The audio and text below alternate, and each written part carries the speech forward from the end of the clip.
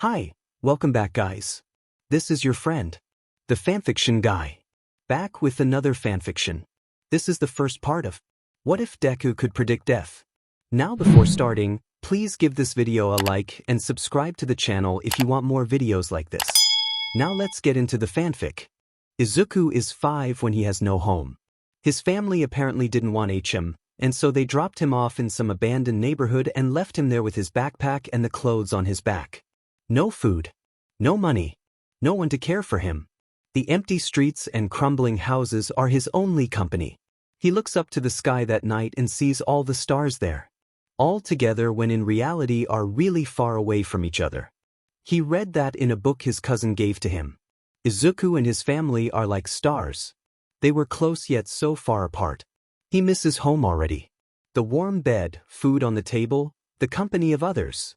Even if his family gave him dirty looks, talked behind his back, gave him the smaller portions of food, they still were around and stayed with Izuku. He wasn't alone back then. There was always someone around. Here he has no one. Izuku is 5 when he realizes he's truly alone. Izuku's learned how to adapt. Some people come to the neighborhood and mind their own business. Izuku doesn't interact with them even if he so badly wants to. He hasn't spoken to anyone in 5 months. They come and go. Some people stay and eventually leave while others immediately leave when they've done their business. No one speaks with Izuku and Izuku speaks with no one. Izuku gets his food from a dumpster in a nearby town. It's next to a bakery and some of the food is rotten and smelly, but it's food. Some give him stomach aches while others barely fill him up. It's okay though. At least it's food. Izuku is 7 when a life was taken away right in front of his eyes. In a dark alleyway, Izuku was sleeping. His eyes were closed while trying to sleep when he hears voices. He opens his eyes and looks around carefully. Down the alleyway, 2 men face each other. Some yelling, some pleading. And then one man pulls out a knife and swiftly stabs the other man. The stabbed man falls to the ground and doesn't get back up. The other man turns and walks away, leaving the dead body. Izuku goes up to the body and is hit with the strong smell of blood. He looks closer and sees the lifeless eyes of the man with dried tears. Izuku covers his mouth and sobs quietly. He closes his eyes shut. He opens them back up to find he's back in his sleeping spot. He sits up quickly and looks around frantically. He hears voices. He looks and widens his eyes. The 2 men from before stand facing each other. The man is alive, breathing, crying, and Izuku stares in shock. He saw the man get killed. So how is he standing here? The man pulls out a knife. Izuku stares and then he runs and leaves all logic behind him. He slams into the man and the knife falls out of his hand. The other man stares in shock before rushing out a thank you and runs off. Izuku runs too once the other man starts getting up. He runs and doesn't stop. Izuku is 7 when he saves a life. Izuku has a notebook. In it, he writes down his thought and observations about the world around him. It's not filled yet, but it is. Damaged a lot. Recently, gangs and murderers of sorts have been in the neighborhood. Because of that, Izuku has seen more things than a regular 10-year-old should see. Murders, RP, you name it, Izuku's probably seen it. Except, they don't actually happen. Not in real life. Izuku sees them happen though. One moment, he sees someone getting killed. The next he sees them alive and breathing moments before they're killed. They stay living too when Izuku drags the murder's attention away from them. Izuku spent many nights trying to wrap his head around it. AMD them he realizes while staring at the stars one night and chuckles to himself. Guess I have a quirk after all? Izuku walks with his tattered yellow backpack on his back. He's in town since the neighborhood is packed with police and heroes arresting all the criminals they can find. When Izuku saw it, he packed up everything and walked away. He doesn't want to be caught up in that mess. So, he goes into town and walks with no real goal in mind. Until he sees a building explode and a little girl getting crushed by a rock flying from said explosion. He stares as people scream and then he blinks. No explosion. No screams. No dead little girls. He takes a deep breath and runs up to the little girl. The girl smiles at him and he does the same. Her mom notices and calls the little girl over to her. They wave goodbye and Izuku moves out of the way. The building explodes, but no one is crushed by a rock. No one's dead yet. Izuku runs and helps those stunned or too shocked to move. He gives them a nudge and they run off without looking at him. That's fine. There's fire and rubble around him. He sees heroes go inside the building and he hears sounds of fighting around him. The heroes can handle this, so he runs away clutching the backpack straps on his shoulders and runs. He doesn't know how long he runs, but he's far away from the chaos and is now in a town that's not destroyed. It's a new environment for him, but he'll manage. He finds a park. It's small and mostly empty, so he sits and leans on a tree. He closes his eyes and rests. He's shaken by a hand and a voice. Opening his eyes, he sees a man with long black hair, deep eye bags, and a stubble. "Kid, you all right?" the man asks. Izuku blinks and stares at the man for a moment. He doesn't seem bad. Izuku nods. The man sighs and stares at Izuku for a moment. "Why are your clothes burned and face smeared with black ash?" he asks. Izuku looks over himself and notices that, yep, his clothes are burned and ripped in many places. He touches his face and looks at his fingers as they come back black and ashy. He stares and then he looks up at the man patiently waiting for an answer. "There was big explosion in another town. I caught up in it," Izuku says choppily. He hasn't really spoken since he never had any need to until now. No one taught him how to fluidly speak either, so he picked up some words he heard while living on the streets. The man stares and Izuku stares back. "How old are you?" he asks, and Izuku doesn't have an answer. He never really kept track of time and stopped when he turned. He shrugs and the man sighs. "Parents. Dunno where they are. Me didn't see them since I was 5. Izuku looks away when he says that. The man is silent for a moment and stands up. He holds out a hand and Izuku takes it since he doesn't know what else to do. "What's your name, kid?" "Izuku. I can't remember last name." "That's fine, Izuku. I'm taking you to the police station so that they can help you." "With what?" The man thinks for a moment. "What do you want the most?" he asks instead. Izuku thinks and then smiles slightly. "A warm bed, food, a home with a family." He says the last part quietly. The man tightens his hold on his hand. "The police will help you get all those things," the man says confidently. Izuku smiles but doesn't get his hopes up. "What's your name?" Izuku asks. It probably should have been the first thing to ask, but he hasn't interacted with an actual human in so many years. Sue him. Aizawa, also known as Pro Hero Eraserhead. But you can just call me Aizawa. Izuku sits on a chair in the police station. He swings his legs back and forth while waiting for Aizawa to come back. Aizawa stares at Izuku across the room. He turns to the police officer who's searching up Izuku on the system. "Found him.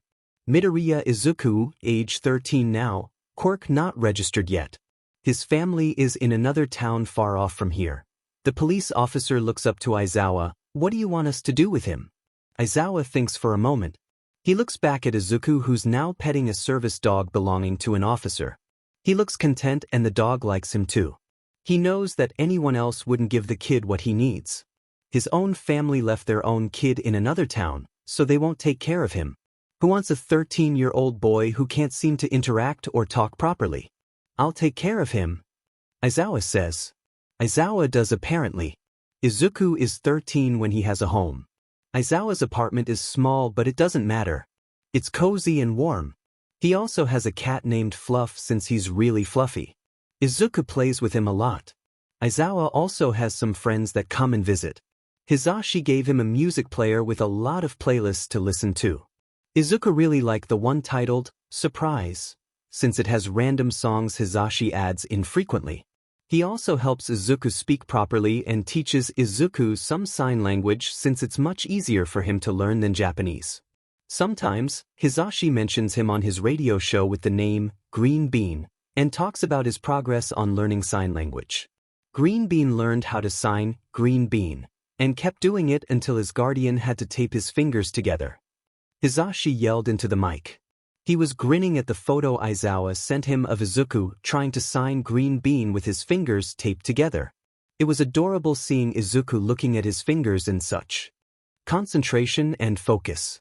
Nemuri gives him clothes she finds in the mall. Most are too big for him since he's really thin and small, but she says it adds to his cute factor, which Izuku doesn't know about. His wardrobe is filled with bright colors and cute designs. His favorite is a pastel green hoodie with the words, "Green Bean," stitched on by Nemuri herself. It's not perfect, but he enjoys the look on her face whenever he wears it. Which is all the time. "Are you ever going to wash it?" Aizawa asked while doing the laundry. Izuku stares at the hoodie on him. It's fading a little and the letters are kind of falling off, and it may or may not smell like a bunch of instant ramen Hisashi brought the night before. "Nope," Izuku says bluntly. Fluff meows in agreement and they both walk out of the room, leaving Aizawa sighing for a good minute or so. "Izuku, I swear to Fluff if you don't wash that hoodie dash." Aizawa cooks him food. It's warm and delicious. He said something about gaining weight and Izuku doesn't see what the problem is with his current weight, but he doesn't ask and just eats the food Aizawa puts in front of him. Apparently he's underweight and too skinny for most boys his age. Recovery Girl helped them create a diet so that Izuku can have some meat on his bones. The first meal he ever had was stir-fry, and the one thing he ate completely was the green beans. Maybe that's why he's called Green Bean now. "What's this?" Izuku holds up his fork, which has a green something on it. He doesn't know what it is, but it smells really good. "That's a green bean. It's good cooked like this. Give it a try," Aizawa says. Izuku nods and eats it and gobbles the rest of the green beans down. Izuku is behind a lot on his studies. It's a good thing he's basically surrounded by teachers who teach at a hero school with a bunch more teachers there. Aizawa takes him to UA and he meets a bunch of heroes. He has a bunch of new notebooks that are filled quickly with his studies and notes about the heroes at UA. Soon, he starts learning about different kinds of heroes. The deceased, retired, and the up-and-coming heroes all interest Izuku. He goes all bam and then she goes all whoosh, and then they punch the villain together and everyone cheers and it's super cool. Izuku enthusiastically says to Aizawa, who's sitting on the couch with a fond smile. Izuku's been talking more. He signs when he doesn't feel like speaking, but it doesn't happen as frequently as it used to before. He's more expressive now too. Before, he had a closed-off look with the occasional smile. Now, he has a full-on grin as he cheers on Hisashi and Nemuri take out a villain together. Izuku is 14 when he has warm clothes, food on the table, and a home with what he calls family in it. He's 15 when he acknowledges his quirk. Izuku has a quirk. He's talked about it with Aizawa. He named it Prescience. It means to know something before it happens. It's what Izuku can do, so it fits. Goes unnoticed a lot by others. He can't even control it. It's not that he hates his quirk. He's happy to even have one. But sometimes it can get really frickin' tiring. One moment, he's sitting on the couch watching TV and a commercial comes up. The next time he blinks, the TV is back showing the part before the commercial. Izuku sighs but deals with it. It's cool to freak people out though. One time, he was listening to Hisashi's radio show with Aizawa. Hisashi was telling a story and Izuku blinked and then he's back to the beginning of the story. He sighs and looks up to Aizawa. He hits the seal with his cardboard box. Izuku says without blinking. Aizawa stares at him then slowly nods. Moments later, Hisashi says he hit the seal with his cardboard box. Aizawa stares at Izuku and Izuku just shrugs. Sometimes, he wants to turn off his quirk so that he can just live through things without knowing what to expect. The thrill of not knowing things makes the things exciting and worth the not knowing. But sometimes, Izuku is grateful for prescience. While at a convenience store picking up some snacks, he hears a gun clock near his head. A scream can be heard followed by harsh yelling. He feels something pull his arms but he doesn't look. He doesn't need to turn to know that it's a robbery or hostage situation. Maybe both. Izuku blinks. He looks around. No one else in here except for the employee at the front. He clears his throat and the employee stands and goes up to him. She stares and smiles kindly at him. "Need help with anything? Can you show me where the candy and soda is?" Izuku asks while glancing towards the doors. Prescience doesn't have a specific time stamp for how far Izuku can see. It's annoying, but it taught Izuku to always be aware of his surroundings and the time. He's led to a section with candy and soda that's conveniently next to each other. He grabs multiple packs of Mentos and any soda bottles he can find. He turns to the employee staring at him in confusion and mild interest. "What are you doing with all those things?" she asks while looking at the multiple bottles and Mentos packs. Izuku pauses and glances at the doors again.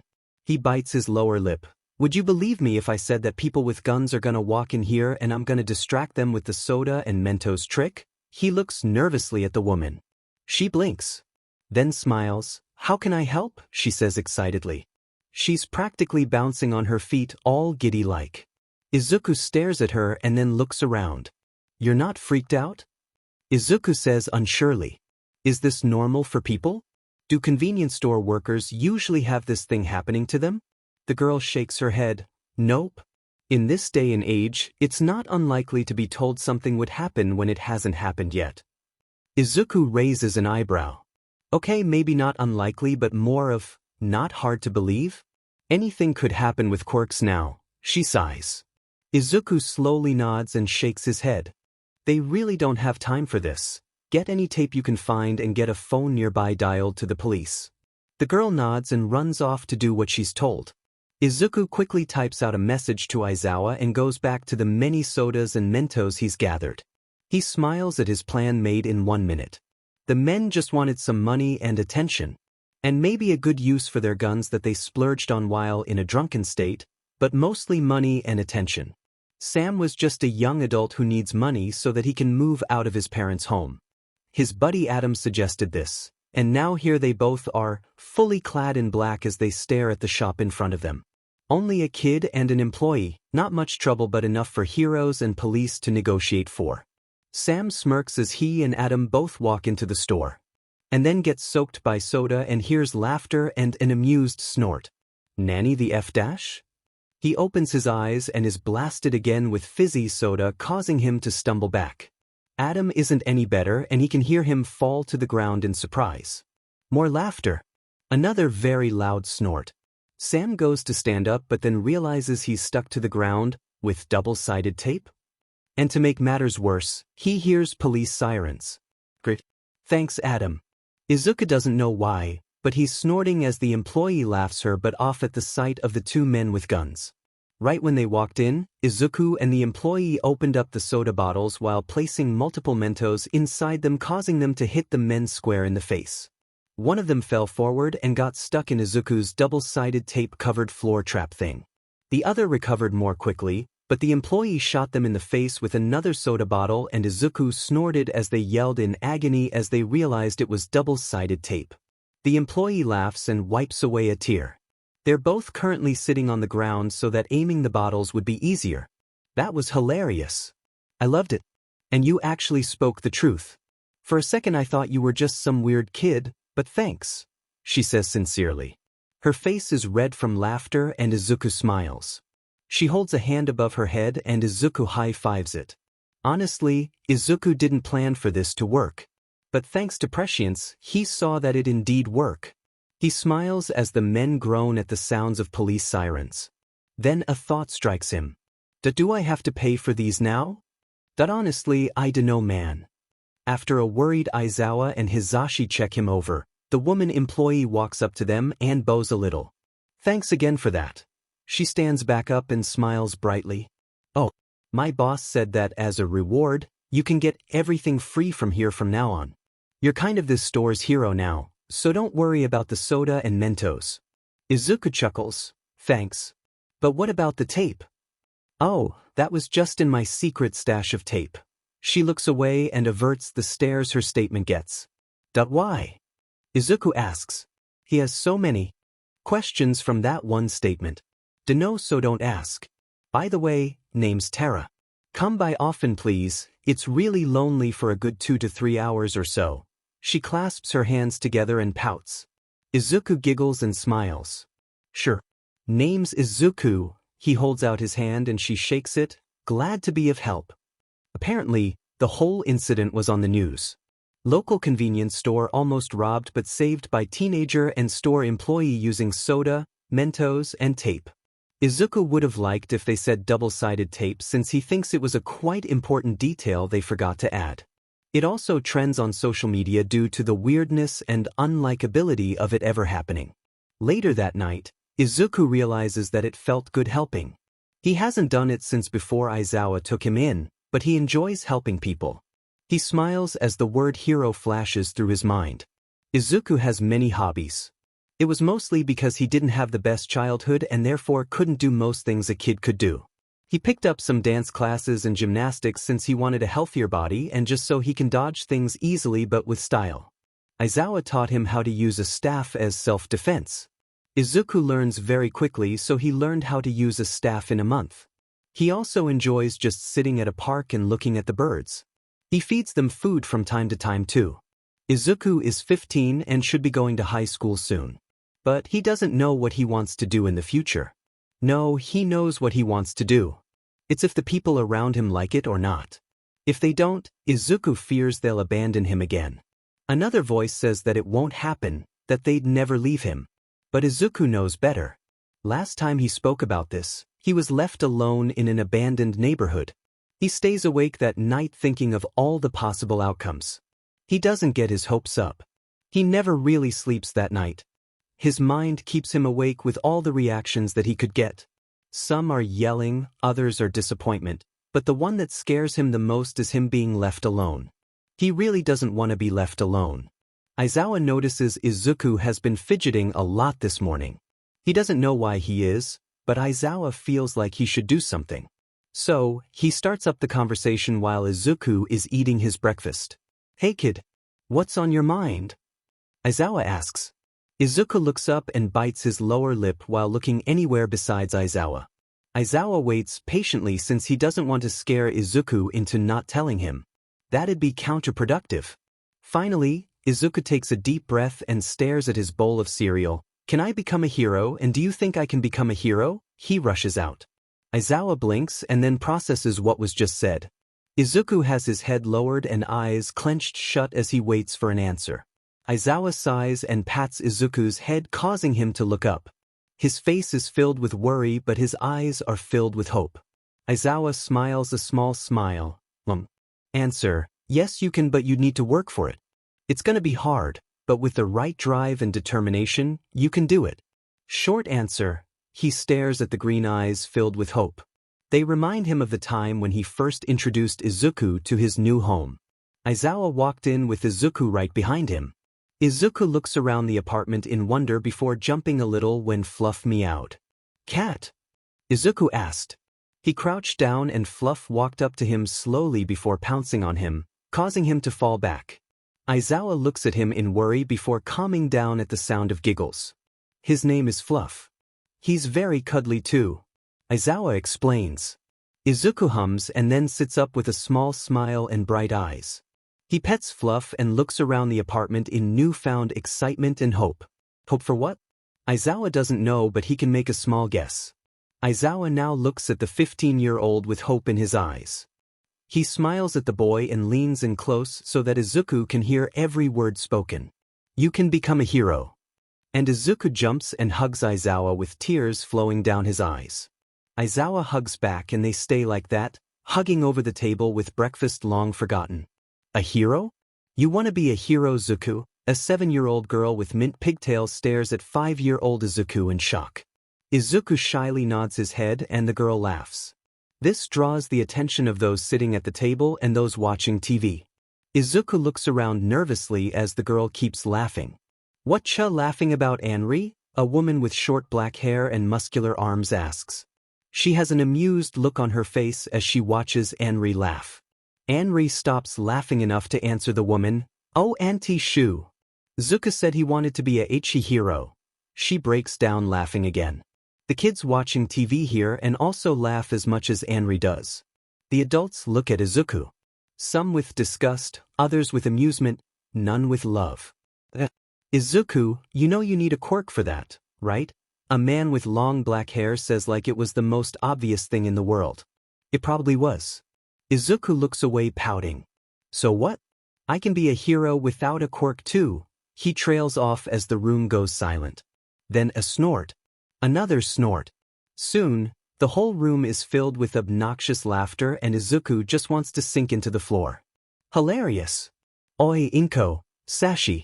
Hear what your kid's saying, the man with long black hair says to the adults. Hisashi laughs with his eyes closed while Inko laughs nervously, darting her eyes back and forth. Oh, don't worry about him, Kurohi. He's going through a child phase, like the one Ida and Zura are going through, albeit a bit differently. Hisashi smiles while waving a dismissive hand. From the couch, twins shout out, "Hey, don't compare our twin duo to Zoo's hero phase." And it's not a phase. Ida shouts loudly. His orange eyes shine brightly against his pale skin. His twin brother smiles widely. His orange eyes shift to Izuku sitting on the ground looking down. Yeah, says, "We're actually gonna do our twin duo while Zoo won't even make it into a hero school." Zura shouts confidently. He puffs his chest out and stands on the couch with as much confidence a 6-year-old can have. The room chuckles and the subject is dropped as everyone goes back to their own business. A poke guides Izuku's attention to the preteen sitting next to him.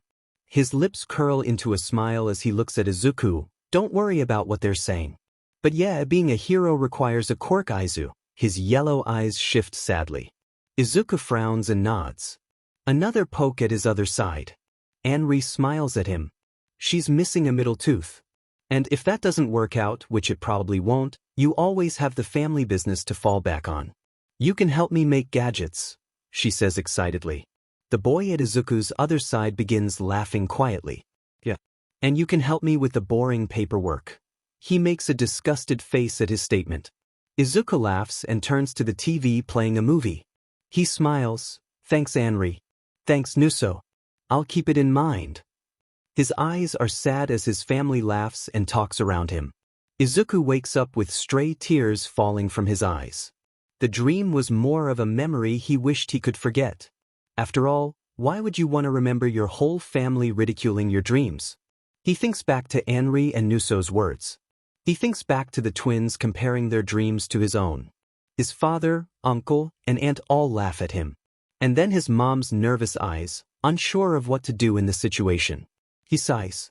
What a supportive family he had. Izuku's been preparing for UA's entrance exam. After he told Aizawa he wanted to be a hero, the man formed a training regimen for Izuku. It's not hard, but he has to redo a lot of things thanks to Prescience. Having to do 10 jumping jacks, blinking, then finding out you have to start over? Pretty dang tiring. Nonetheless, Izuku keeps going. Even if he flops down on his bed only having to open his eyes and find he's not in bed yet. Gosh darn it, Prescience. Izuku had a dream one night. And it was a bunch of robots and teenagers like him. The teens were fighting the robots and soon, a huge one comes out and everyone runs away. And then, there's this scream and Izuku sees a blob of brown before he wakes up. He blinks. Then blinks again. And now he's wondering what the hell just happened? What? Aizawa says while sitting at the table. He's just trying to do adult things like taxes and in comes Izuku telling him about robots and kids. Izuku sighs and turns on the TV while sitting on the couch.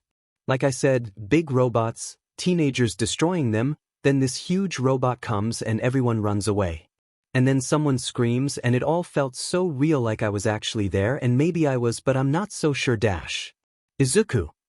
Aizawa cuts him off. Izuku stops and looks at his guardian. Aizawa takes a moment to think. What did your surroundings look like? Izuku scrunches his nose up in thought. Like a city eye. Guess? But not really. He shrugs and looks at Aizawa confusedly. Why, you ask? Aizawa thinks and finally connects the dots in his mind. He sighs. You just saw the entrance exam for UA, he says bluntly. Izuku opens his mouth, then closes it, then opens them again, this time more confused. I can do that. That's a thing Prescience can do? Naneeth. He freaks out and flops down onto the couch while mumbling and pulling his hair in thought. Apparently Izuku can now see far into the future because the entrance exam isn't until another 2 weeks. Why is this only showing now and not in the past 8 years? Izuku doesn't know. And why was it in dream form? Was something really bad gonna happen at the exam?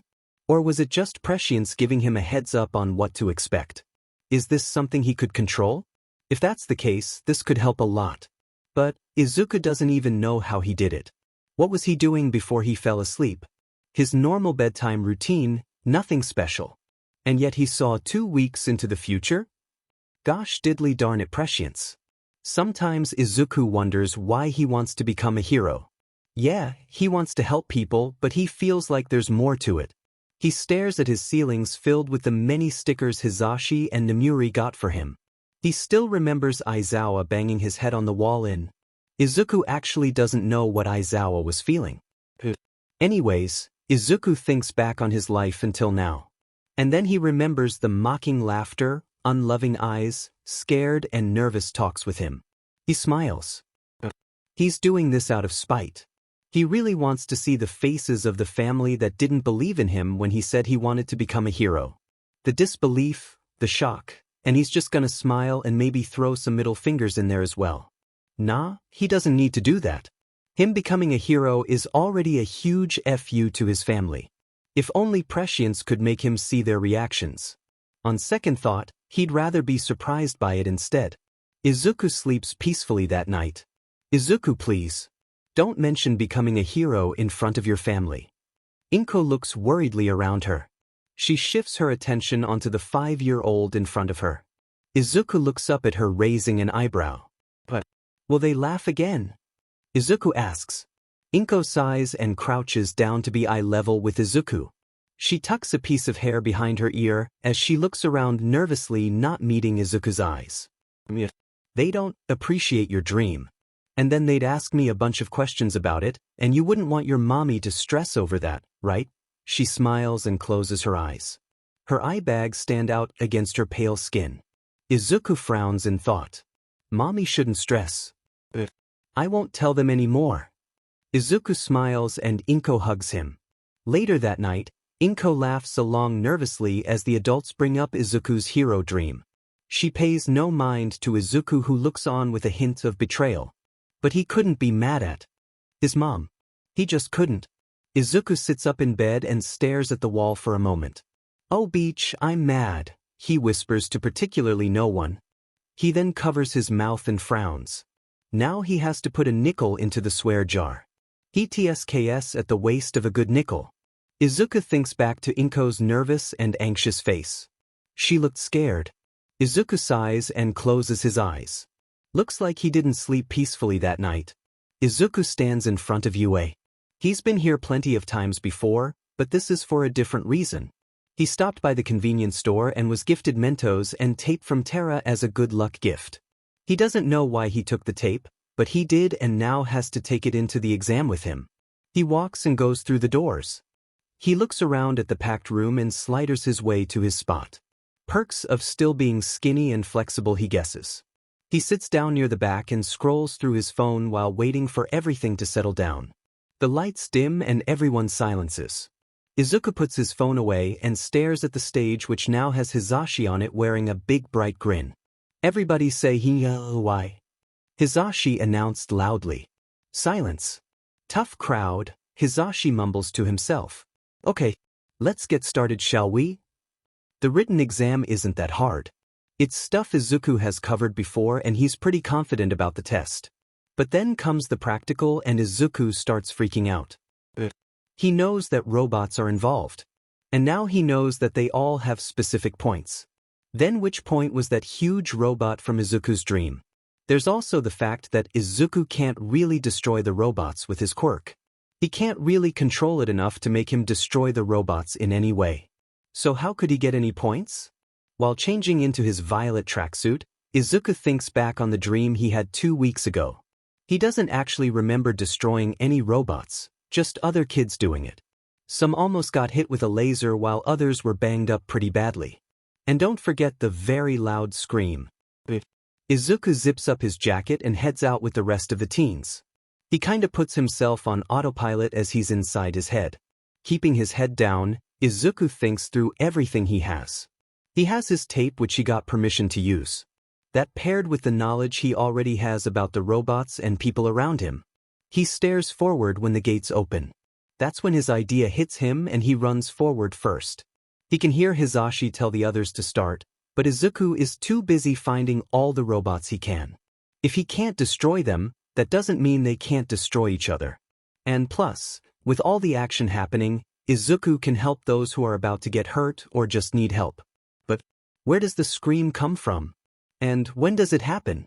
Aizawa and the rest of the staff watch as the teens all look at the gates in surprise. Well, except for Izuku, who zooms out of there with unnatural speed. Always been really fast. Aizawa has no doubt it's a skill he picked up while on the streets. He stops that train of thought and focuses on the exam instead. The teens show promise as they destroy robots left and right.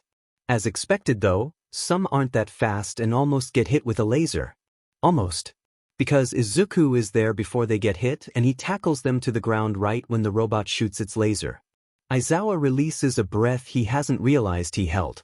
He sees Izuku and the tackled teen stand up smiling at each other, the teen brightly while Izuku is more dimmed and in slight pain.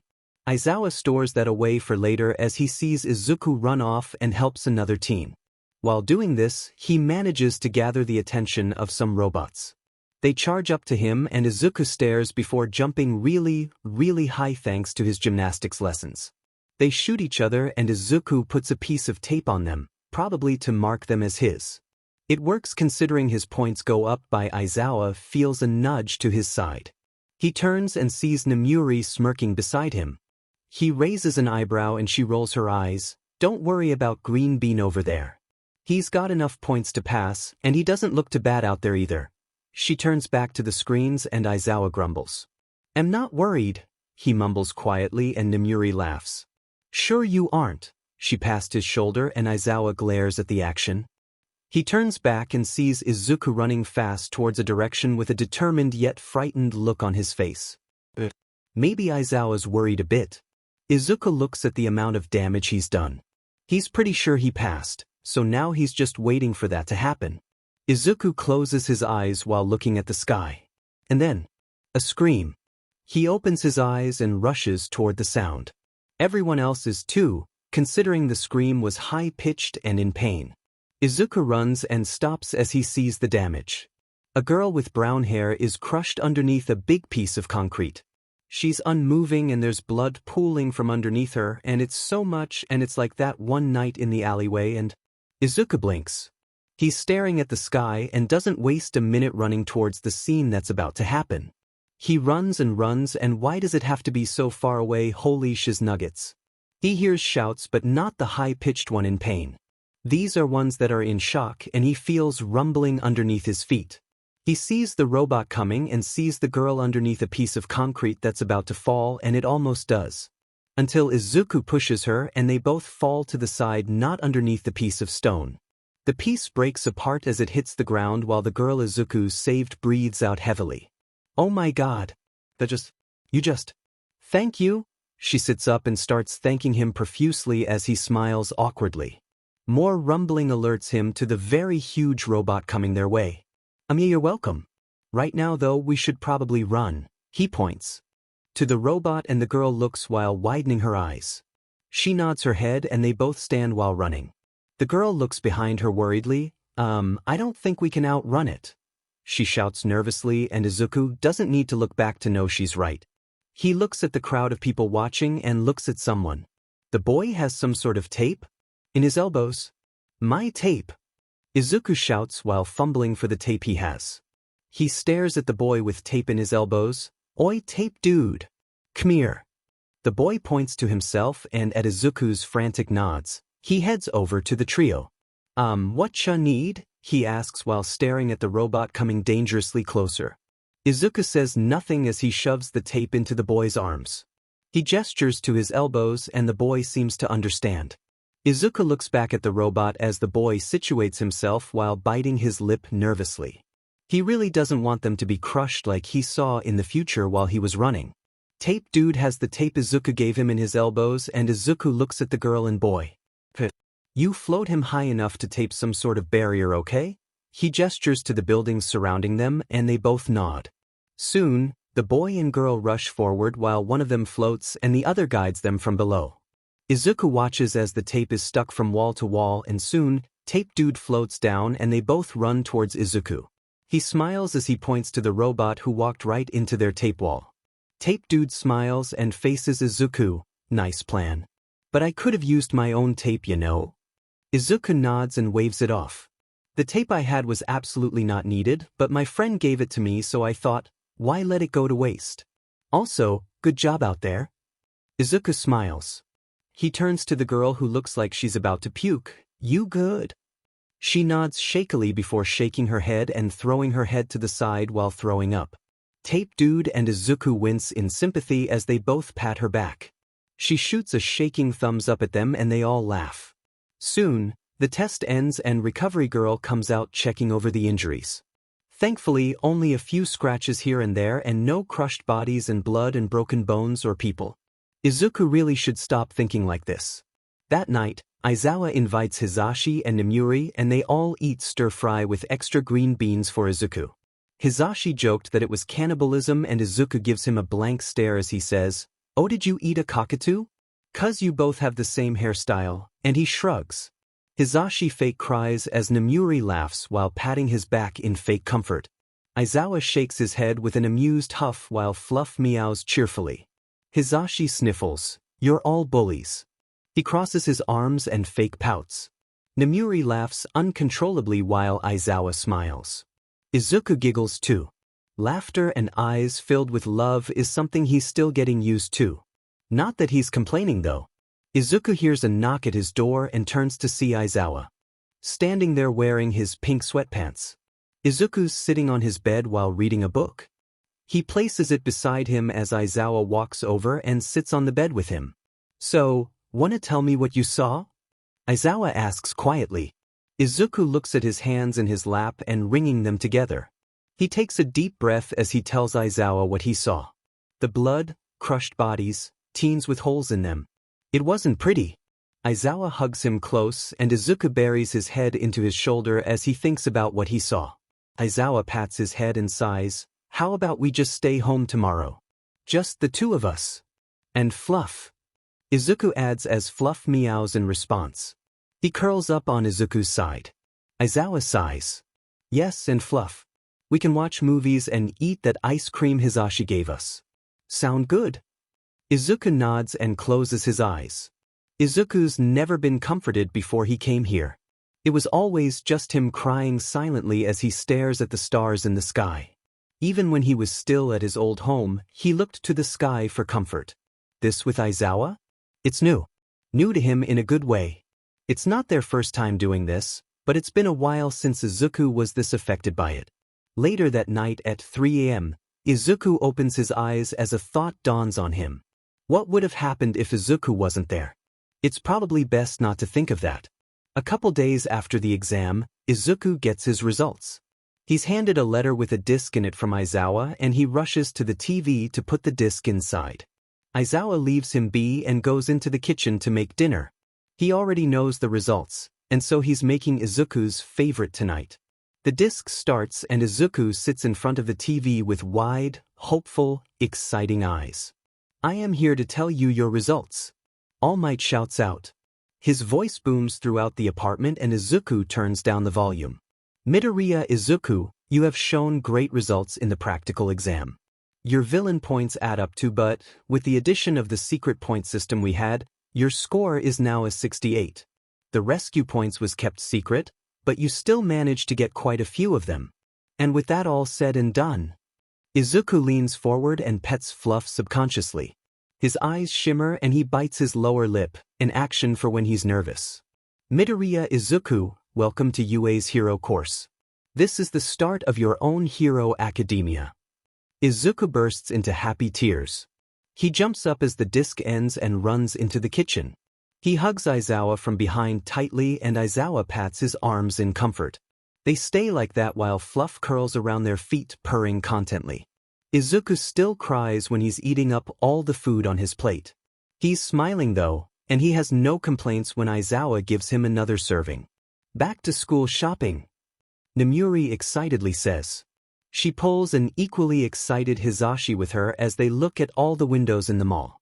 Aizawa sighs and trails behind her as Izuku looks at the mall in wonder. He hasn't been to one in a while, so he's excited. With only a week left until the school year starts, Hizashi and Nemuri declared they go school shopping.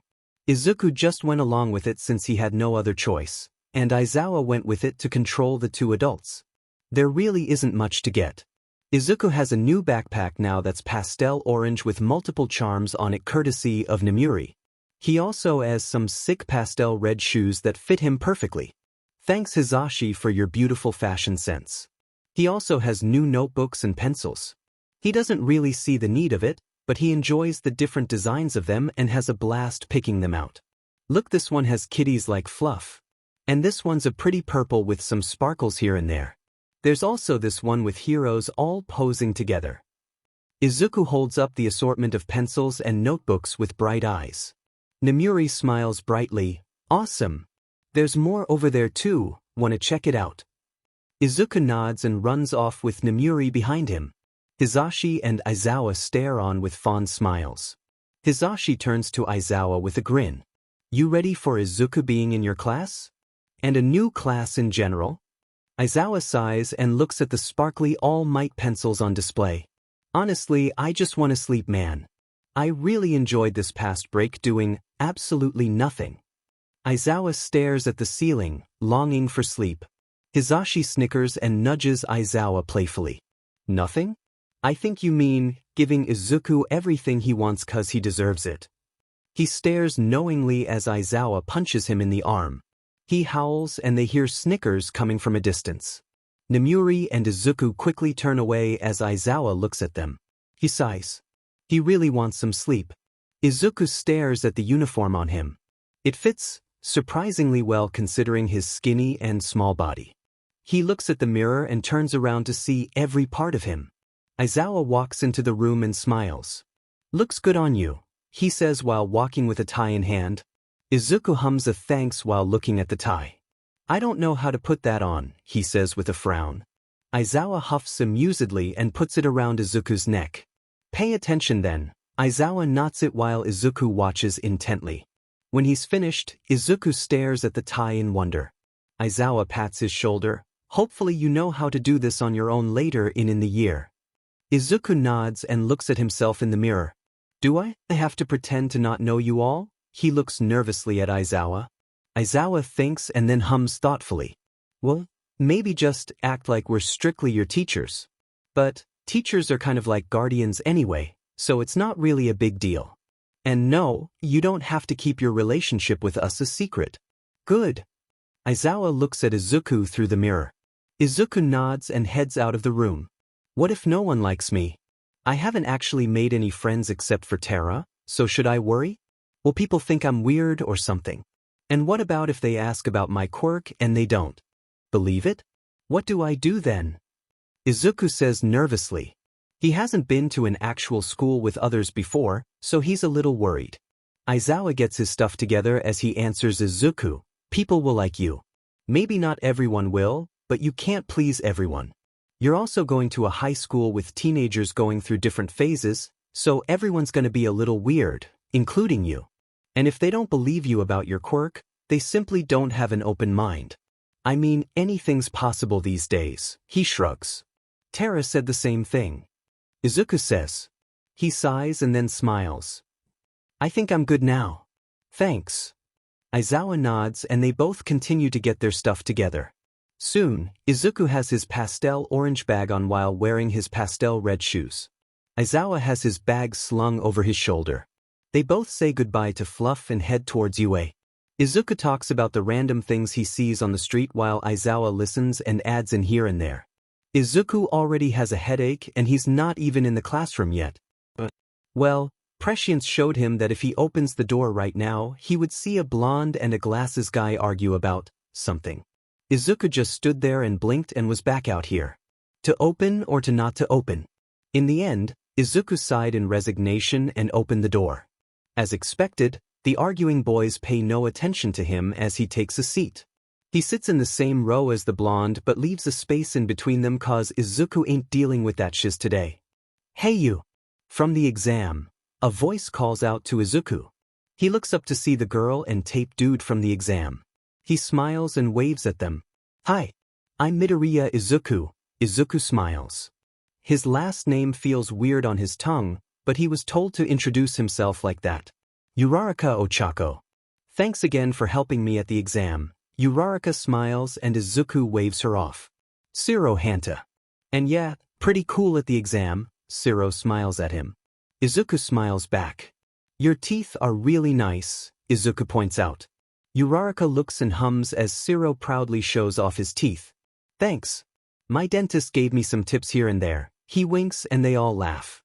The door slides open revealing Aizawa laying in his yellow sleeping bag. The class looks at him in surprise as Izuku sighs.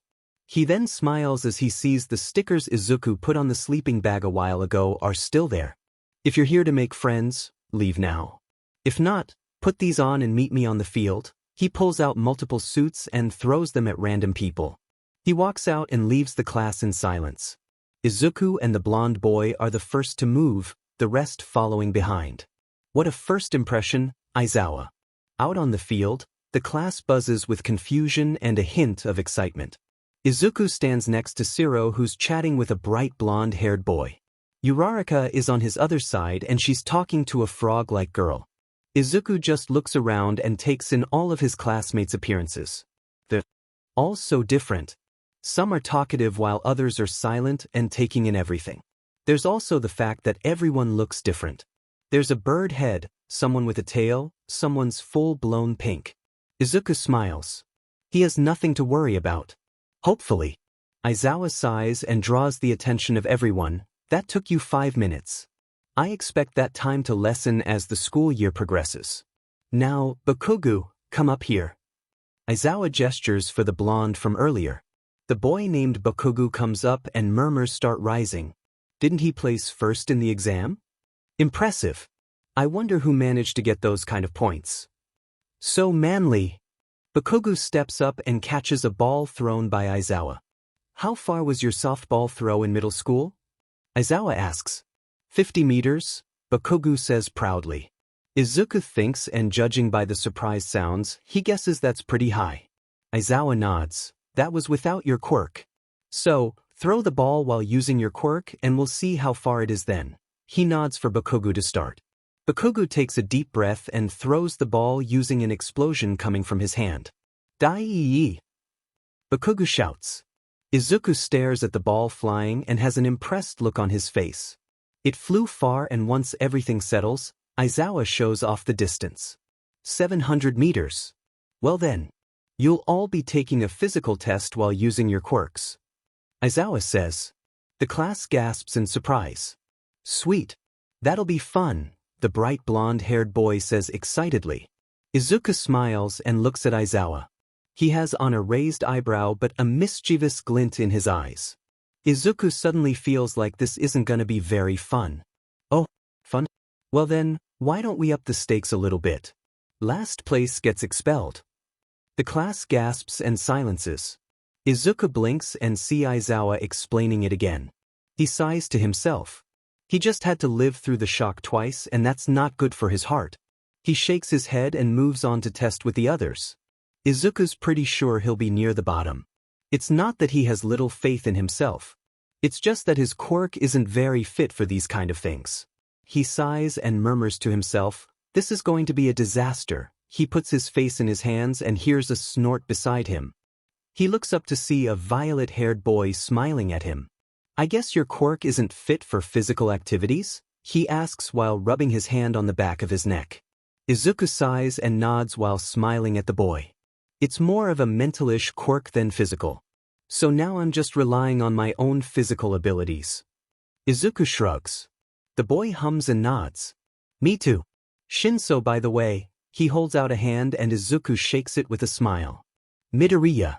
Good luck out there, Shinso. He smiles and heads over to the rest of the class. Shinso smiles and heads over as well. When Izuku and Aizawa get home, Izuku's gonna steal Aizawa's sleeping bag. Izuku is pretty tired since he had to do a series of activities that require energy. Wants to lie down on the floor and sleep like Aizawa does. Is he turning into Aizawa? Well, the class crowds over the screen showing the results. Izuku isn't surprised by the results. He is surprised when Aizawa dismisses them without anything else to add. The class asks multiple questions and Aizawa turns around to face them. Oh yeah, It was just a logical ruse to get you to do your best. Aizawa grins as the class look in shock. Izuku widens his eyes, then blinks, and he's back to seeing the results. He sighs and just goes with the flow. He didn't get last place. He actually got second to last. It's an accomplishment. Not that it matters though, since it was a logical ruse.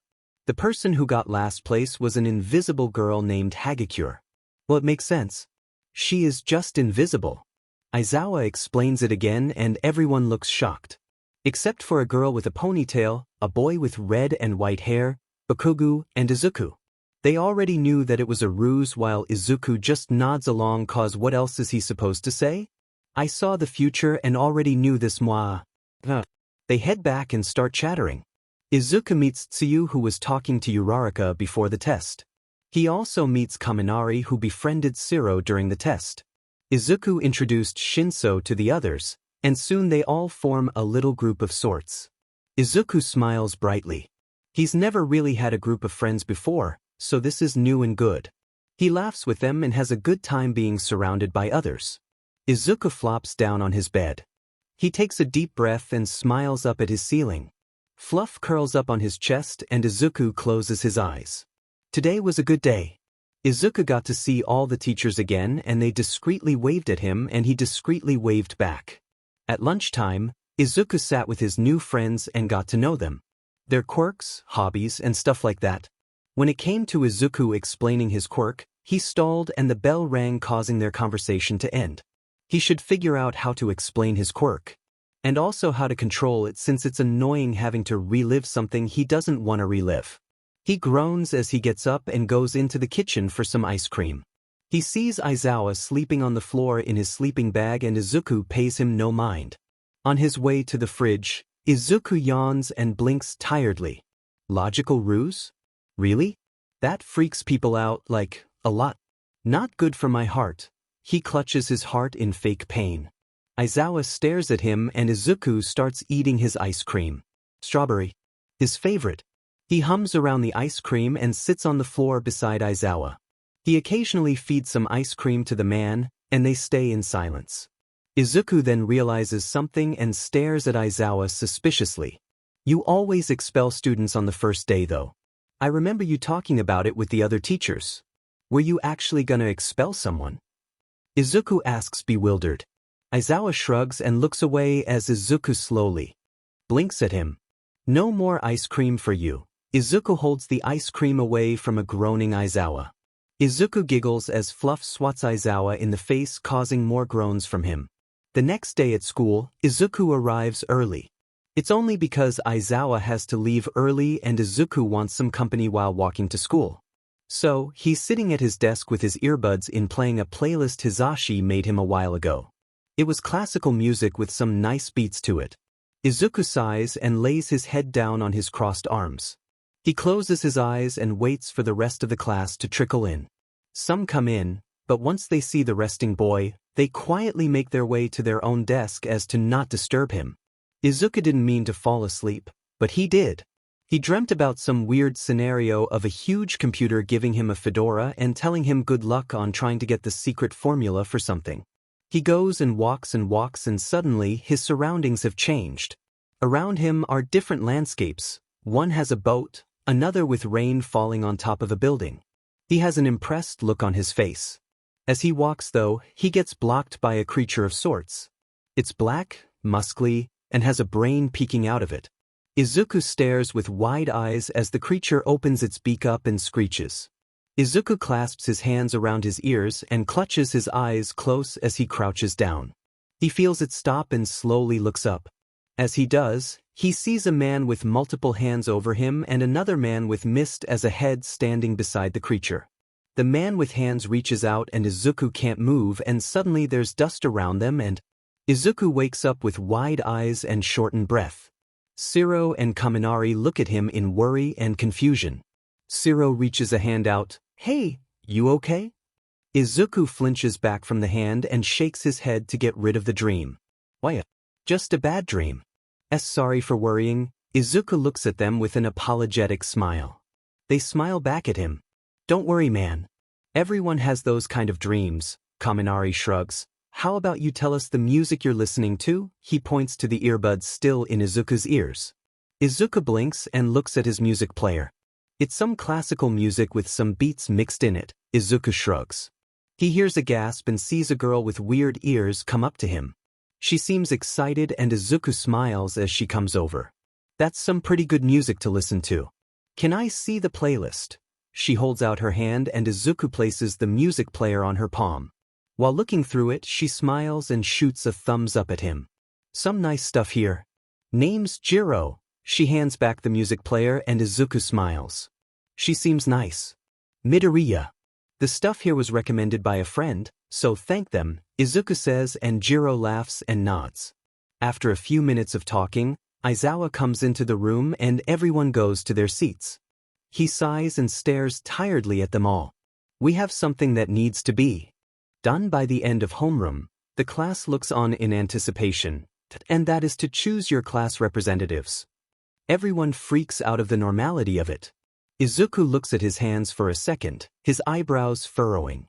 What's a class representative? Izuku whispers to himself. Shinso sitting in front of him stares at him with wide eyes. You don't know what it is? Shinso asks. Izuku shakes his head and everyone turns to look at him. Izuku looks back with confusion. Was this something everyone knew? Well, it's someone who represents the whole class. Someone who keeps everything in control and set a good example for the class. A girl, Yaoyorozu, explained. Izuku hummed and nodded in understanding. Well then, how about a vote to choose the rep? Ida exclaims while making hand-chopping movements.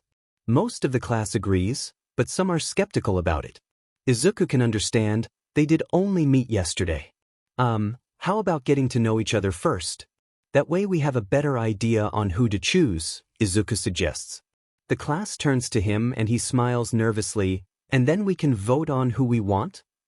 Izuku trails off as he looks at the considering faces. A moment later, everyone happily agrees. He breathes a sigh of relief that everyone doesn't seem to mock him. They sit in a circle on the floor with the tables and desks pushed back. Aizawa sleeps behind his desk in his sleeping bag, leaving the class to their own devices. Izuku sits in between Shinso and Tsuyu and looks at his classmates. What would be a good question to ask? A pink girl, Ishido probably, says. The class thinks and looks around the room for inspiration. Izuku looks at the ceiling. He wonders what it'd look like with stickers on it. Maybe he'll ask Hizashi about it later. He's brought back to the circle when Shinso nudges his side. Oh, what would you do once you become a hero? You can learn a lot about people through that, Hagakure says, waving her sleeves around. Everyone seems to agree to that and they take turns around the circle. Some are expected, like donating to charities, helping out family, and doing their best to do hero duties to protect everyone. Others are more surprising, like wanting to become number one, to prove something to someone, or just cause they wanted to. Izuku takes a moment to think about it. I would try to reconnect with my family. See what they're doing and get closer to them. He shrugs and smiles. The class accepts the answer with nods and smiles. No one questions him further and Izuku's grateful for it. He didn't even know if what he said was true. On one hand, he doesn't want to see the family that abandoned him. On the other, he wants to fix things. To make them become closer and to be an actual functioning family. Maybe being a hero can help with that. In the end, Ida was president and Yaoyorozu was vice. Izuku claps at the end of Ida's speech and smiles brightly since he was one of the people who voted for. Izuku himself got 2 votes and is impressed at that. Izuku smiles and forgets about the dream he had for a moment. The last class of the day was Foundational Hero Studies or something like that. Izuku doesn't really understand the class's names and why they're important, so he makes up names for them. Math is the confusing numbers, English is the unknown language, and history is old stuff. Izuku doesn't have a name for this class yet since they haven't had it yet. The class seems to buzz with excitement as Izuku looks over his notes for no real reason. Suddenly, the door bursts open and in comes All Might yelling and startling Izuku. He blinks and he's back to reading his notes. He quickly clasps his hands over his head as All Might bursts into the classroom. I am coming through the door like a normal person. All Might yells. The class gasps and starts freaking out. Izuku slowly uncovers his ears and smiles at All Might. He's seen the man many times on TV, though seeing him in real life is completely different than from through a screen. Hello class. Today, we'll be out in one of the fake cities to practice a real hero-like scenario. And you'll be able to wear these. All Might gestures to the walls and out pop suitcases with numbers on them. The class whoops and stare amazed at the cases. Your hero costumes are here. Change and meet me out on the field.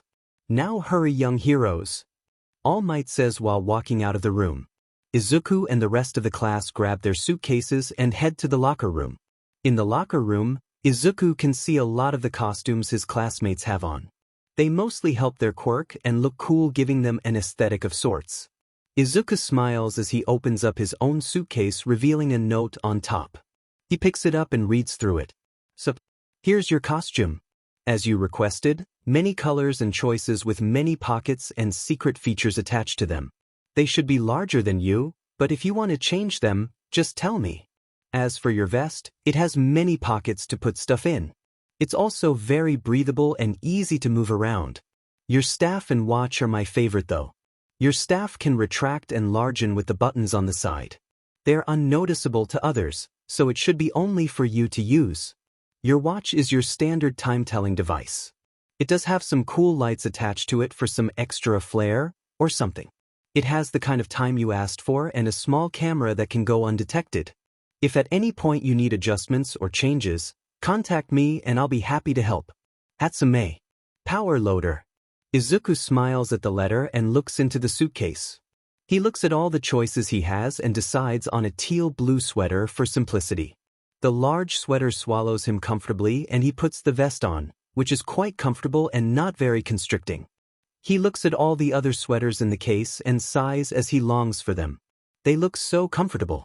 He has on movable black athletic pants with bright yellow designs on them. He puts on his black boots and stares at the fingerless gloves next to the staff and watch.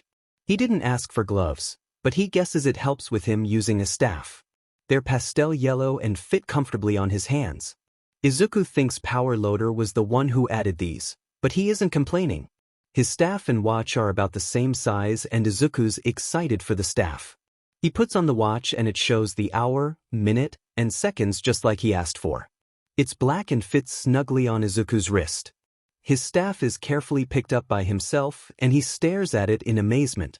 He presses a button and the staff extends into a regular staff size. He smiles brightly as he swings it around and marvels at how lightweight it feels. The weight of the metal staff doesn't hinder his movements at all. Whoa! Is that a staff? A voice from behind calls out. Izuku turns and sees a redhead, Kirishima he thinks, come up to him with a smile on his face. Izuku smiles at him. It's cool too since it can become smaller and more portable. Izuku presses another button and the staff retracts into a smaller version of itself. He places it in one of the pockets of his vest. Kirishima watches with excitement and shoots a thumbs up at him. Awesome! Your costume looks nice too, Kirishima smiles. They walk out of the locker room and onto ground beta where their lesson is going to take place. Izuku smiles and the two talk and get to know each other. Most of the class are in their costumes and Izuku smiles at them all. They look so cool. They seem to also help with their quirks in some way. Yaoyorozu and Kirishima show a lot of skin since their quirks are skin-based. Some are just cool-looking, like Tokoyami's cape and Ishido's colorful costume. Izuku smiles at them all. Midoriya! Uraraka calls out. Izuku heads over and greets her and Su. Uraraka looks at him with a bright smile. Your costume looks cute. Mine's more skin-tight than I thought. She laughs nervously. Izuku smiles. Don't worry, it still looks nice. Yours too to you. He faces the frog-like girl. She smiles and croaks. Thanks. And call me Tsu. Tsu. Sorry, it's fun to say. Izuku laughs and the two join him. They hear All Might address the class and look over to the hero. The hero looks at them all and smiles brightly. So cool, he shouts. The class laugh and some blush at the statement. All Might clears his throat. Today we'll be doing a team battle simulation. You will be split into two teams, one hero and one villain. Both will be given a flag that they have to protect from the other team. You will each choose someone who will keep the flag while trying to lead the other team away from them. You'll be out when capture tape is fully wrapped around you. The team who manages to get the other's flag or is completely captured wins. You have the whole of class to complete this. Questions? Kaminari raises his hand. Isn't this sort of like capture the flag? He asks. All Might hums and looks thoughtful. Izuku wonders what capture the flag is. A game like this? But maybe more fun and carefree? Sort of. This relies more on your ability to keep a secret from the opposing team and your ability being on a team. Any more questions? All Might sees no hands and nods. Great. Now then, pick a piece of paper from this box. He pulls out a small gray box with a hole on top. They're numbered. Odds stand on that side, evens on the other. Now come and pick blindly. Izuku picks his and stares at the number he has. Number 7, making him on the odds team. He steps over and sees multiple people already there. He smiles and nods at them as All Might gets everyone's attention. You all have your teams now. You have 10 minutes to pick who holds the flag and to create your plan of action. The teams face each other before facing their own teammates. Izuku hopes no one gets severely injured. And he also hopes to win too. Izuku's team consists of the following people: Izuku, Tsuyu, Koda, Jiro, Sato, Shoji, Ida, Aoyama, Shinso, and Shiro. They're playing the villains. The hero team has Bakugo, Todoroki, Uraraka, Hagakure, Ojiro, Yaoyorozu, Tokoyami, Kirishima, Ashido, and Kaminari. Izuku looks at his teammates as they have 10 minutes to plan. Izuku closes his eyes and opens them to find everyone fighting already. He's standing there, but no one notices him. Must be Prescience then. There's explosions and he sees Bakugo running up to him with Todoroki behind him. Izuku dashes out of there and sees Tsu fighting Uraraka. More running makes him see his teammates fight the opposing team. Some have captured others, while others have been captured themselves. Izuku keeps track of the people running around and fighting. He takes a deep breath and closes his eyes. When he blinks, he's back to looking at his teammates who stare at him confusingly. Was he in this position for long? Tsuyu breaks the silence. Midoriya, did you use your quirk? Yeah. It's called Prescience and it allows me to see a little bit into the future. Izuku explains. They look at him in mild surprise. But I can't control it well yet, so don't rely on me for that. But I do have a plan now, he smiles. The team smiles back and lean in expectantly. First off, who wants to hold the flag? The hero team stands in silence as they try to figure out some plans. Bakugo tsks as he stares at his team. He gazes over to the other team and sees the green-haired boy talking animatedly to his teammates who listen intently. Bakugo scowls. Who wants to keep the flag with them?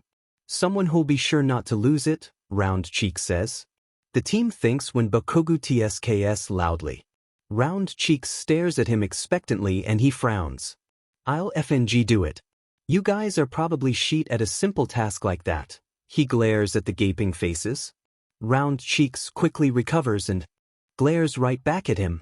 Bakugo is mildly impressed. Girl's got more guts than the whole of his middle school. You don't have to be so rude about it. Just simply say, I'll do it, and we can move on. She crosses her arms and drops her gaze as she faces the rest of the team. Any objections? No one makes any movement to argue and she sighs. All right then. You'll be in charge of the flag then, Bakugo. He snarls but nods. He looks at his teammates and thinks they'll probably be tolerable. They won't get in his way of this shitty activity. He'll be number 1 out of this whole thing no matter what. And he'll explode anyone who'll get in his way. Starting with the green-haired boy who hasn't shown his quirk yet. Maybe the purple-haired boy too if he remembers. After the 10 minutes are up, both teams have a 2-minute grace PRD where they all go to random parts of the city. Some run with a specific place in mind, others just run blindly while being aware of their surroundings. After 2 minutes, the simulation has started. Izuku takes a deep breath as he looks down at his watch and waits. He trusts that his plan will work and if not, then he'll learn and improve. No harm done in learning. He also takes this time to think about his quirk. It showed him the events about to take place, but he doesn't remember ever falling asleep or the events happening in the first place. It's usually close together, but Izuku doubts everything will happen right away. His calm in his ears sparks to life. Jiro here. Everyone seems to have come into contact with the other team. Including me. Proceed with plan. Izuku smiles. He presses the calm in his ear. Don't worry about asking. Just do what you need to do and that'll be fine, good luck. Izuku sighs and feels the temperature drop in ice encasing his legs and waist. He stares at Todoroki and Bakugo coming up to him. He widens his eyes and looks down at his watch before blinking. No ice, no other people coming towards him. He has only a couple seconds. When he feels the temperature drop, he jumps up high and watches as the ground gets coated with ice. He lands back down, sliding a little bit since it's, HM? You managed to dodge my ice. Good job. But that luck won't last. Give us your flag, Todoroki says coldly. Izuku takes a deep breath and stares at the two boys. One scowling and the other stoic. Izuku snorts at the difference of expressions. The scowling boy hears it though and scowls even deeper. Huh? What's so funny, you piece of broccoli? His hands spark at his sides. Izuku stares at the boys and smiles at them. It's really only a front since he has no idea what he's actually doing at the moment. Broccoli? Nah, I prefer being called green bean. It's better. Also, why would I give you the flag in the first place? He slowly starts to slide towards the two boys. It's not like you have any proof I'm the one who has the flag. They step back cautiously and Izuku wonders why. They seem to be one of the stronger members of the class, so why are they so cautious around him? Izuku lifts a hand up and the two go into fighting stances. Izuku reaches for his staff and smiles at his realization. They don't know what his quirk is, therefore they're being cautious as to not be hurt. Izuku really wants to tell them it's nothing to be afraid of, but he doesn't think this is the time. So instead, he slides closer and slides faster the more he gets closer. The boys get ready to attack, but Izuku extends his staff and uses it to vault himself over both boys. He lands into a roll and runs off immediately once he stands. He hears shouts behind him and feels more ice coming. He jumps and dodges the ice aimed for his feet. Explosions are now aimed for him and Izuku nearly gets hit if not for his fast reflexes. He hears more action around him and runs into a little alleyway. He crouches down once he sees a cockroach come up to him. He smiles and gets out the red flag hidden inside one of his vest pocket. The cockroach happily takes it and speeds away as Izuku stands up and looks at the two boys watching. They definitely didn't see the cockroach, but they did see the flag like Izuku knew they would. He holds out his arms and smiles at the boys. See? No proof that I'm the one who has the flag, he says brightly at the now angry boys. He hopes his team won't fail. Tsuyu walks around the city. When she hears something from below her, she sees a cockroach with a red flag. She smiles and takes the flag, not noticing the girl behind her. Tsuyu walks forward and turns around to a beep. She sees Uraraka floating in the air while talking into her comm. Tsuyu blinks and makes a mental note to thank Midoriya. He was right, if she went here she'll find Uraraka there as well. The floating girl notices her and smiles as she floats back down to the ground. Her smile turns into false innocence as she steps closer to Tsuyu. Hi Tsu. Mind giving me the flag? She holds her hand out. Tsuyu gives her a blank stare. Uraraka frowns and drops her hand. She sighs, we gonna have to fight? Yep. Tsuyu responds. Uraraka sighs and closes her eyes. Tsuyu slips the red flag into a bird's beak as it flies by. Uraraka opens them and sees Tsuyu in a fighting stance. She grins and gets into one herself. They run towards each other.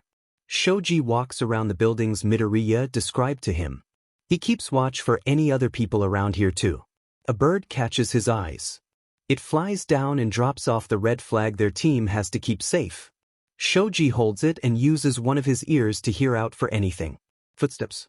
Shoji turns around and faces Tokoyami standing with his arms crossed.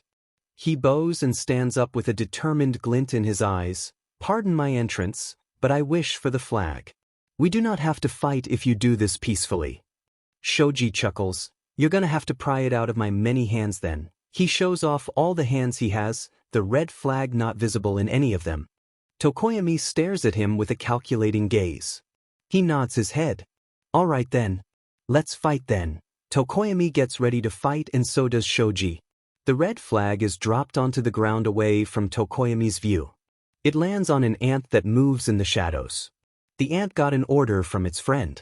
Its friend said to carry the red flag to everyone on the team. It brought it to a boy with engines in his legs. The ant left it to the spider inching towards him.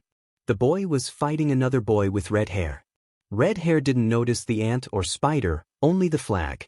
The spider got the flag away from both boys. One noticed while the other did not. The spider made its way to a girl with short hair and weird ears. She was in the middle of fighting a girl with a black ponytail. The spider jumped onto the one with weird ears. She took the flag given to her and waves it in front of her. Weird ears grins and drops the flag onto a caterpillar away from ponytail. The caterpillar crawls and drops the flag near a sparkling boy. He glances down and picks it up only for it to be taken by a bird. The pink girl saw and tried to follow the bird, but sparkling boy holds her off. The bird flies and drops the flag onto a boy's purple hair. The boy picks it off and stares at it. The black-haired boy with weird elbows finishes wrapping tape around a bright blonde-haired boy. The purple one smirks and waves it in front of the pouting blonde boy. He places it on the ground and they watch an ant take it away. The blonde one frowns as he watches the ant crawl away. Why do that anyways? It would have been easier if you just left it to one person. He shrugs as best as he can. The purple one ignores him and weird elbows answers. It was Midoriya's idea. Can I see your comm? He takes it and presses a button. The trio can hear multiple shouts and fighting noises. The blonde looks with wide eyes and then smiles impressed at the two boys. Yoka, good job. He smiles in defeat and they lapse into silence. The ant travels across the city to find its friend standing with another boy beside him. The friend notices and smiles kindly as he crouches down to the ant. He stands back up, tucking the flag inside a pocket. The boy beside him nudges him and they both get ready to fight the pair in front of them. An invisible person and someone with a huge tail. They don't seem to have noticed the flag or the ant. They stand there with determined faces on. Tell us who has the flag, the invisible one exclaims. The boy with big lips grins. What do you mean? Doesn't Midoriya have it? Right? He turns confusedly at the boy beside him. He nods, also confused as well. The pair in front of them look at each other before the one with the tail rushes towards them. The invisible one presses into the comm in their ear. Midoriya has the flag. What are you guys talking about? Bakugu's really close to blowing the comm in his ear up into ashes.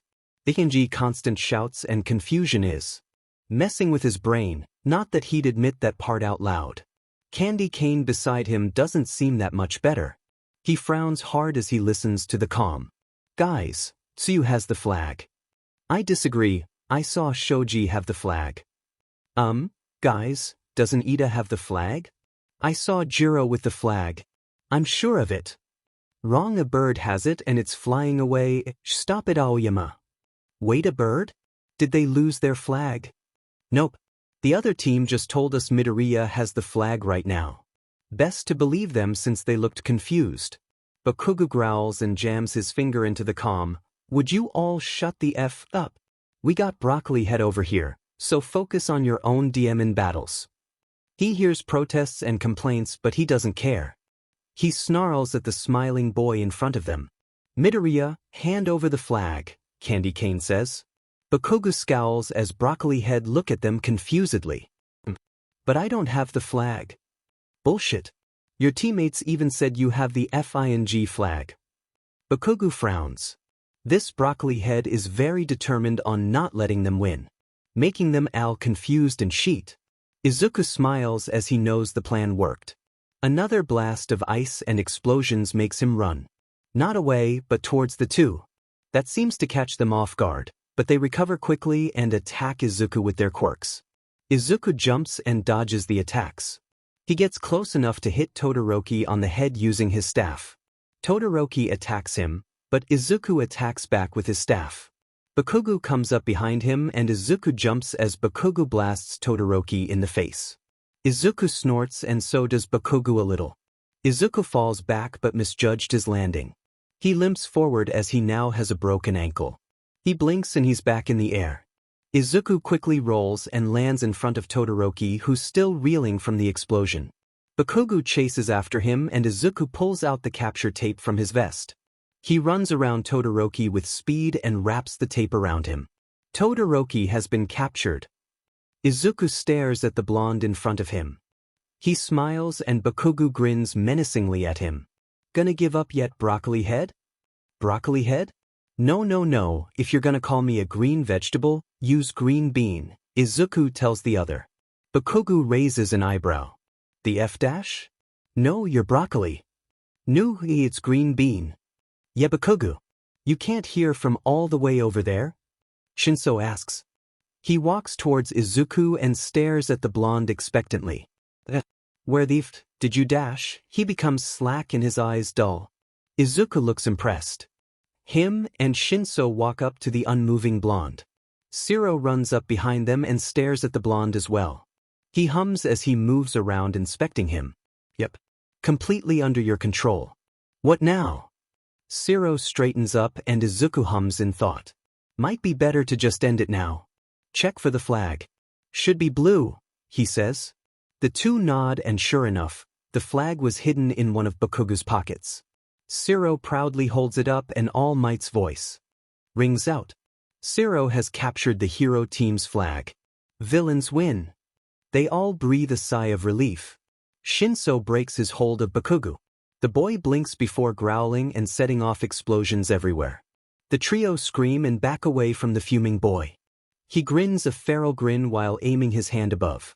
That's all they see before Shinso and Shiro get crushed by flying debris. Izuku stares with wide eyes as blood pools and unmoving hands make their way into his vision. Izuku blinks. He checks his watch and hears All Might's announcement. Shinso lets go of Bakugo and he starts exploding. Just as he aims above them, Izuku tackles them all to the ground as he looks at Todoroki. Cover us. Todoroki widens his eyes as he sees a piece of debris falling quickly. He gets up and shoots a bridge of ice covering the boys. The debris crumbles into pieces that fall to the ground around the laying boys. They stay there for a moment before Izuku stands and dashes towards Bakugo, who's still exploding but looks to be having a panic attack. Izuku slows down and sees Bakugo fall to the ground with shaking shoulders. Izuku walks forward at the no longer exploding boy. He stops and hits Bakugo softly on the head with his staff. Bonk.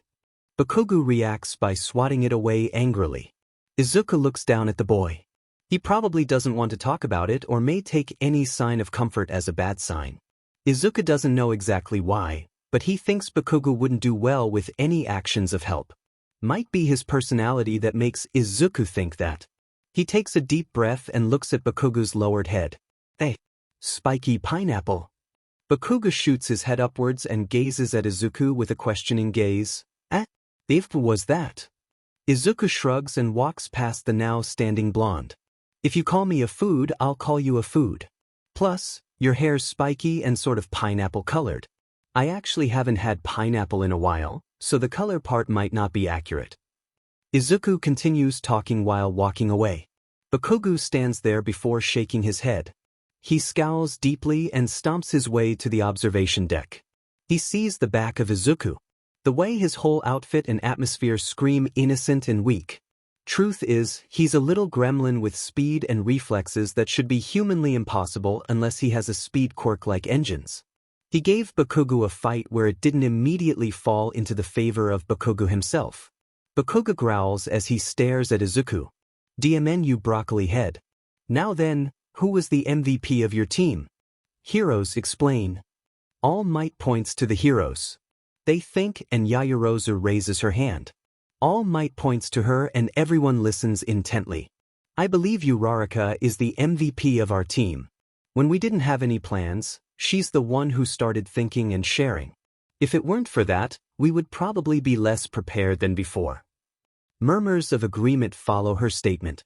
All Might nods and shoots a thumbs up at the now blushing. Villains, explain, he points at the team.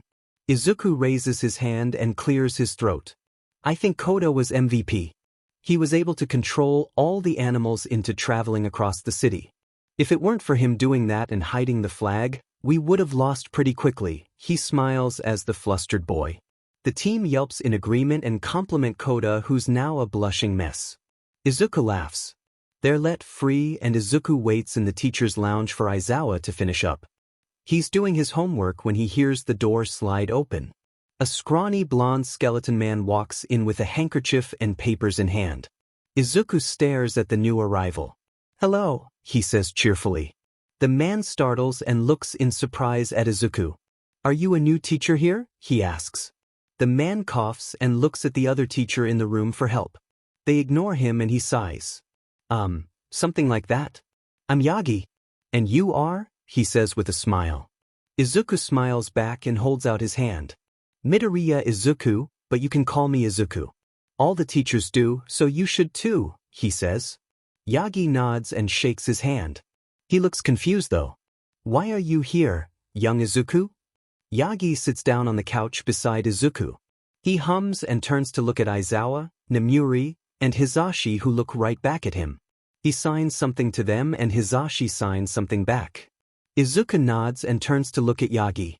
"They're gonna explain it to you later." Izuku shrugs and pulls out his phone. He stares at it before smiling and running up to Aizawa. "Can I spend time with my friends instead of going home today?" He shows the phone to Aizawa.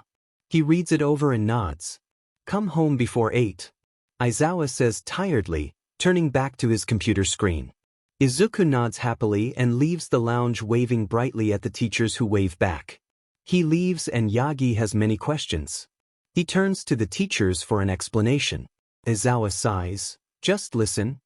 Izuku and his friends went to an ice cream shop nearby. He had fun and got some ice cream to go for Aizawa. Walking back home, Izuku thinks about the day. The training they did, new friends, those crushed bodies that were never crushed.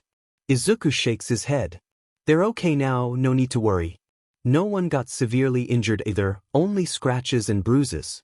Izuku wills the images out of his mind. They never happened, so therefore, he shouldn't think about them. Izuku walks in and puts the ice cream into the fridge before it melts. He smiles and heads over to where Aizawa is looking over lesson plans. Izuku takes a peek over his shoulder. He hums as he sees what the plans are. "A field trip to USJ?" Izuku asks. Aizawa sighs and nods. "Yeah. You weren't supposed to know yet though." Aizawa turns around and stares at Izuku tiredly. Izuku shrugs and heads to his room. Aizawa shakes his head and continues looking through the plans for USJ. Izuku dreams that night. He's walking down a long road. The road is empty save for a few bugs here and there. Eventually, stands in front of a dome of sorts. Walking inside, he sees multiple terrains of sorts. Wait a minute. It's the same place from before. The one in his dream from that morning. Izuku surveys his surroundings and sees it empty.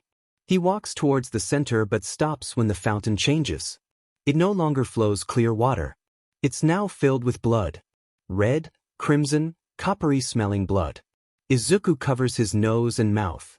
He walks towards it, too intrigued by what caused it. He treads carefully, the stench of dead bodies filling his nose. He stops. Laying there is his class, Aizawa, 13, and even All Might. They're all not moving. They all have parts missing from them. There's piles of dust next to them that replace their limbs. Izuku's breath hitches. They look dead.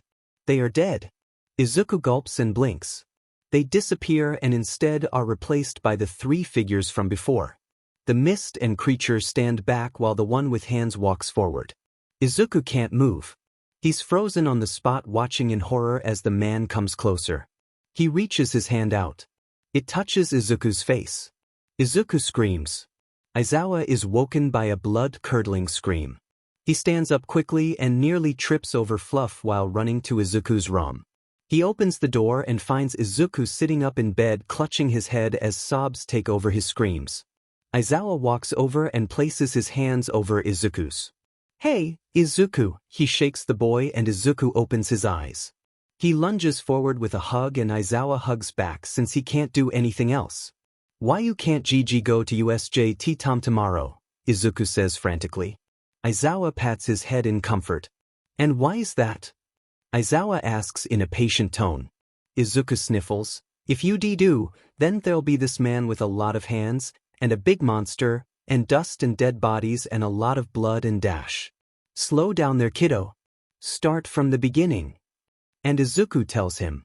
He tells him of the blood fountain, of the dead class and heroes, of the two men and creature, and the pain of being touched by the blue-haired man. I think his quirk has something to do with touch. When he touched me, it really hurt. And earlier today in class, there was dust. Maybe when he touches things, they turn to dust. Izuku starts mumbling and Aizawa sighs. Even after that whole ordeal, Izuku still seems to analyze and make plans. Aizawa nudges Izuku. Hey kid, we can't cancel the trip. Izuku widens his eyes and goes to protest, but Aizawa stops him. We don't have any other plans. I'll tell Nizu and the teachers to make sure nothing will go wrong.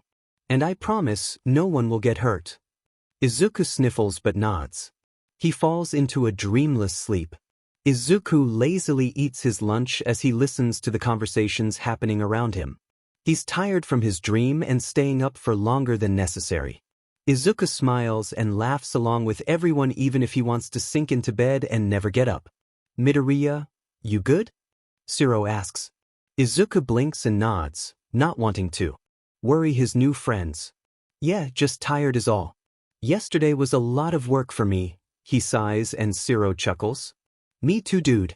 Me too, Shiro pats his shoulder and sighs. Izuku snorts and eats his food with more energy than before.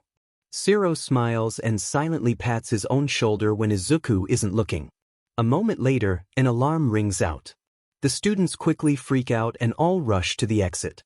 Izuku calmly sets his food down and goes up to one of the windows. He sees the news and reporters trying to make their way past UA's gates. Izuku sighs and waves over his friends. Don't worry, it's just the press trying to get in. Izuku looks outside with a tired look. The people beside him do the same thing.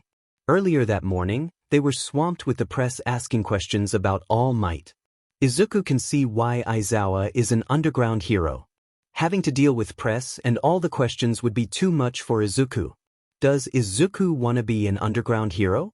Izuku shrugs to himself and looks at the teachers calling off the press. He notices something on the ground near the gates. Pressing up against the glass, he sees a pile of dust that's directly underneath where the lock should be for the gates. Izuku gulps at the dust.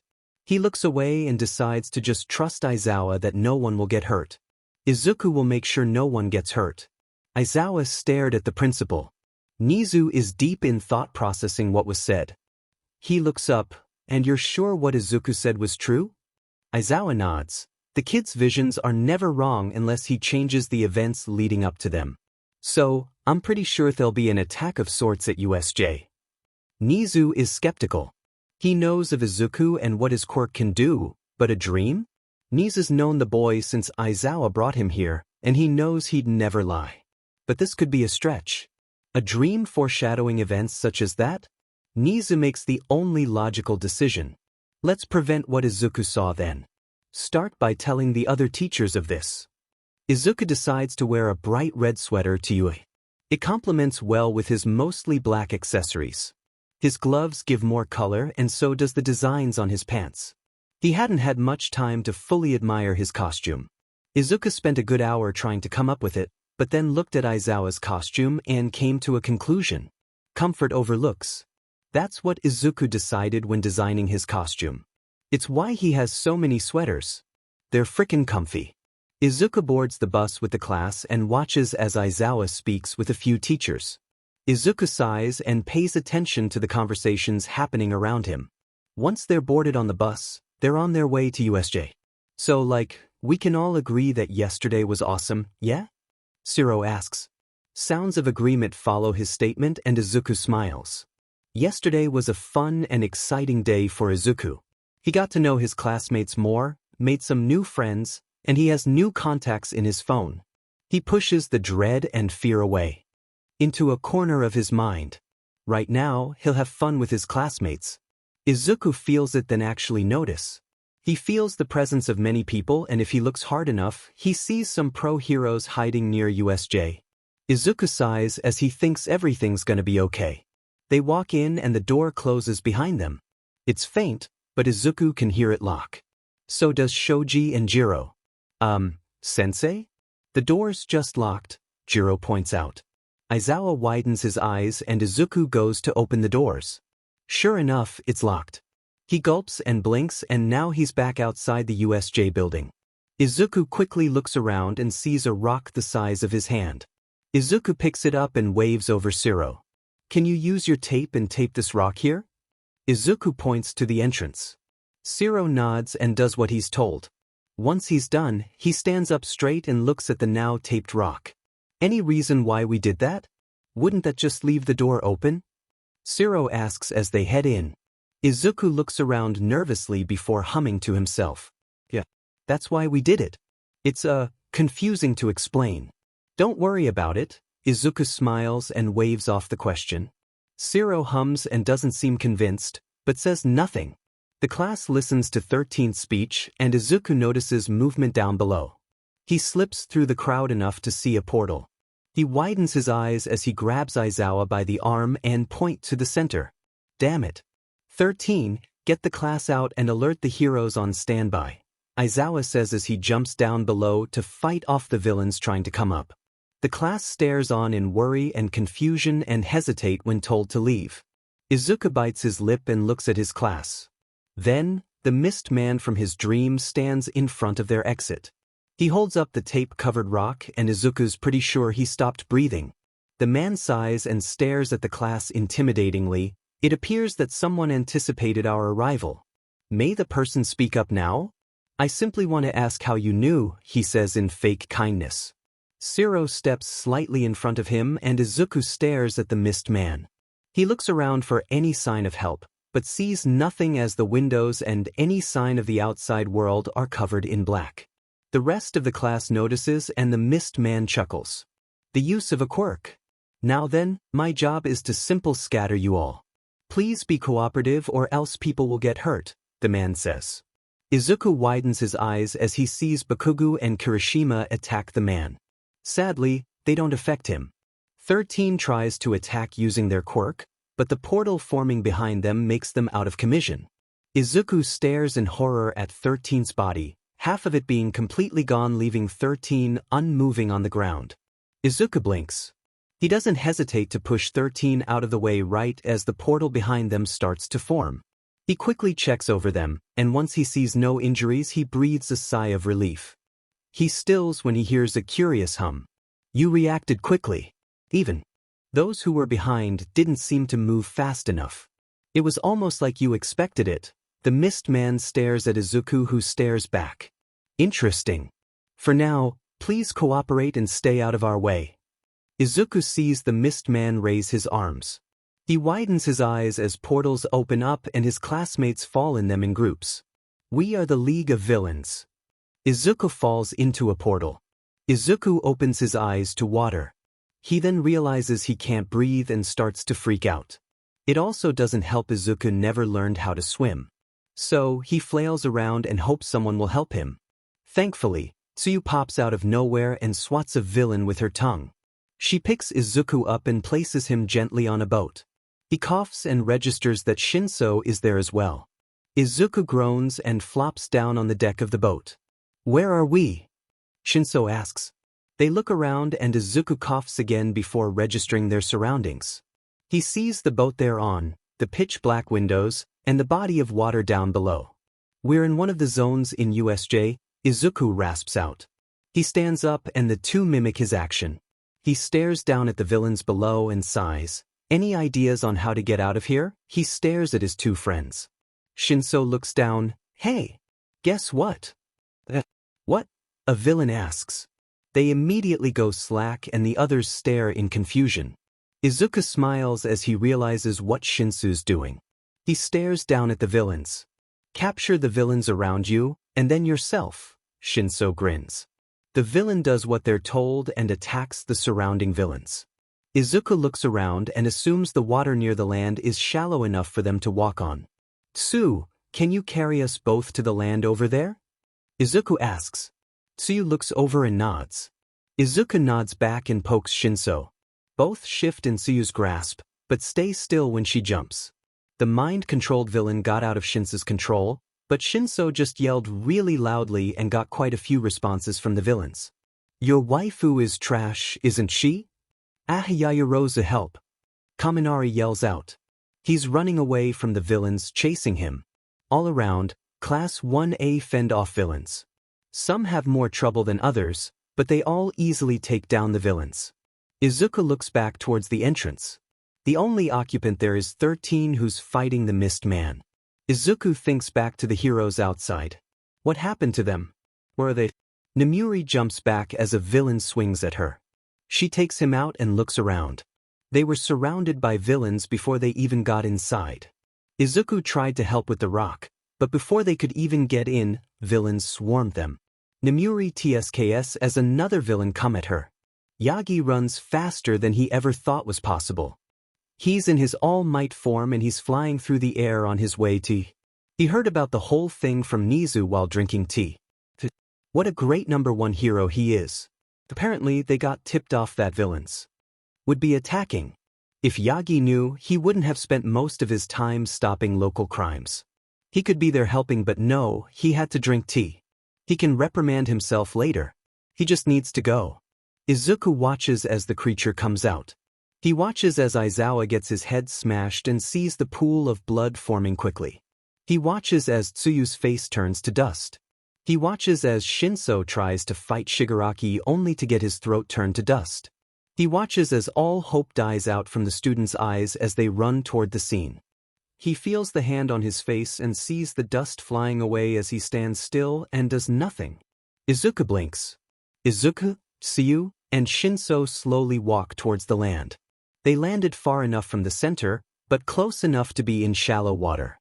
Izuku gulps and leads the two away from the action in the center.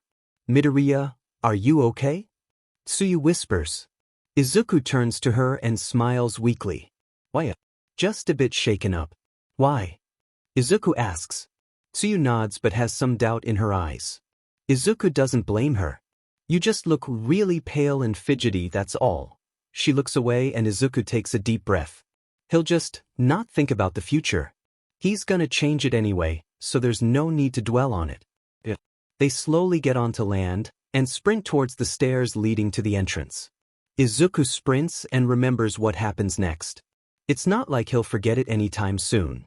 He swiftly turns and sprints back down to the center, leaving Shinso and Tsuyu to help 13 fight the Mist Man. Izuku extends his staff and vaults himself to kick Aizawa out of the way of the incoming monster. Aizawa rolls and Izuku lands staring at the monster. It appears to have not noticed Izuku pushing Aizawa out of the way, but the hand villain sure did. Hans McGee hums and scratches his neck furiously. Izuku gulps as he locks eyes with Red. The hand buffet smiles and points to Izuku. Nomu, bring me that brat. Izuku jumps out of the way of the Nomu's swing towards him. The Nomu pays no mind and continues attacking Izuku, who continues to dodge and run away. Aizawa is busy handling the rest of the villains, so Izuku can only rely on himself. Another portal opens up behind 13 when they're using their quirk and Esikus on 13, Shinso, and Tsuyu. Their bodies get Issei into nothingness and Izuku watches as they disappear piece by piece. Izuku blinks. Jumping away from the Nomu, he extends his staff and knocks 13 away from the portal before they could activate their quirk. He sighs in relief as Shinso and Tsuyu appear unharmed. Unfortunately, the Nomu caught up to him faster than he thought. Izuku gasps as he's squeezed tightly in the Nomu's hand. He squirms but feels his ribs being crushed more, so he stops moving in fear. He stares at the handyman and really wants to not interact with him at all. Izuku is released and lands on the ground coughing and gasping for air. He lifts his head and sees the villain standing in front of him. What's your quirk? Izuku stays silent. The villain doesn't appreciate his silence though, and starts scratching his neck in irritation. He starts staring at Izuku in a cold, calculating gaze. Not speaking, huh? That's okay. You can just die then. The symbol of peace won't like that, he laughs maniacally. The Nomu holds down Izuku at the snap of the man's fingers. Izuku struggles but only cries out in pain as he gets pushed to the ground even more. He blinks and decides he likes his body to not be broken by the end of this. He doesn't struggle and instead stare up at the looming man. He chuckles darkly and places his hand in front of Izuku's fear-filled face. Scream. Izuku screams. The first time they discuss about death, Nuso fell into a river and Izuku stayed with him until his head stopped bleeding. Nuso's arm was broken, but he waved it off with a smile saying it was no big deal. Auntie Shu picks them up and gently reprimands Nuso about the dangers of falling and hurting yourself. Izuku listens and then Auntie Shu says the word death. Izuku scrunches up his nose. What's death? Death is something some people want. Death is something people fear. But Izuku never really grasped the topic until he saw his mom scratching her arms until they drew blood. Dad didn't say anything, only took her hands away and told Izuku to go to his room. I can't, Hisashi. It would have been fine if I never interacted with you and your family. Maybe I'd actually live a happy life without the burden of a child and a controlling husband who does nothing to help. I pay the bills. I give you and the brat freedom to do whatever you please. My family is your family now and you're gonna have to deal with it. Silence. Izuku presses his ear to his door and catches a few words from his dad. That how she's out of control? Dead? Says she's gonna do it, but I'll make sure she won't. Izuku realizes his mom both fears and craves for death. Or maybe it's freedom. Izuku doesn't want to crave for death. He wants to die peacefully. No pain, surrounded by the people he loves, and hopefully won't feel any fear for when he dies.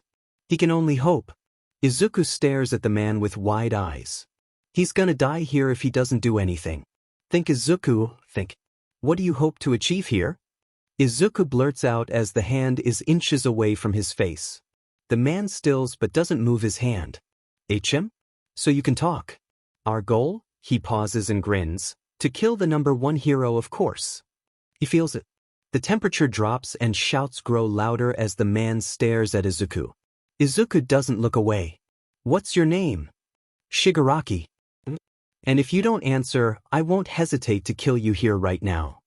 Izuku swallows hard but doesn't have much choice. As the hand grows closer, Izuku can see his classmates run closer to the center. Midoriya Izuku. The doors slam open to reveal a determined, angry, smiling All Might.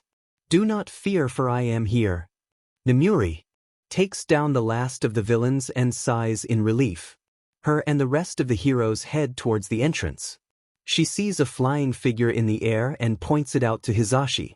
He squints before jumping and grabbing the heroes away from the entrance. Nemuri's about to ask why when she sees All Might land and punches the doors open while heading in without looking back at the other heroes. Nemuri blinks and just goes along with it. Too bad even more villains come out of nowhere. Oh, come on. All Might flies down the stairs and takes down the villains on his way to Aizawa. He picks up the worn-out hero and places him in the care of students near the stairs.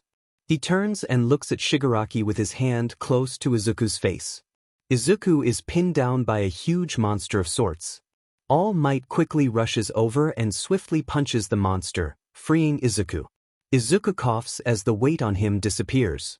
He feels ice coming and quickly jumps when a section of the floor is covered in ice. Shigaraki stares at the ice encasing his legs. He defies and touches the ice with all of his fingers. It turns to dust and Izuku limps his way over to where Todoroki is.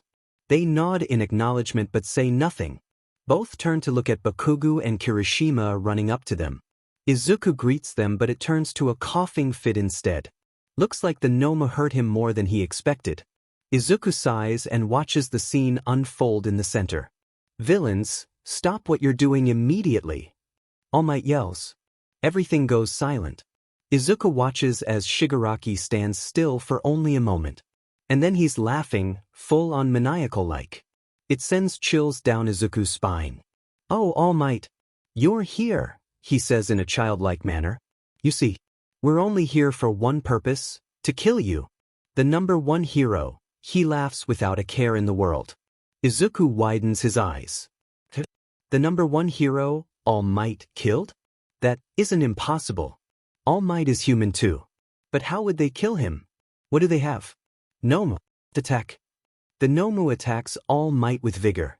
Izuku watches as it punches and matches All Might with its attacks. No matter where All Might hits it, it hits back in the same spot. Izuku connects the pieces. Is it made for attacking All Might? Izuku whispers to himself. Somehow, Shigaraki hears it. Smart brat you are. Correct.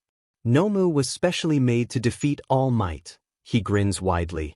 Izuku and Kirishima shudder while Bakugo and Todoroki make no reaction. Izuku commends them on being able to do that. Now then, what to do with you four? Shigaraki averts his attention to the boys watching. He grins and runs forward with speed. Izuku reacts by grabbing Kirishima and vaulting them both over Shigaraki with his staff. Todoroki uses his ice to form a wall and Bakugo launches himself into the air with his explosions. Izuku hisses as he lands. His injuries aren't going away, so he'll have to be careful. Slowly, he stands up using his staff and Kirishima as support. Thanks, Kirishima breathes out. Izuku smiles and looks for the hand villain. He spots him turning Todoroki's ice wall into dust. Izuku aims and extends his staff with a press of a button. It hits Shigaraki in his side and he stumbles due to it. Izuku quickly retracts it as he sees Todoroki making his escape. Bakugo lands near them as Todoroki comes close. Shigaraki stumbles and turns to them with a murderous grin on his face. Izuku sees him mouth something and suddenly, the Nomu appears in front of them and swings at them. They're too slow to react and take the brutal hit. Izuku's pretty sure he's bleeding right now, but he's in too much pain to register the blood. Izuku blinks. He quickly extends his staff so that it hits Shigaraki straight in the jaw. Izuku coughs and looks around him. We have to move. Somewhere safe. Huh? And why would we do that? Bakugo asks. He crosses his arms and Izuku thinks back to the way their bones shattering sounded. Because if we don't, we'll all get hit by the Nomu and probably won't be able to recover from it, Izuku snaps. He coughs harshly and Kirishima holds him up. Bakugo silences but glares at the ground. Todoroki makes a wall separating them from the action going on. Bakugo flies over to the stairs and Todoroki follows suit. Kirishima swiftly lifts Izuku bridal style and runs. Just when they arrive at the stairs, the ice shatters and there stands the Nomu. The ice clatters to the ground and the Nomu immediately goes towards them. It's stopped by All Might jumping in front of it and punching it. Izuku sighs in relief and looks up at the doors. Heroes pour in and takes down the remaining villains quickly and efficiently. Izuku turns back to where All Might is and sees the Nomu fly out of the building due to it being thrown towards the ceiling. Izuku smiles in amazement and watches as the villains get carted away. He catches a glimpse at Shigaraki and the Mist Man before they disappear inside a portal. Izuku can't be bothered by it when everything hurts. He didn't really notice the pain before, but now that the adrenaline is slowly disappearing, the pain is coming to him. And it hurts. The Nomu crushed him more than he thought, and he may have pushed his luck with vaulting himself over Shigaraki. Izuku coughs more and his vision starts blurring. He distinctly tastes the blood in his mouth and can kind of hear the alarmed voices around him. But Izuku is really tired and he just wants to sleep. So, he closes his eyes, falling into a dreamless slumber. Aizawa quickly walks down the halls of the hospital. He stops in front of a door that holds the most injured student from the USJ attack.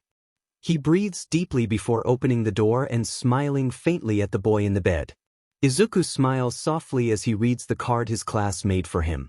His nightstand has many stuffed animals and treats from both the pro heroes and his classmates. Some stickers line his wall and Aizawa can guess Hisashi was the cause of that. Izuku looks up and waves to Aizawa. He waves back and takes a seat next to the bed. Izuku looks like he's contemplating something. He still smiles and slowly, tears fall from his face as he reaches out towards Aizawa. Aizawa doesn't move as Izuku takes his time to feel his face, his arms, his chest that holds his heart. The tears start flowing more and soon, Izuku is sobbing as he clutches into Aizawa. I told you to not go. I told you, Izuku whispers. Aizawa pats his head. I know. But look, no one got severely injured. No one died, Aizawa whispers back. Izuku trembles. You got hurt. Shinso and Tsu got turned to dust. Spiky Pineapple, Todoroki, and Kirishima got hurt by the Nomu. I died. And then I blinked and everything was okay. Izuku clutches Aizawa even harder. Aizawa widens his eyes. You know, I'm pretty sure my mom had to go through stuff like this too, Izuku says softly. She woke up at night and watched movies in the living room to calm herself down. She had nightmares. Her quirk wasn't very kind to her. Her quirk? Aizawa asks. He doesn't interrupt or change the subject. If Izuku wants to talk, then he can talk. Izuku nods. It's called once more. She relives her day in her dreams, but they usually end badly. Maybe that's why Prescience does what it does, he chuckles softly. Aizawa listens and comforts Izuku. I'm assuming your quirk came from your mom's side then? Most likely. Mom's side has the dream-related quirks while dad's is fire-related. And then there's my uncles and aunts and cousins who have a variety of quirks. They're actually really cool, Izuku babbles on about the quirks he's seen from his family. Aizawa listens since this is the most he's heard Izuku talk since the attack. It's been a day since the attack. Izuku had some broken ribs and bruised body parts. A bone punctured his lung but was quickly healed on his way to the hospital. No one got severely injured, only a few bruises here and there. Nothing Recovery Girl couldn't fix. Izuku will get released later today once the doctor checks him again. Everyone visited, Izuku mumbles out. He looks at the card with a smile. They were worried. I was too. They're okay, right? He stares at Aizawa. Aizawa nods and he slumps in relief. Izuku chuckles somberly. I know they're all right.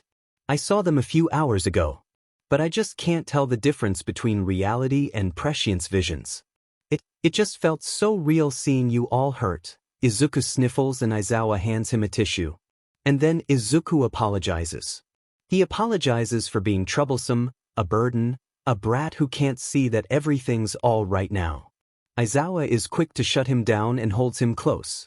Izuku shouldn't be apologizing. He did nothing wrong. He saved the ones who could have died. Izuku, you're a hero. One that prevented many injuries. One that saw things that shouldn't have ever been seen. Don't apologize for being human. And Izuku thinks back to his family. The one that ridiculed him, thought of him as a mistake, told him he'd never be a hero. Izuku cries. He doesn't stop and falls asleep with tears still flowing down his cheeks. Izuku stays at home for the remaining days until school starts up again. The class group chat explodes with many messages asking him if he's okay. He laughed for a good 10 minutes at his friends dissing the Nomu and villains. Aizawa's words from earlier ring in Izuku's head. To hero? You're my hero, kid, a man says cheerfully. He's missing some teeth and wears old, tattered clothes like Izuku. Izuku nods and turns to leave. Hey, wait, Dash. The man runs up to him and holds out a piece of bread. Izuku takes it and he can feel it's stale and hard, but it's food so he doesn't complain. The man leaves and Izuku thinks back to the word, hero. Izuku eats the bread and thinks about it. All he did was save the man from falling on his face. Is that what a hero does? Izuku recalls the memory and smiles faintly. That was when he was. He thinks. The man was gonna fall really hard on the ground, but Izuku caught him. Maybe that's what sparked the extinguished dream he had. It was the start of a flame. Thanks, Stale Bread Man. Hisashi and Nomuri gave him a lot of gifts. Like, a lot. He now has 7 cartons of ice cream in the fridge, a good 20 stuffed animals that he will give to his classmates, and a bunch of new clothes that he'll probably never wear. Izuku doesn't want to know what would happen if he got even more injured than this. Izuku walks out of the apartment with a bag filled with stuffed animals in it. He kept a green bunny for himself but decided to give the rest to his class. Who really needs 20 stuffed animals? Okay, maybe Izuku does, but he doesn't have the space for them. Arriving to class a little later than he usually does, he opens the door and is immediately surrounded by his classmates. Midoriya, are you okay? If you need anything, don't be afraid to tell us. Don't push yourself. Izuku smiles. Thanks, guys. Don't worry, I'm fine. I also have gifts. He proudly holds up the bag and walks over to his desk quickly.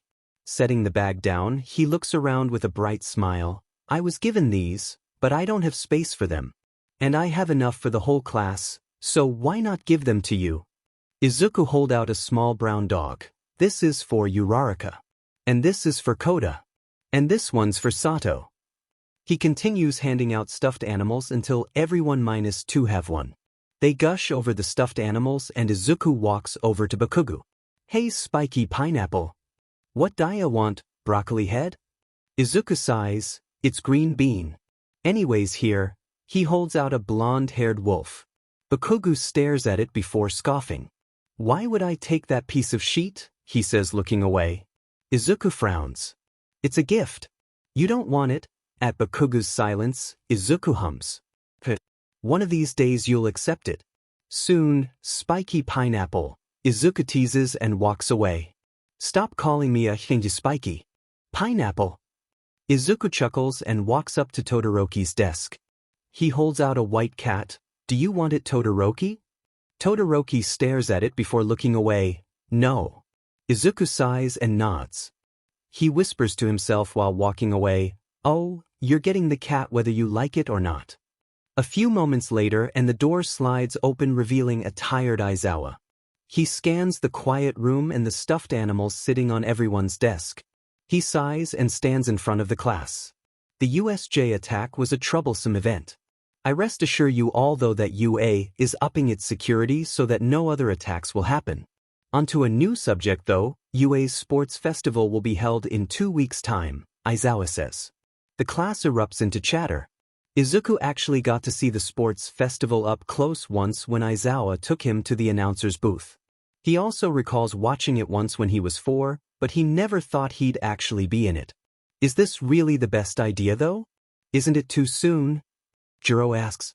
Murmurs of agreement sound out. Well, UA can't really cancel it.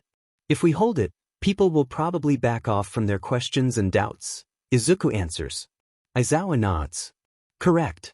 Something about raising morale and showing people UA is safe and stuff. But that means you all have to work hard leading up to the sports festival. Many heroes will be watching and some may offer you 1-week internships. It's best to show off what you can do at the festival. If this year's a bust, no worries since you have 2 more tries here at UA. Aizawa explains. Izuku smiles. And then it drops. Since the sports festival is pretty big, it's broadcasted on live TV. Will Izuku's family watch? Izuku doesn't know what to think but smiles as everyone seems excited. Izuku packs up his bag and is about to head out for lunch when he hears commotion outside the class. Shiro opens the door to reveal a crowd of people standing outside the classroom. The class stares in bewilderment. So this is the class that fought against the villains, huh? I expected more, a blonde boy says. Izuku stares unimpressed at the boy. And I expected to go to lunch peacefully, but here we are, Izuku whispers to himself as he finishes packing up. Jiro snorts beside him and Shinso restrains himself from chuckling. Izuku faintly blushes since he didn't expect people to actually hear him. I'm Monoma from Class 1B. The other hero class if you didn't know. Monoma smirks and glares at each student and meets Izuku's tired stare. He just wants some food. Oh, this the kid that got the most injured. Monoma walks up to Izuku. What's your quirk? I can summon pencils from out of nowhere. Look, he holds up a pencil he got from his bag. Monoma doesn't look impressed and Izuku smiles cheekily.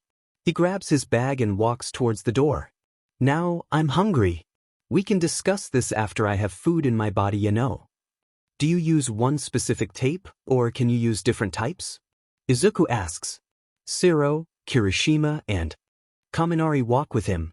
Izuku was gonna head to Terra's convenience store, and thought back to the girl's strange tape hobby. Shiro hums thoughtfully, well, I use one type of tape my family has specially made. But I can use any tape that can fit into my elbows like at the entrance exam. Izuku hums and nods. Also Midoriya, the way you responded to Monoma was gold. Never expected it from a guy like you, Kaminari grins. Izuku blushes but smiles at the boy. Yeah bro. Where'd you learn that from? Kirishima asks. Izuku hums and stares forward. Aizawa just stared as Hisashi who choked on gummy worms as he was doing his radio show.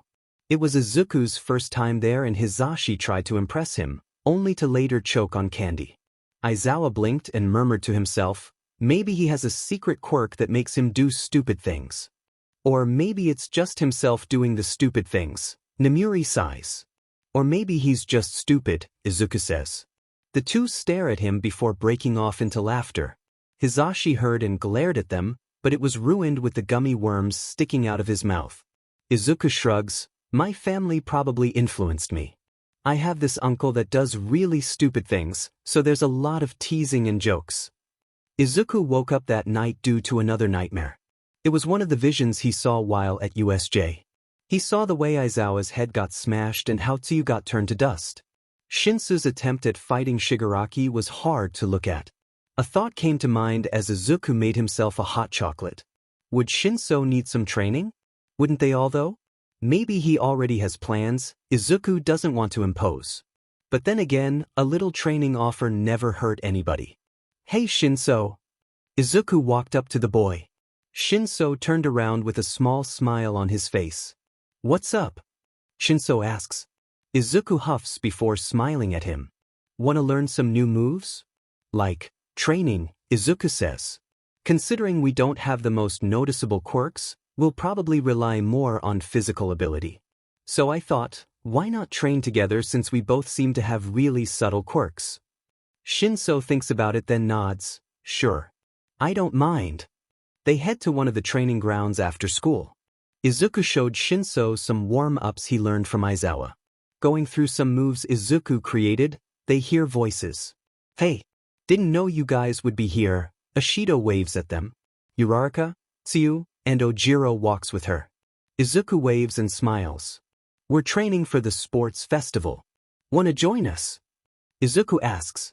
Yeah, we were doing the same thing. Ojiro here was gonna teach us some fighting moves. Ashido karate chops the air. Can we join? Shinso shyly asks. Uraraka beams. Of course. Izuku wakes up from another nightmare. Izuku makes another cup of hot chocolate. He puts on a movie and snuggles into the couch. Aizawa woke up and decided to join Izuku with his own cup of hot chocolate. Fluff curled up in between them. Izuku slept without trouble for the rest of the night. Walking down the streets, Izuku eats his pastry while looking around him. He and a few other classmates visited Sada's family bakery, and Izuku bought a whole bag so that Aizawa can have some too. He smiles and continues walking. And then he sees a man on the ground. The man has old, ripped, and dirty clothes. He sits on the ground with a can and a look that says he's given up. No one pays him any mind. Some drop coins into the can but say nothing. Izuku looks down at the pastry bag in his hand. He kneels down to be eye level with the slouching man. He smiles and holds out the bag. You can have it. It's filled with delicious pastries my friend made. The man stares in amazement and surprise. He takes the bag carefully and smiles. His yellow teeth match his yellow eyes and Izuku smiles back. The man places the bag down and holds Izuku's hands as he whispers thank yous. After waving goodbye to the man and giving a couple bucks to him, Izuku walks home with a thoughtful look on his face. Izuku was hungry. And cold. Sitting on the ground didn't help, but he had nowhere else to sit. Staring at the empty streets, Izuku looks at the dumpster across from him. Digging into it, Izuku managed to get a thrown-out pastry. It's stale, dry, and moldy, but Izuku doesn't mind. Izuku sighs and steps into the apartment. Walking towards his room, Izuku catches a glimpse of the news playing on TV. The hero killer Stain has been gaining attraction for his numerous murders. Izuku frowns and stares at the screen a moment longer. He blinks and he's in an alleyway. He hears shouts and turns to see blood on the ground with a figure he can't make out. Turning again, he sees Stain staring at him with a grin and he lunges toward Izuku. Izuku can't move and stares as the sword comes closer to his face. Midoriya. Izuku blinks. He's back in his apartment. Izuku shakes his head and goes to his room. Flopping down on the bed, he sighs and tries not to think back to what he saw. Maybe he'll worry about it later.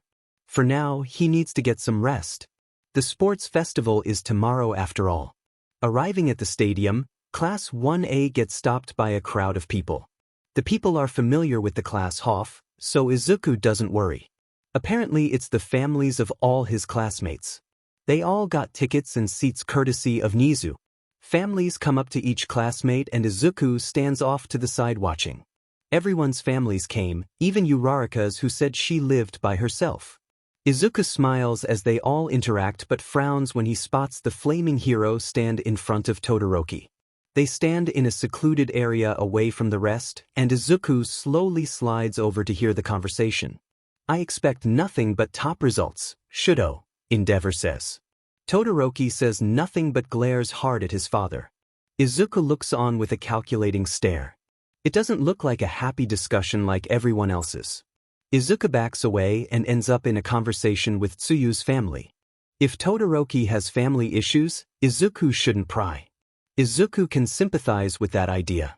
Family? Izuku looks up. He's on the floor playing with Fluff when Aizawa asked about his family. Izuku hums and turns back to Fluff. I had cousins that were older than me by a couple years. And an aunt and uncle that visited a lot. Izuku says. Aizawa nods and waits for more. Dad, he demands a lot. And Mom is scared. I don't know if she still is, but she was scared the last time I saw her, Izuku says quietly. He says nothing more. Izuku looks back at the two. Endeavor was walking away and Todoroki clenched his fists. Izuku looks back at his own conversation and in the back of his mind thinks if Todoroki wants that white cat stuffed animal. Sitting in the waiting room, Izuku hums a random tune he came up with. It fills the silence of the tense room. Looking around, everyone seems to be preparing themselves for the upcoming matches. Izuku stands up when the clock strikes. The class walks out of the room and onto the field.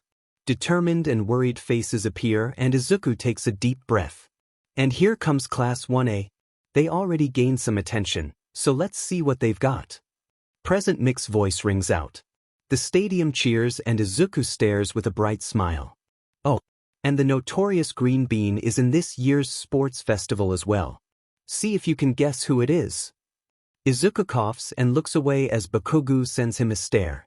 Hearing the other classes being announced, Izuku notices the glares coming their way. The class uncomfortably stand there as they try to ignore the obvious distaste for their class. Midnight stands on top of the stage and silences everyone. The males blush and Izuku just sighs. Giving the pledge is none other than Bakugu Katsuki, she announces. The class waits in anticipation as they know what Bakugu is like. I pledge to be number 1. God damn it, Spiky Pineapple. Let's see what our first round is. Midnight snaps her whip and a wheel pops up from the ground. Spinning it, the stadium waits in anticipation. Izuku stares and fidgets with his hands. Finally, the wheel stops and Midnight looks at it with a grin. The first round is a good OL game of tag. Sounds of excitement fill the air. Izuku smiles as he didn't expect that. The rules are simple. You get tagged, you're out. Midnight says. Robots will be all over the place trying to touch you.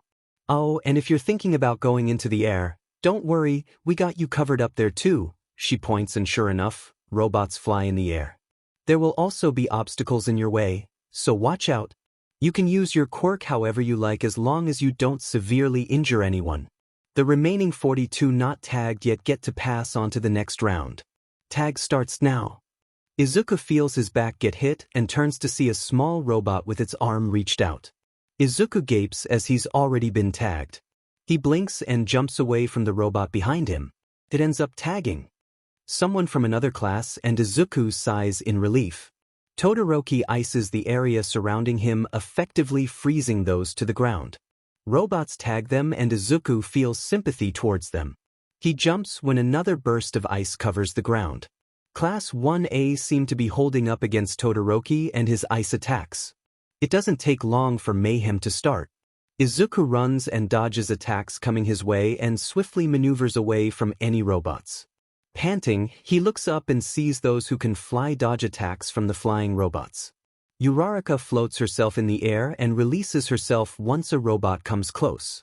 She seems sick with the constant use of her quirk, but it's effective. Tsuyu jumps and dodges the robots and even pulls some people with her tongue away from the robots. Hagakure is hiding in a corner using her invisibility to her advantage. It also helps that she took off her clothes. Kirishima, Shiro, and Kaminari stick together and watch out for each other's backs. Jiro and Momo listen out for any robots while hiding and running away. Hearing explosions, Izuku turns to find Bakugo destroying a robot. He shakes his head and runs away when he sees a robot coming to him. Looking around, a good amount of people remain. Then come the obstacles. Izuku groans as he runs straight into a wall. Rubbing his nose, he looks and sees the area become smaller with walls surrounding them all. Little holes form in the ground, not enough to injure but enough to trip people up. More robots pop out and Izuku startles when one pops up next to him out of nowhere. Blinking, he quickly sidesteps and avoids the robot about to touch him.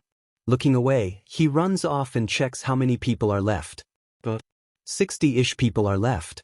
Izuku hears a shriek and watches as someone falls from the sky and hits the ground with a sickening splat.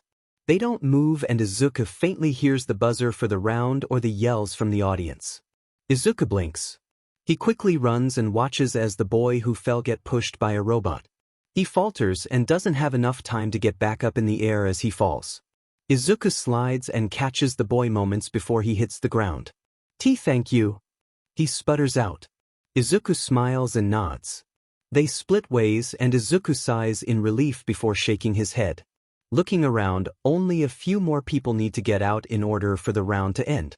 Hiding in a corner, Izuku watches everything going on. A robot comes up to him and Izuku jumps above it, leaving it to tag someone else. Izuku hears the buzz and announcement ending the round. And that's the end of round 1. Congratulations to those who passed. You were all ranked on how you used your quirk, helping others, and how creative your escape from the robots were. We'll give you 5 minutes to calm down and then we're jumping straight into the second round. Midnight says. Looking at the rankings, Izuku's surprised he's 5th.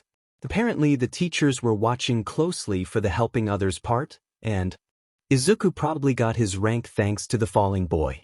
Glancing at who got higher, he's not surprised when Todoroki and Bakugo take the top spots.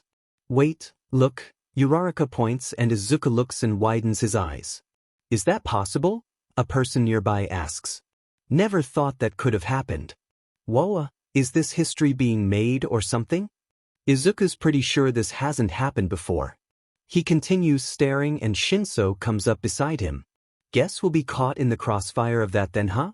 Shinso asks. Izuku nods and looks at the rankings with a sigh. Bakugo and Todoroki both tied for first place.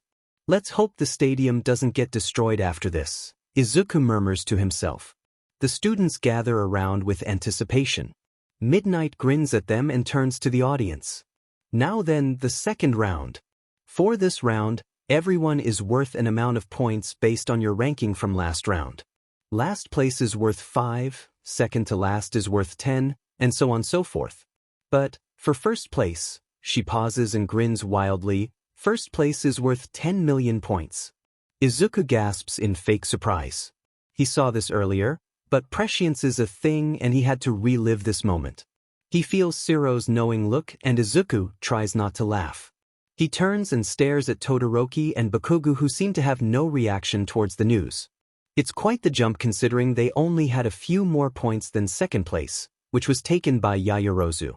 10 million points for only a few points more than second place? Can't do anything about it now. As for this round, you'll be working in teams of 3 to 4. The game's called Snatch the Flag.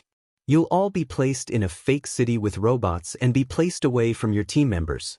Each of you will carry a flag, but only one will have your team's point total on them. Your goal is to be able to snatch the flag with points on them away from the opposing team. Midnight explains. Here are the catches. Your team only has 3 chances to snatch a flag no matter if it has points or not. Quirk usage is allowed and you can use them however you please. You will need to attach the flags to your waist no matter if they have points or not.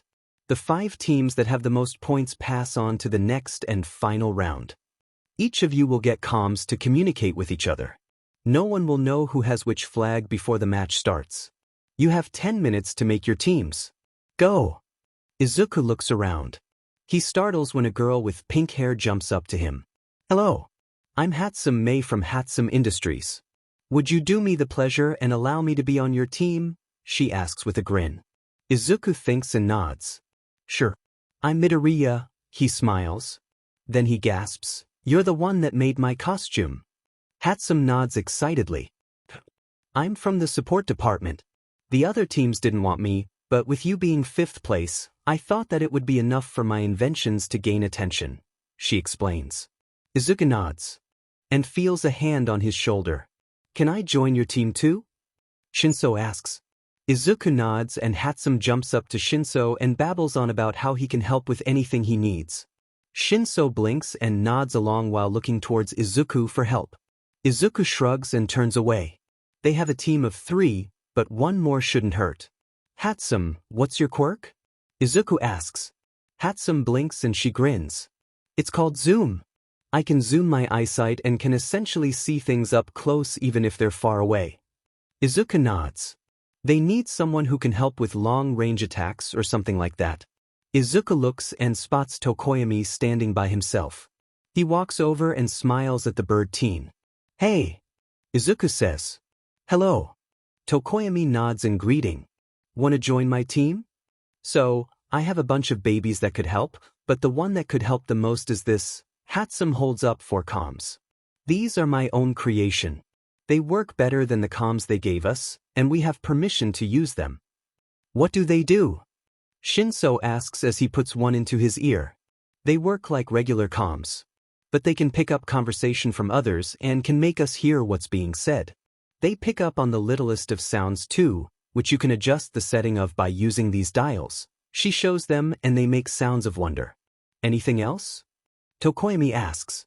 Hatsum nods and whips out more gadgets that weren't there before. Shinso and Tokoyami share a look while Izuku pays no mind to it. These detect movement. These give you zoom vision. This can make you hover in the air. Izuku is separated from his teammates, but he doesn't mind. With the comm in his ear, goggles that detect movement and can zoom in on stuff, and boosters on his shoes, Izuku feels prepared. Bouncing on his heels, he surveys the area. Robots of different sizes fill the streets.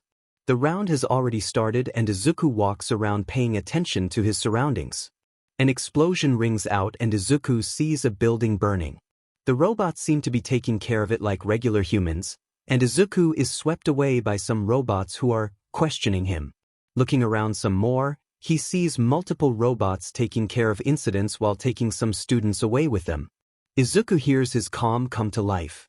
I think they're trying to distract us. A robot just offered me a piece of candy and someone tried to snatch my flag, Shinso's voice says.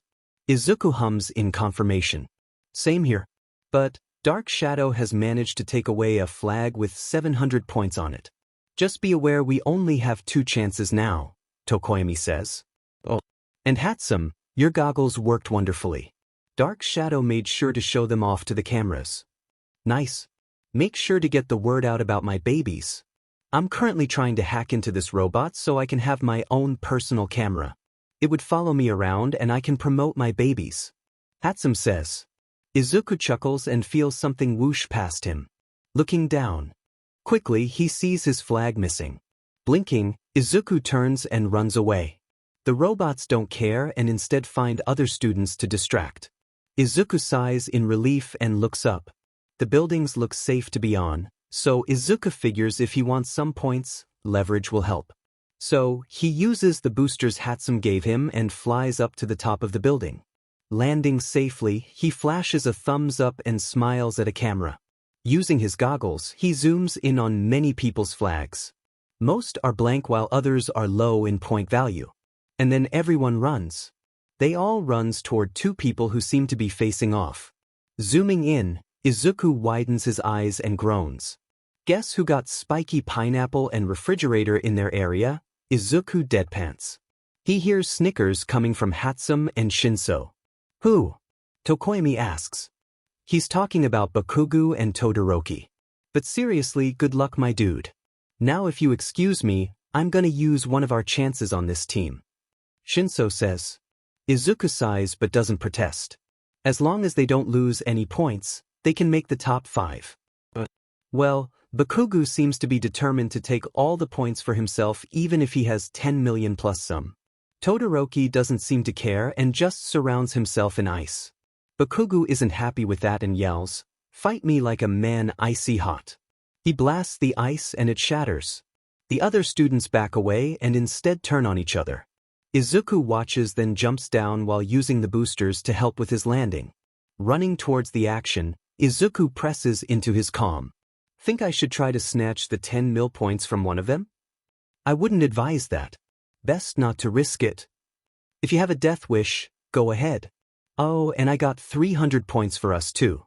One more chance left. I don't care. Wait, no, do it. You'd be part of the attention they're gathering and my babies will be seen. Do it, green bean. Izuku stumbles. Green bean? I know you're the green bean that Present Mike talked about. But 'cause you're green. But Sue's green. Yeah, but she doesn't seem like a green bean. But enough of that, go and get the 10 mil.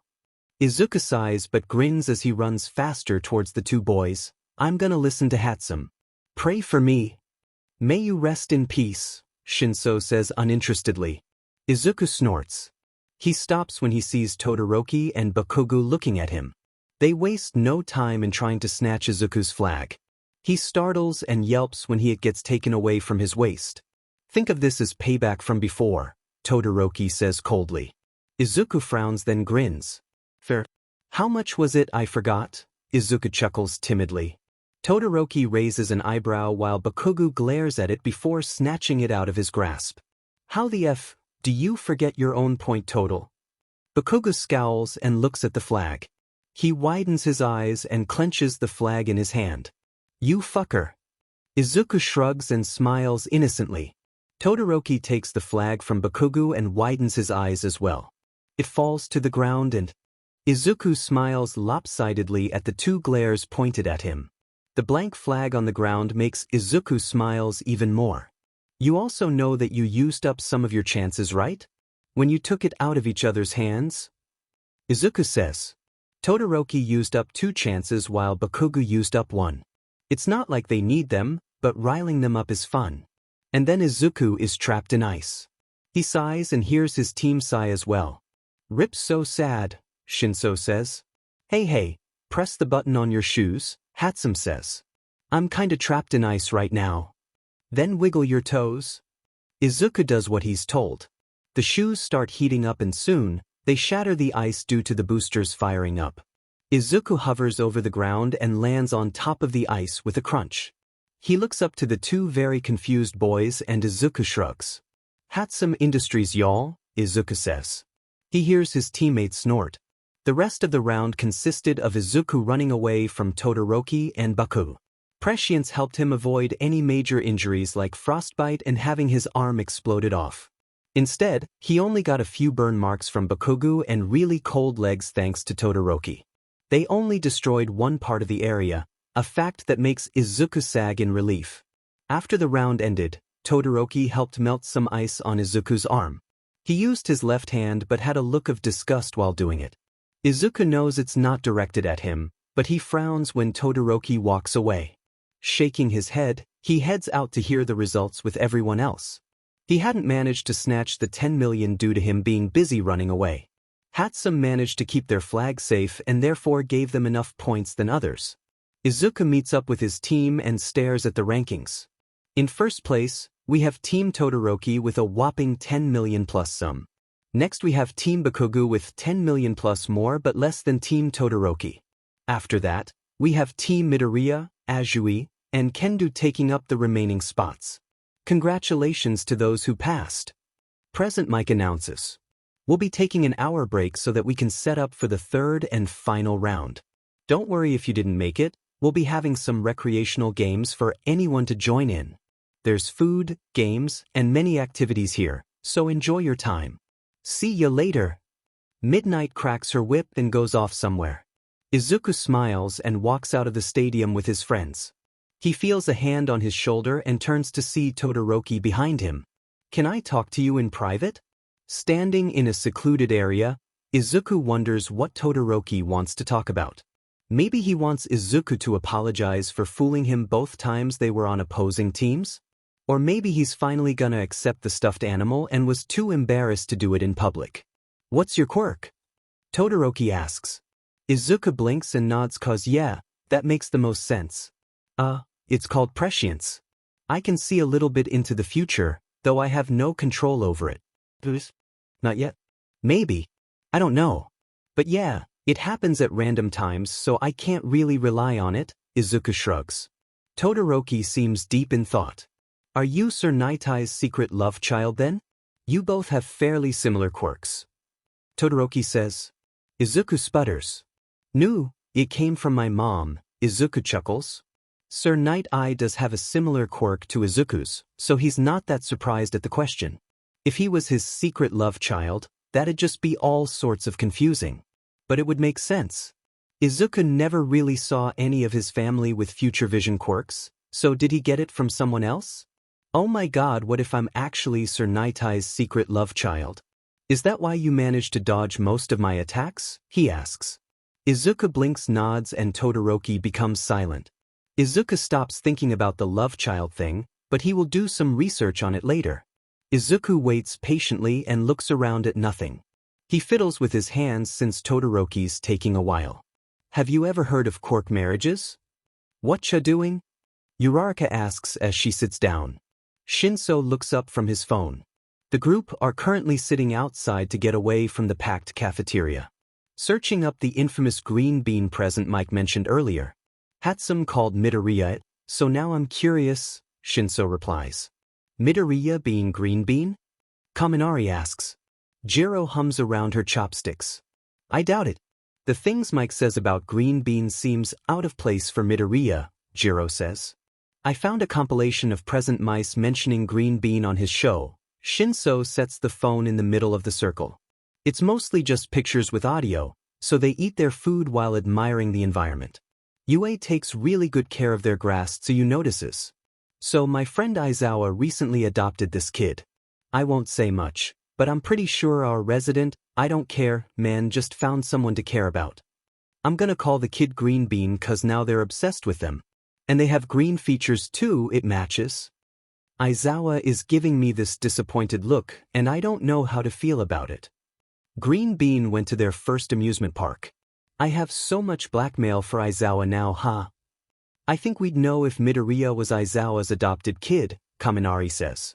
I can always use my quirk to ask Midoriya, Shinso suggests. I don't think that's a good idea. Even if he is Green Bean, I think they'd prefer for it to be kept a secret. That's why Present Mike gave him the name, right? Tsuyu says. The group nods and leaves it at that and continue eating their lunch.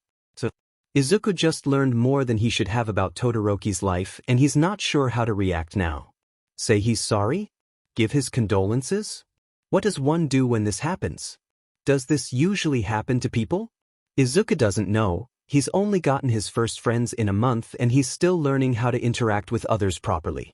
I don't care what you think of me now. Just know. I'll win this without using his power. Todoroki stares at his left hand and Izuku bites back a groan.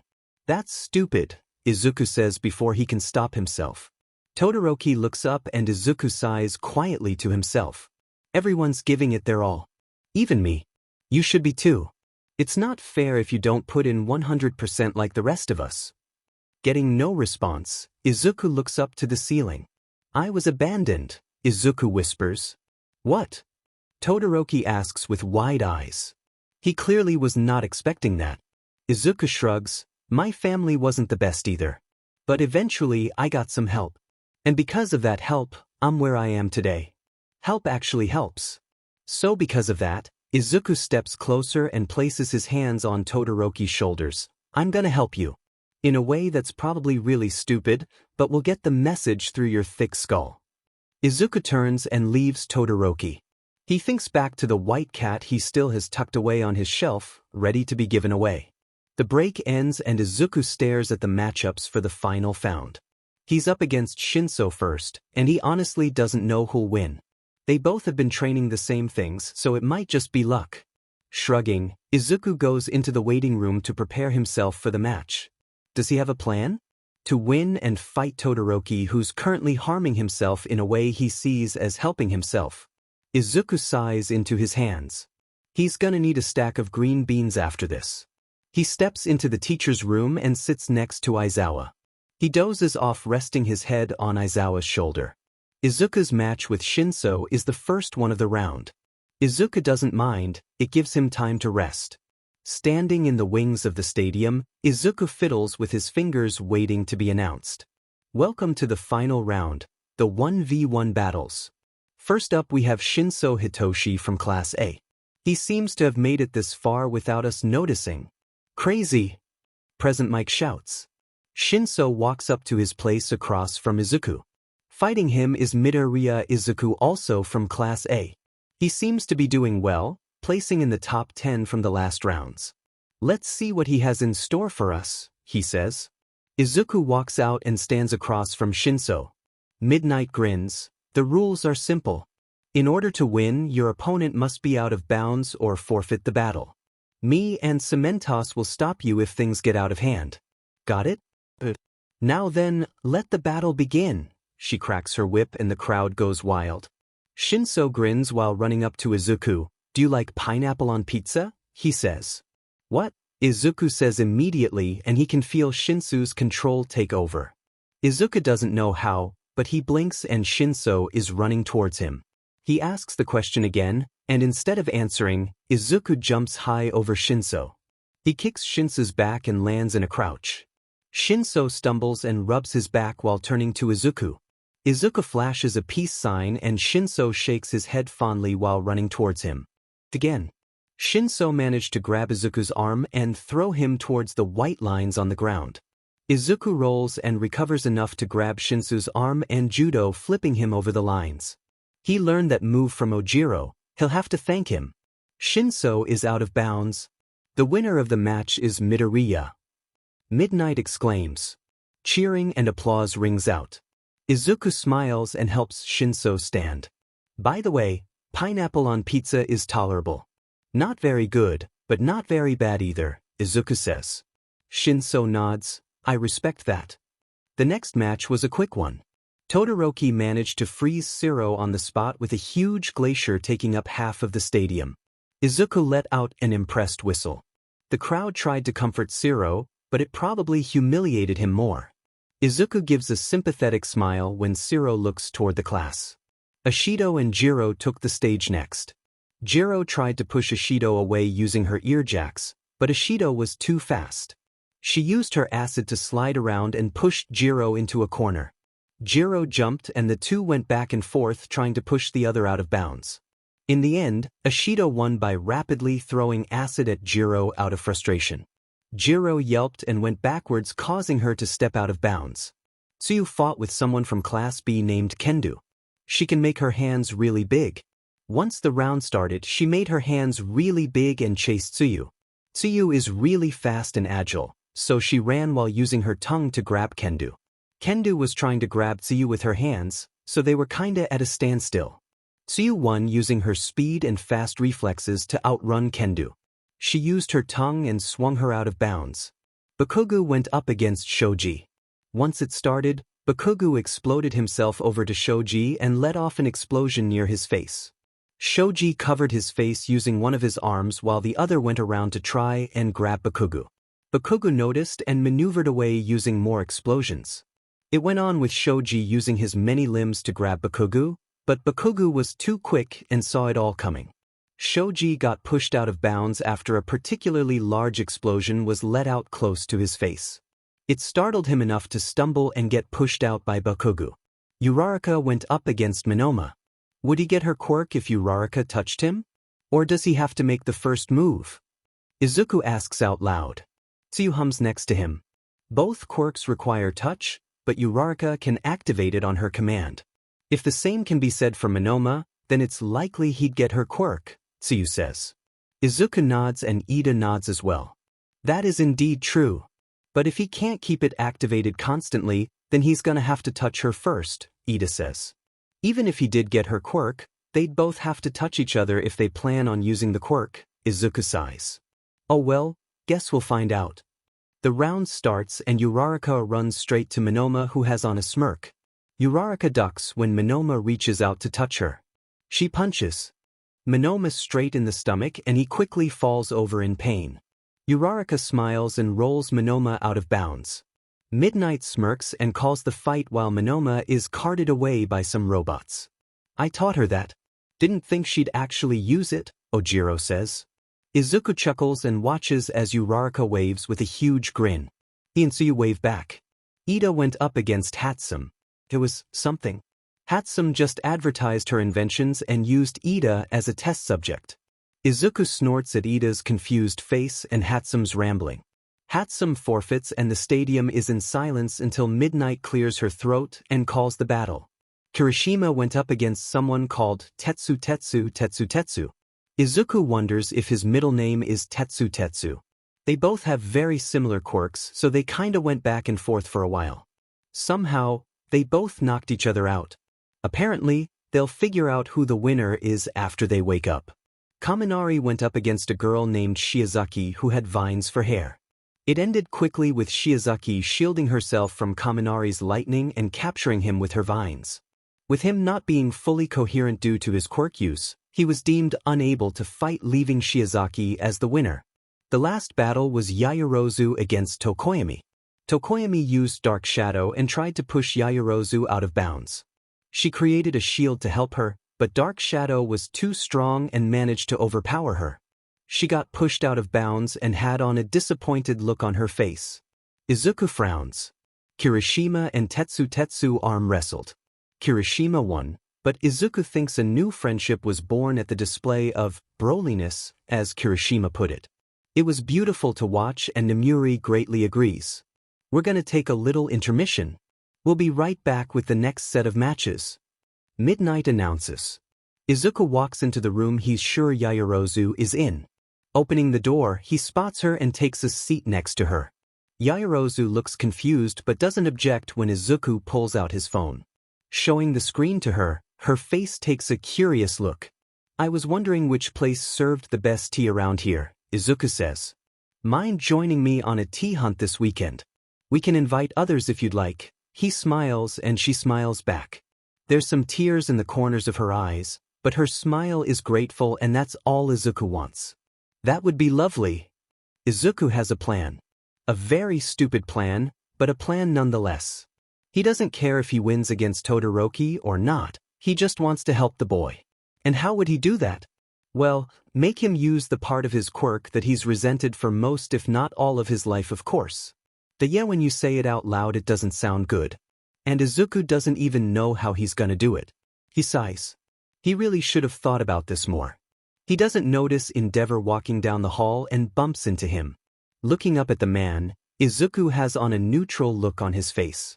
Ah, sorry. I wasn't. Looking where I was going, a small smile appears.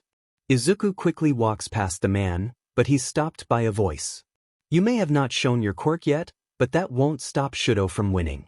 He's on his way to becoming the best. Someone like you is only a stepping stone for him.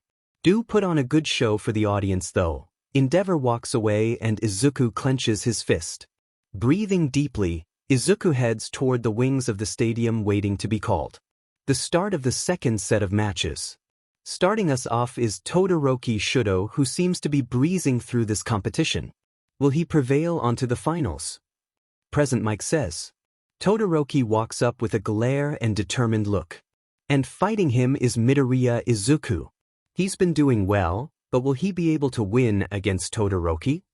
Probably not, Izuku murmurs to himself as he walks onto the stage. Taking a deep breath, Izuku fixes his stare on Todoroki. Don't mess this up, Izuku. You only get one chance. Fight. Immediately, Izuku is trapped in a glacier. He sighs and blinks. Jumping forward, he dodges the ice attack and runs towards Todoroki. Another wave of ice is coming towards Izuku, but Izuku jumps and slides over the ice. Getting close enough, he kicks Todoroki's left arm. Todoroki quickly turns and attacks him with ice. Izuku yelps when his leg gets encased in ice.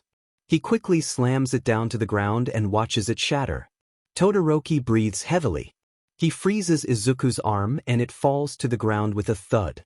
Izuku groans and thinks of his next action. He'll have to make do with this. He stands awkwardly with his right arm still frozen and staying on the ground. Todoroki comes close enough for Izuku to jump, kick, and spin all while his arm is immobile. With difficulty, he lifts the frozen arm up and slams it down to the ground hard. It mostly shatters, but bits and pieces still stick to him. The ice shattering also cut his arms in some places, but not enough to hinder his movements. He doesn't have time to recover when another ice attack comes his way. "Why don't you forfeit already? You can't keep this up forever," Todoroki says. Izuku grits his teeth and stares at Todoroki. "I can't forfeit yet. I have an objective." Izuku wiggles his eyebrows and runs towards the other. They continue like that. Todoroki attacks with his ice. Izuku dodges and jumps thanks to Prescience. The whole time, Izuku talks and says things that confuse Todoroki. "You know, you can't use your ice forever. I met Endeavor. He's really a BSD like you said. Your fire could be really useful right now." But that's the question Todoroki has in his head. Why would he do this? Why try to provoke him? Todoroki doesn't understand.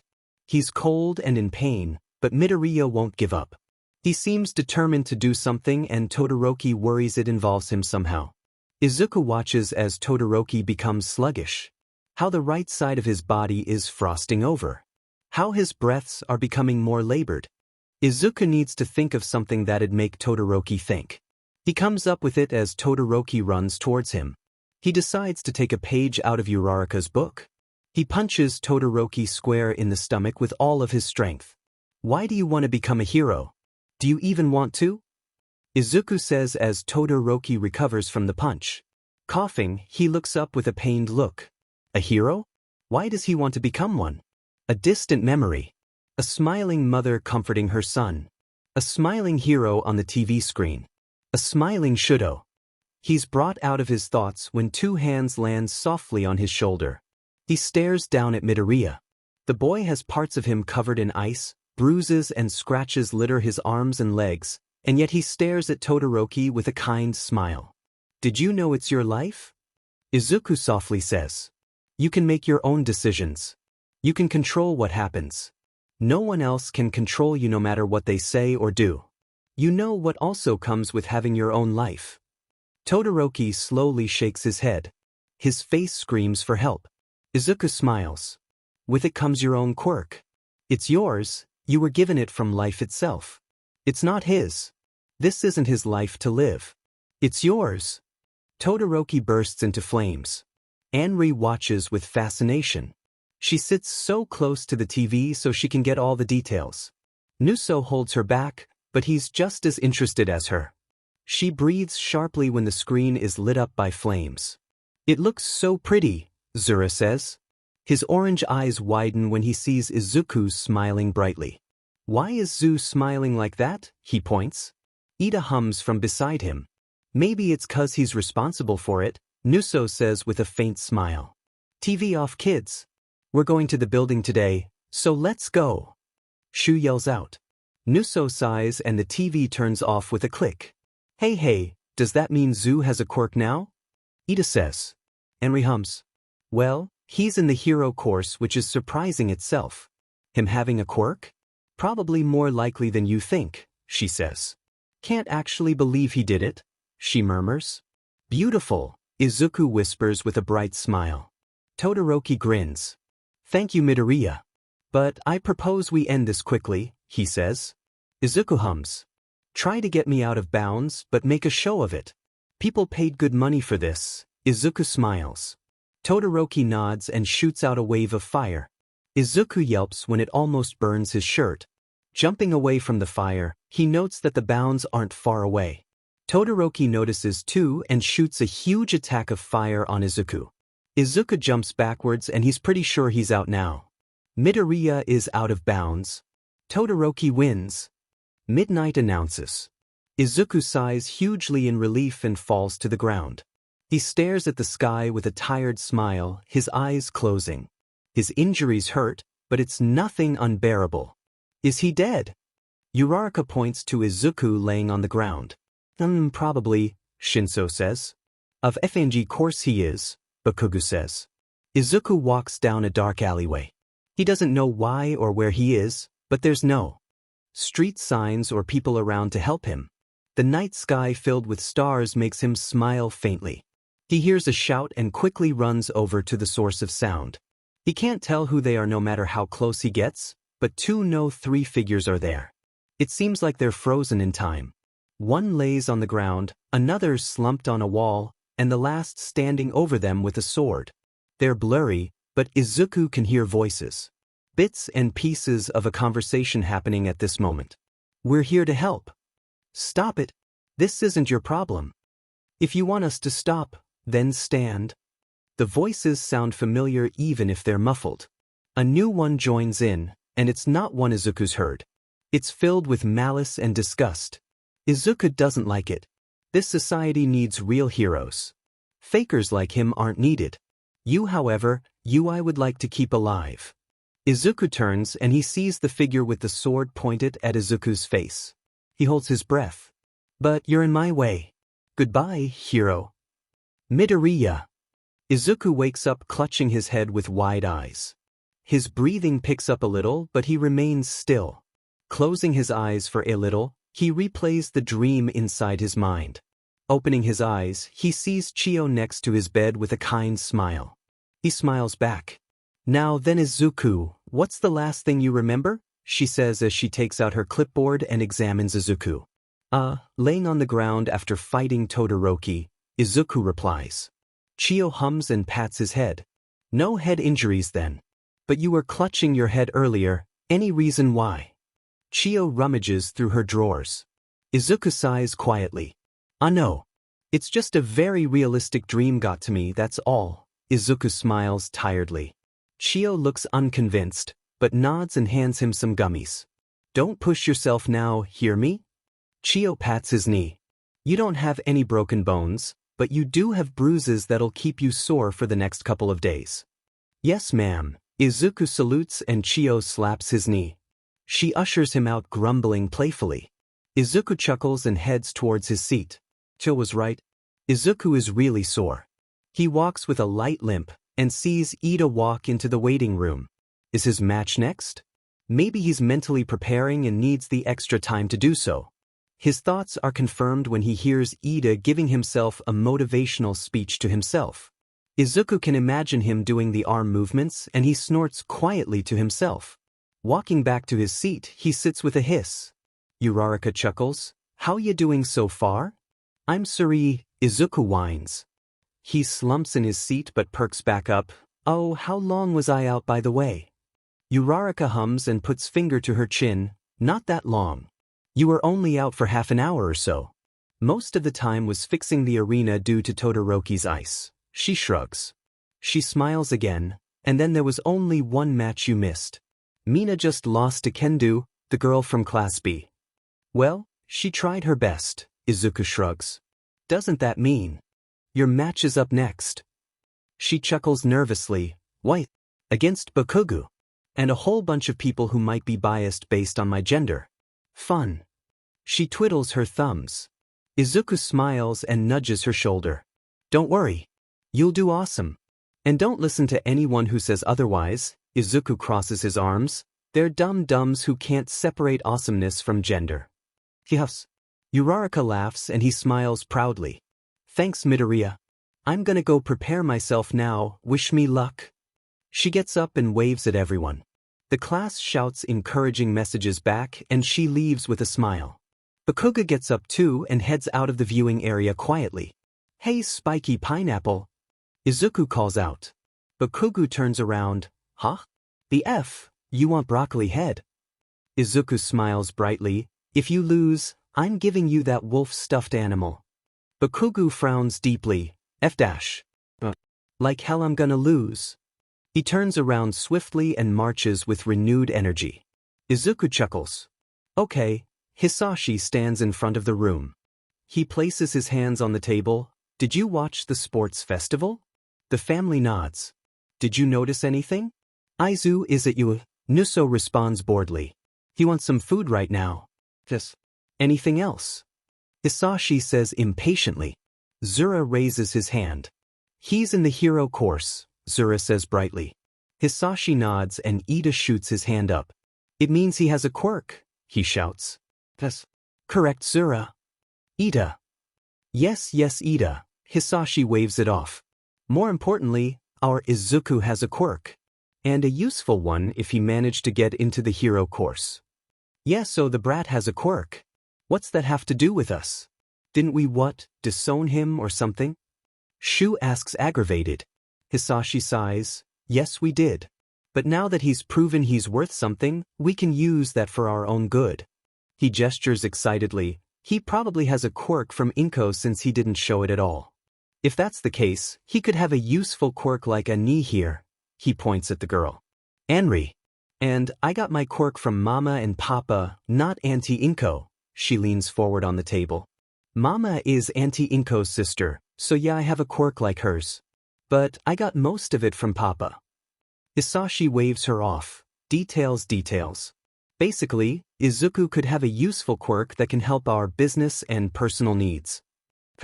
Any plans? Kurohi's. He crosses his arms and gestures for Hisashi to continue. Hisashi clears his throat. We take Izuku, make him part of the company, and hopefully make him forget about being a hero and instead spend his whole life devoted to the business, he says excitedly. Nuso raises an eyebrow. You know he'll never do it out of his own accord. Anri, Ida, and Zura nod in agreement. Shu sighs. He's true. Brat would do anything to become a hero. Hisashi smiles. That's why I said make him. He won't have a choice. He crosses his arms. So I was thinking, get him while he's at home or wherever he is right now. We don't know where that is though, Kurohi. That's why we have connections. Hisashi proudly says. We have Anri. Nuso says flatly. Our connections, he snaps and points to Anri. We'll use Anri and find where the brat lives. If he's even staying at a home. It'd make sense since he can't really attend UA homeless. Can you? Zura asks. Ida shrugs. Anyways, meeting adjourned. Get back to doing whatever it was you were doing. Hisashi gives them no glances as he walks out of the room. Anri groans. Why do I have to find Zuku? She thunks her head on the table. Nuso pats her back while he scrolls through his phone. That angry boy won against the gravity girl, Nuso says. Anri hums and gets her own phone out. So he did, she says. What do you think about Izuku and this situation? She turns to the boy. He shrugs with an uncaring look. He stands and begins walking out of the room, Anri quickly following. Don't really care about this whole thing. I have assignments to finish, Nuso sighs. College is hard, he whines. Anri chuckles at her cousin's struggles.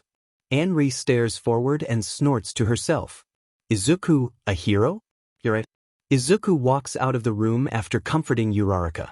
He gave her a big hug and encouraging words that made her smile, and that's all Izuku wants. Izuku walks slowly, trying not to aggravate his body. Walking through the halls, Izuku spots Todoroki. Hey! Todoroki looks up and waves. He looks tired and Izuku doesn't blame him. Smiling he says, You look like you had a world-changing revelation or something. Todoroki raises an eyebrow.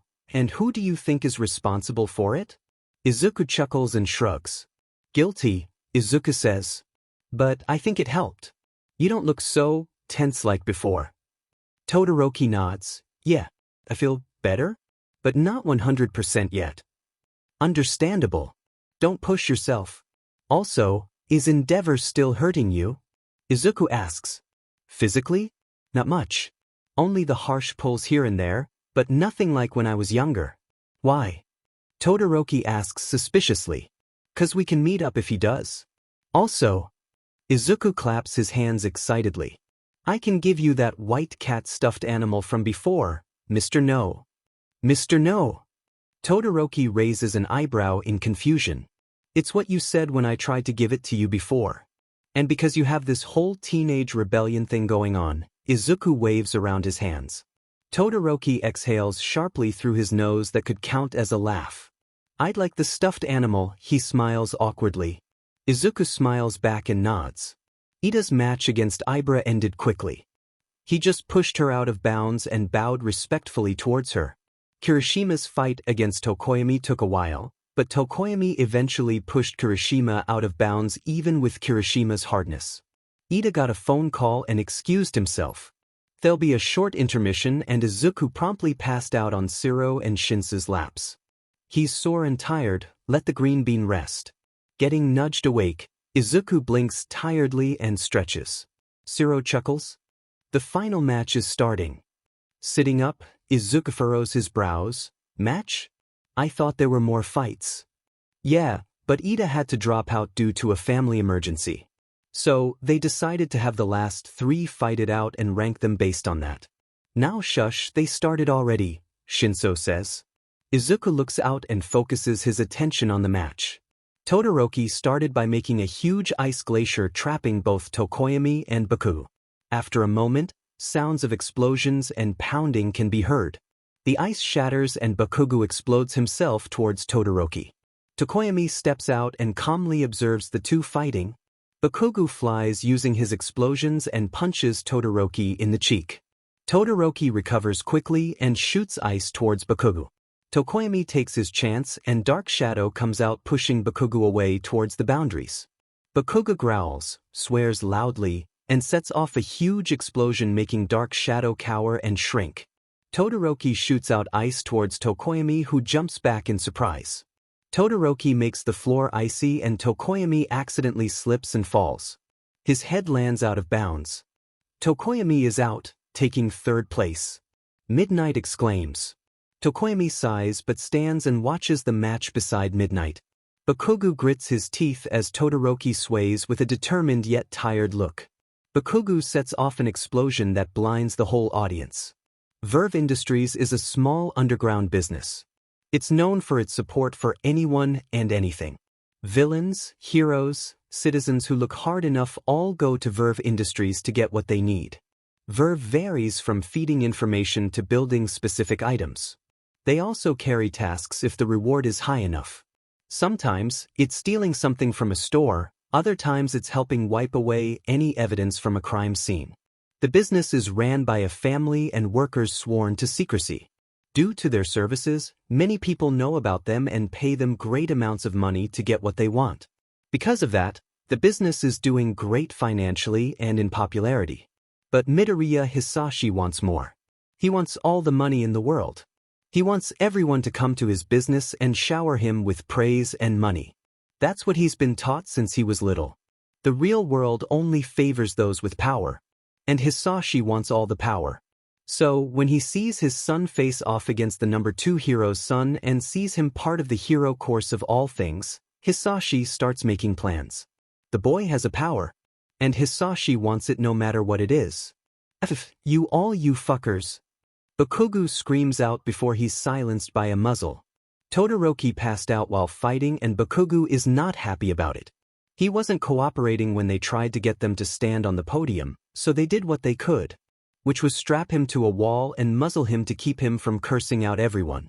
Izuku sighs. There really should have been a better way to do things, but everything's already said and done so. There's nothing he can do. Seeing All Might hand out the medals and giving the top 3 hugs makes Izuku smile. He sends a thumbs up towards Tokoyami who still looks flustered from the All Might hug. Todoroki seems to be thinking of something, or many things, Izuku isn't sure. He seems calmer now than when this whole festival started, so Izuku takes that as a win. Bakugo still seems to fume and there's nothing to stop that, so everyone just lets it happen. The medal hanging in between his teeth makes the whole situation look ridiculous. It is. Izuku sighs a long sigh. Assignment time. Ida shouts out. Zura follows behind him and pumps his fist into the air. Yeah, he shouts. They walk up to the board filled with different papers and envelopes, all with words and numbers on them. They hum in unison and look all across the board. Find a good one yet? Zura asks. Ida scoffs. Of course I did. Wilda dash, he takes a piece of paper off the board. Oh, this one. He holds it proudly as Zura reads it. He PPS an eyebrow. Create a cool skateboard? Zura looks at Ida with a pout. It's not even worth that much, and we can't even build one if they don't specify it. He taps the paper and puts his hands on his hips. Ida rolls his eyes and reads the paper over. It's Phythian. We'll just have Anri do it for us. He smiles mischievously. Zura sighs and shrugs. Sure. But isn't she busy trying to find Zu or something? Ida laughs loudly. So what if she is? Doesn't matter to us, we'll just bug her until she does it. Works every time. He smiles smugly. Turning and running, he calls back, onwards to the hermit's laboratory. The twins stop when they see their dad head out of a room and goes towards the exit. They stare at each other with questioning gazes and head over to their dad. Dad! They yell in unison. Kurohi jumps and stares at them with a sigh. What d'ya want, ya brats? He crosses his arms. Ida sticks his tongue out while Zura rolls his eyes. Relax, Pops. Just wondering where you're going. You don't usually leave early, Zura says. Kurohi sighs and scratches his stubble. Hisashi wanted me to get his brat for him. In return, he's treating me to lunch. So, he turns and walks out of the doors. I'll be back soon. Don't cause trouble, ya brats. His black ponytail sways as he walks off. So Anri found Zu then? Zura asks more to himself. Ida hums next to him. Yeah. Guess she's free for us then. Ida says. Izuku goes home with Aizawa and passed out on the couch while watching the rest of the sports festival. Waking up later in the evening, Izuku goes to his room and scrolls through his laptop. Articles about the festival pop up and Izuku smiles at them. He searches up Sir Night-Eye just because the conversation with Todoroki popped up in his mind. The hero has a foresight quirk that isn't really combat-based. It also seems impossible to tell when he uses it, just like Izuku's in a way. Izuku goes more into Sir and sees other heroes like the ones where they have nearly invisible quirks, yet still make do and become great heroes. Not a lot have foresight quirks, and Izuku can see why. It isn't common, but not unheard of, so it's not a surprise when there's no other foresight heroes he can find. Aizawa yawns as he finishes up grading papers. He stretches and stands to refill his cup with coffee. The doorbell rings and Aizawa groans as he walks over to the door. He wanted one night to relax, but no humans just wanted to interact all the time and fuels Aizawa endless suffering. Storing his complaints for later, Aizawa opens the door to find a man with a stubble and a high black ponytail. He's tall and has muscles that poke out of his leather jacket. Aizawa's never seen this man in his life, and he's ready to just slam the door in his face. Instead, he says, "What do you want?" The man looks around the apartment and Aizawa closes the door just enough to block the man's view. Suspicious. "Oh, I was just wondering if there was a Midoriya Izuku here?" he asks. "And what business do you have with him?" Aizawa asks. The man's up to something. Why would he want to see Izuku? The man laughs. "Oh, excuse me for my rudeness. Name's Ogo Kurohi. I just want to talk to my nephew Izuku is all," he smiles. His eyes show fake kindness and even his voice sounds forced. Aizawa narrows his eyes and shuts the door. Kurohi was fast though and stopped the door with his foot. He is here though, isn't he?" he asks. Aizawa doesn't answer and glares at the man. Kurohi sighs. "Didn't want to have to do this, but I have a job to do." Kurohi slams the door open and grabs Aizawa by the neck. He holds him up and watches as Aizawa tries to get out of his grasp. Aizawa was too slow to react and now he's in this mess. He shifts his eyes and looks back to find Izuku staring widely at the scene. Izuku backs up and his eyes fill with tears as Aizawa's vision starts to blur. "Sorry, Green Bean." Ida knocks on the door loudly and repeatedly. Zura sighs as he keeps knocking. Stuff falling to the ground and crash noises can be heard. The door opens swiftly. "What d'ya want?" Anri says frantically. Her low pigtails are a mess and her blue eyes stare at the two with annoyance. Ida grins. "Make us a skateboard." He holds out the paper for her to read. Anri stares at it and looks back at them with a raised eyebrow. "What do I get out of this?" She crosses her arms and leans against the door frame. Ida hums. "You get 1/3 of the reward," he declares. Anri looks at the reward on the paper and scoffs. 2/3 of the reward," she says.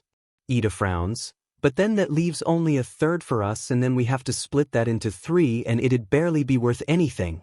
Plus, the share we give to Hisashi will probably be more than our own personal share. Not my problem. And plus, a cool skateboard? There's no specifics on what they want. Anri exclaims. Do they want a regular skateboard, a killer skateboard, a cleaning skateboard? We don't know.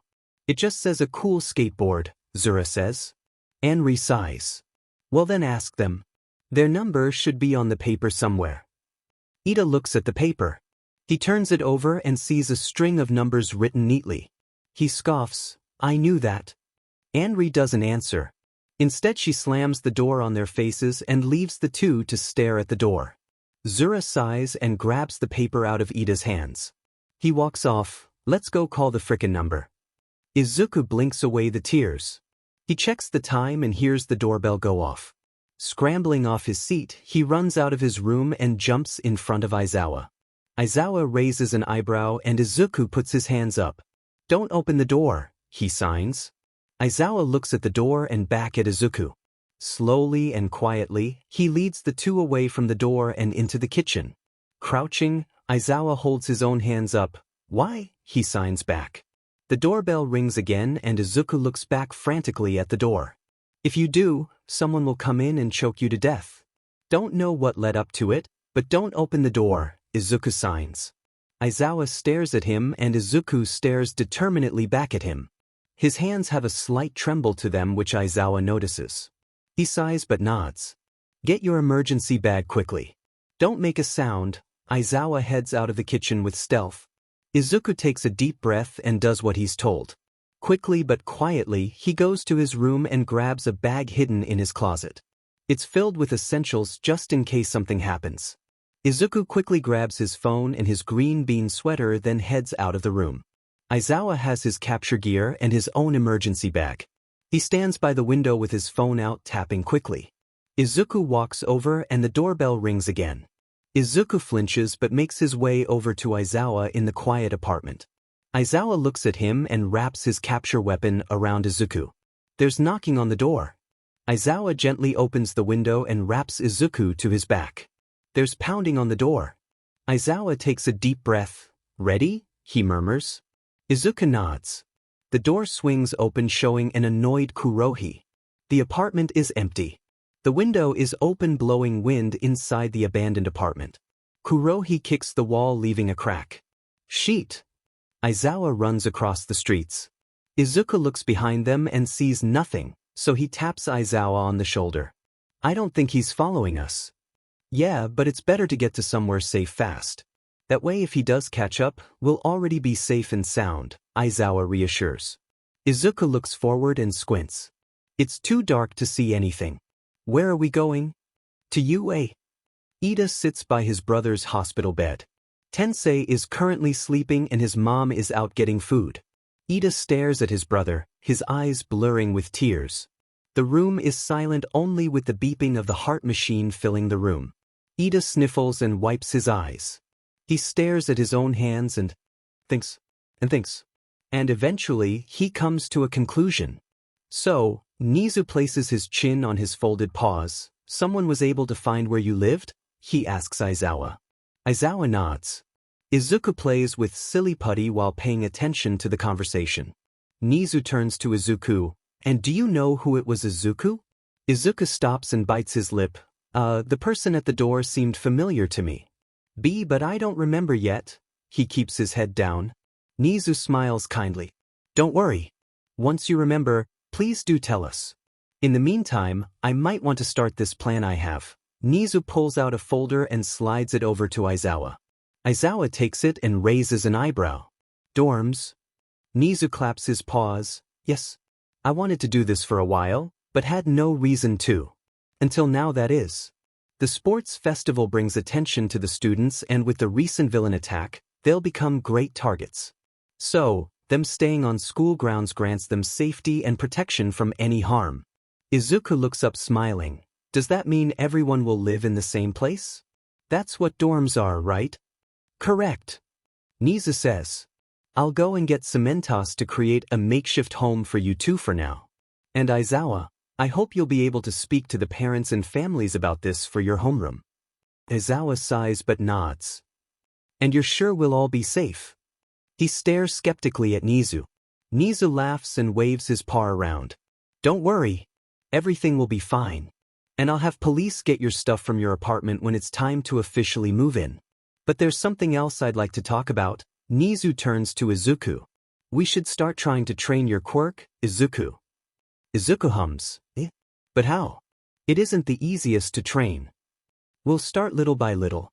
Every day during lunchtime, you'll spend 10 minutes in here with me.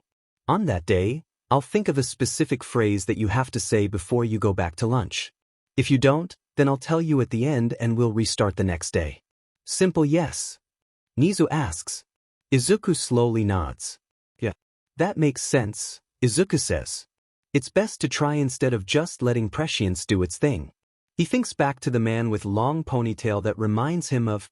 Izuku puts away the putty and he freezes. His eyes widen as he stares at Nizu. It was my uncle Kurohi. The sports festival was held before the weekend.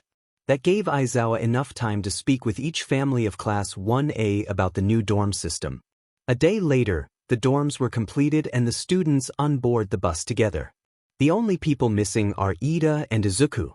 Shinso stretches his arms and sighs when everyone starts chattering loudly. To be expected, he supposed. They are living together for the next year or something. He yawns and widens his eyes at a shout. Onwards, green bean. We must catch the wild cockatoo that has the sacred strawberry ice cream. Midnight yells and chases after present Mike. Mike is holding a carton of ice cream and screams as he runs inside the building. The ice cream! Izuku yells. He's piggybacking Midnight, pointing and screeching. He's wearing a sweater with the words green bean stitched on and a bright smile on his face. The screeching continues on inside as Aizawa walks up to them completely unaffected by the situation. Welcome to Heights Alliance. Your stuff is already inside, so you just have to unpack. Food will be given to you to cook, and any necessities needed will be bought during grocery trips. Don't break, burn, or destroy anything. Understood? He stares at everyone. They nod. He turns and walks into the building, the rest following behind. Kaminari walks beside Shinso. I'm not the only one who heard Midnight call Midoriya green bean, right? I heard too. But I'm tired and don't want to deal with that right now, Shinso replies. Kaminari nods. Mood. Walking inside, the class is greeted to the sight of Izuku, Midnight, and present Mike eating ice cream while watching a cartoon movie on TV. Aizawa clears his throat and the three turn their heads to see the class smiling at them. Izuku smiles and jumps up to them. Hi, he waves. They wave back. Aizawa starts speaking and they turn their attention to him. You all are assigned rooms on specific floors shown here. He points to a poster on the wall. The boys are on one side, the girls on the other. The common room, kitchen, and bathrooms are for your own use. Aizawa leaves and Mike and Midnight follow. Mike ruffles Izuku's hair while Midnight pinches his cheeks. Izuku rubs his cheeks with a pout and stares at his classmates. They blink at him and he blinks back. Then, he's crowded with multiple questions thrown at him. Why are you here before us? Since when did you and the teachers get so close? That's a cute sweater. Holy shit, wait, are you green bean? Izuku puts his hands up and smiles timidly. Guys. I'll explain later. Why don't you all set up your rooms and then we can talk? Ashido claps her hands. Yeah. And then we can look at each other's rooms and make it a contest, she gasps. Whoever wins gets a favor from each person. How about it? Izuku sighs and smiles brightly. Yeah. It's a great idea. The class begrudgingly agrees. Izuku smiles and feels a hand on his shoulder. Turning, he sees Todoroki behind him. Can I speak with you in private? Sure. But don't you need to set up your room? Yes. But this is important, more to you than to me. Izuku raises both eyebrows. Well then. Why don't I help you set up your room and we can talk there? Todoroki nods and the both of them head up to where Todoroki's room is. The room is filled with boxes and the room is already making Izuku gape. He turns to Todoroki. Did you request for a Japanese-style room or something? Todoroki shrugs and starts unpacking, or something. Izuku shakes his head in disbelief, which quickly turns into a smile. He helps Todoroki take out a lamp from the box and Todoroki opens his mouth. I saw your mom. Izuku nearly drops the lamp in his hands. Visiting his mother in the hospital was something Todoroki did not plan on doing today. But, enter one Midoriya Izuku and a life-changing revelation, and suddenly, Todoroki musters up the courage to see his mother. Standing outside the door, Todoroki takes a deep breath. About to open the door, he stops for a moment when he hears a nearby conversation. "Ah, Miss Midoriya. I hope you're doing well today," a nurse asks. A woman with long green hair smiles. Her eyes are a dull green and there's dark shadows forming underneath her eyes. Her smile is kind yet strained at the same time. "I'm doing fine. And please, call me Inko." She and the nurse walks off into another hospital room. Todoroki shakes his head and walks into his mother's room. Izuku stares at his hands as Todoroki recalls the moment. His mom at a psychiatric hospital? Izuku wonders if that was after he was abandoned, or if she finally broke from the mental strain that comes with dealing with the family and her quirk. The two finished setting up the room and are currently sitting on the floor. Izuku doesn't know what to think. He hasn't seen his mother in years, and even then he doesn't have the best opinion of her. She tried her best when Izuku was with her, but Izuku always caught her regretful gaze. But she always tried. She tried keeping him away from the family, from the business, from his dad. She tried so hard. So did Izuku. He tried helping her by staying away from her. He thought that he was the cause of her pain. So, he tried helping her by distancing himself from her. He took care of himself when his dad was away and when his mom was too tired to move. He tried helping her by keeping away. Todoroki nudges Izuku. "You okay?" Izuku sighs. "I'm processing." Todoroki nods. "Understandable. Sorry, shouldn't have dumped this all on you." No, it's fine. But now, what do I do?" Izuku lies down on the floor and stares up at the ceiling. Todoroki follows suit. "Well, go see her." Izuku turns with wide eyes. Todoroki continues to stare at the ceiling. "I'm assuming you haven't seen her in a while. When was the last time you guys actually had a talk?" Izuku stares at the ceiling. "But what if she hates me? What if she doesn't want to talk?" "Then at least you tried." Todoroki sighs and closes his eyes. "I'm not the best with talking, but somehow I managed to have some closure with my mother. And I can sort of sympathize with you." He twiddles his thumbs. "We both have family issues that need to be worked out. It's only natural we give each other advice." "So, I gave you advice. Right?" Todoroki turns to Izuku. Izuku smiles and chuckles. "Yeah, you gave some advice." Inko sits on her bed and stares at the TV screen. She asked a nurse to record and save the sports festival for her. Inko wanted to see if her baby made it. If he achieved his dream despite what she let happen to him. Her eyes fill with tears as she sees Izuku running around with a bright smile on his face. Her baby looks so happy. And he's in the hero course too. Seeing him makes Inko's heart ache. Her baby is grown now. He looks different yet the same from when Inko last saw him. Her eyes brighten slightly when he saves a boy from falling to the ground. Oh, how she wishes she was there. How she wishes to see her baby boy smiling, healthy, and loved. She wants her baby to have the love she couldn't give to him at the time. Inko sits on her hospital bed cheering quietly for Izuku despite the tears flowing down her cheeks. Izuku's room is simple. He has a desk that has his laptop on it, some pictures on the shelf above, and his pens and pencils Namuri bought for him during back-to-school shopping. He uses them to write in his personal notebooks. His walls are white but filled with posters and drawings he's accumulated over time. Some are based on heroes, others are based on Aizawa and Fluff the cat. His bed has simple black and yellow sheets with purple designs on them. Power Loader made it for him last year and Izuku loves it. It's just so comfy.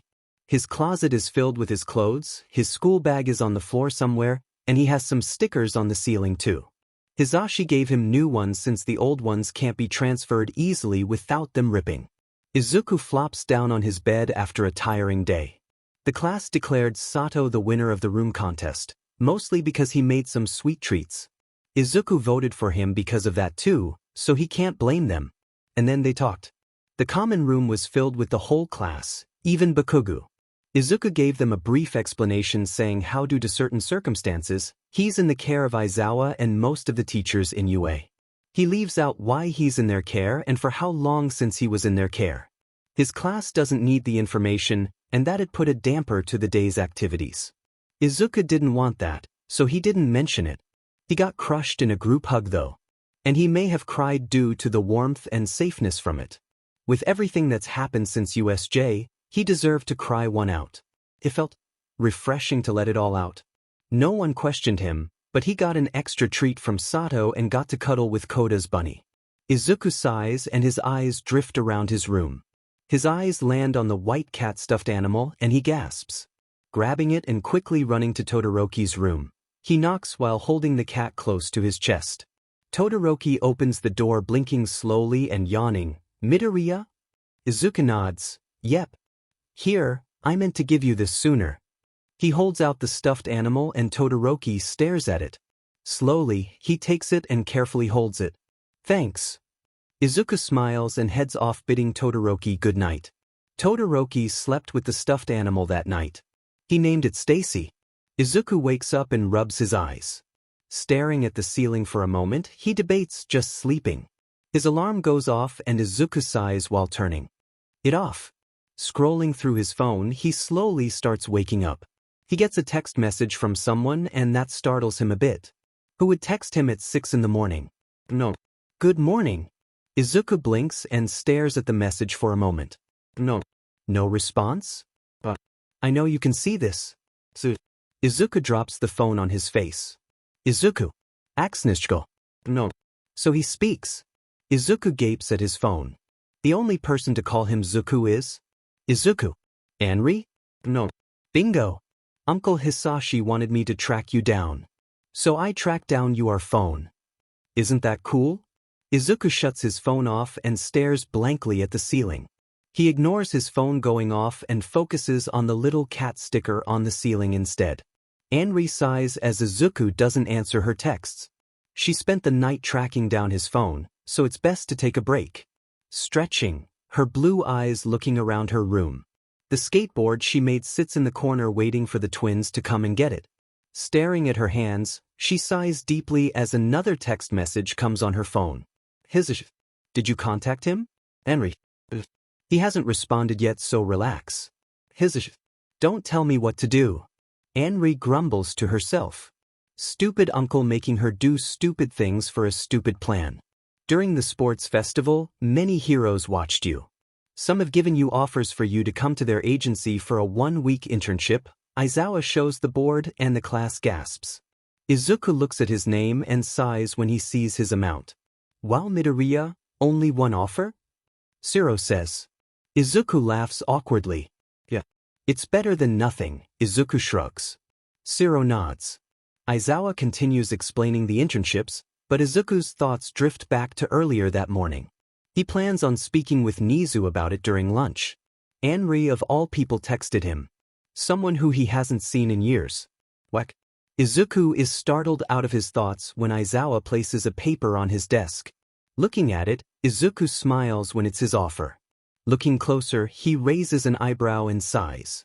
Shinso leans back and stares at the paper. He holds back a snort. Guess now we know Sensei's favorite. Hey, I'm not his favorite, Izuku pouts. Who'd you get? A couple lesser-known heroes. Not sure which to pick, Shinso shrugs. Izuku hums and holds out his hand. Let me see. Looking over the paper, Izuku goes over all the heroes in his mind. Nodding to himself, he hands the paper back. Try the hero quiz. She sorta has the same quirk like yours and mostly relies on close combat. Maybe you could learn something from her. Shinso looks at the hero and nods. Sure. Why not? Aizawa clears his throat and the room silences. Another thing a hero needs is a hero name. You will be choosing your own hero names with the help of me. Midnight bursts in the room. I'm here to help your wannabes create a hero name.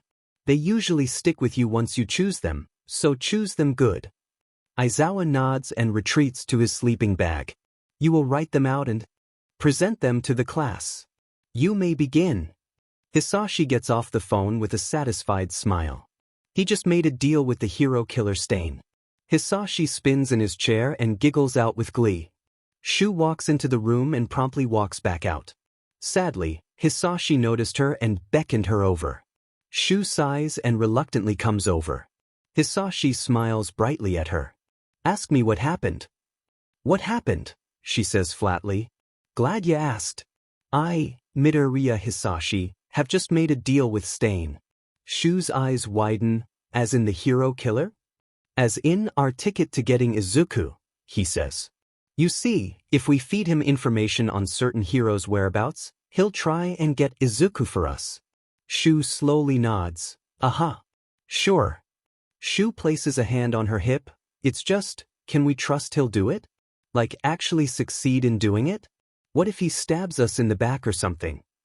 Hisashi waves her off. No worries, sister. If he does, his expression darkens, then I'll take care of it.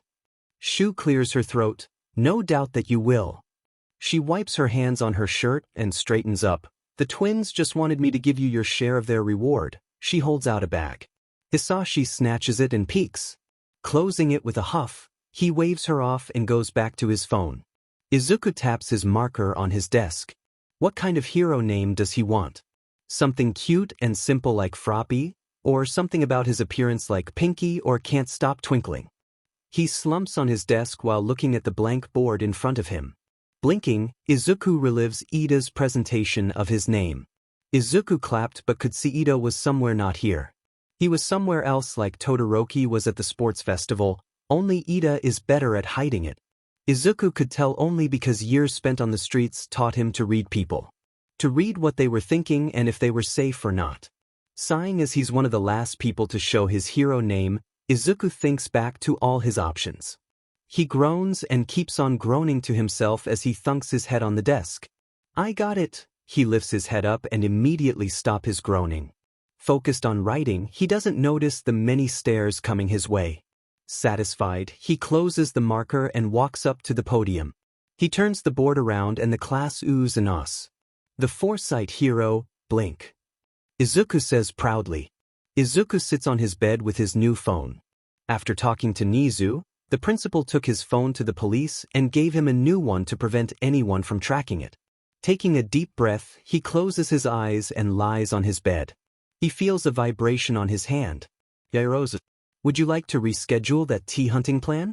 Izuku face palms. Izuku. I forgot. Yairose. No worries. I think we all forgot thanks to the dorm situation. Why don't we go right before internships? Izuku. Yes, PLS. I want some good tea. Yairose. Izuku smiles and places his phone on his nightstand. He falls asleep in the room. Is silent. No. It'd be a shame if someone came to interrupt your tea time. As they say, the tea is piping hot. Right? This message has been deleted. This message has been deleted. This message has been deleted. This message has been deleted. No. We'll meet soon, Zuku. Promise. This message has been deleted. Chapter text. Anri groans as she holds her phone in her hands. It's a phone she made on the spot, so it can't be traced back to her. Sometimes, she'd like to dream of stuff other than phones these days. Tracking down Izuku's new phone number wasn't hard. It was a pain in the butt trying to do it while being bombarded with texts from Hisashi and requests from her regulars. So, she's gonna take a nap. Guess what? Nuso walks in. Anri sighs longingly and looks up with a blank stare. What? I just made the twins give me half of their reward. The one with the skateboard? Yep. Tea. Ashido yells out. The class gathers in the common room where a display of tea and sweets are. Izuku smiles. He talked about it with Aizawa. Izuku can't go out right now, but he didn't want to disappoint Yaoyorozu. So, pulling out his best puppy eyes, he convinced Aizawa to go out and get tea from different places for the class. Sato made treats and now they're having a tea party. Ashido had some tiaras in her room and made some of the boys wear them. Shinso, Todoroki, and Izuku put them on without problem while the others were wrestled down by Ashido. The only boy not wearing a tiara was Bakugu. Ishido turned to the boy and jumped on him. Get off me, ya knockoff alien. Bakugu shouts. Never. Ishido cackles. Izuku laughs along with everyone else. In her own room, Anri sighs and smiles at her phone.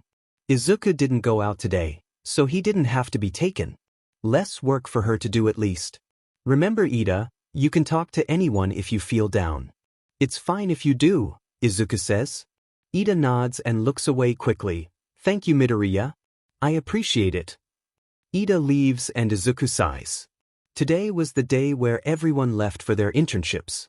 Waving, Izuku smiles but glances back to the spot Ida was standing at. He turns and walks up to Aizawa holding his suitcase. Technically, you shouldn't be outside if you're being targeted, Aizawa says. But I gave you an offer to my agency. You'll be surrounded by pro-heroes, so I'm not too worried. Izuku nods. Makes sense. Go now then. Aizawa nods and heads out.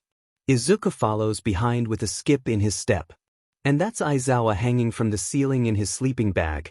This is where he choked on jelly packets. And this one where he realizes he put salt inside his coffee instead of sugar. Kage points to the pictures. Izuku snorts and Aizawa sighs. Stop showing him that. He snatches the book out of Kage's hands. You're supposed to set an example. Well, excuse me for wanting to show your son some funny pictures. Kage crosses his arms. I'm trying to connect with him. Through funny pictures? And he's not my son. Aizawa smacks Kage's arm. Kage yelps and Izuku chuckles. Well, you looked like a real caterpillar when you were hanging from that ceiling, Izuku shrugs. Kage laughs. I told ya. Kage is a close colleague of Aizawa. His gray skin and solid black eyes without pupils give him an unsettling vibe to him. But Izuku just spent 10 minutes getting to know the guy and realized he's just a child in an adult body.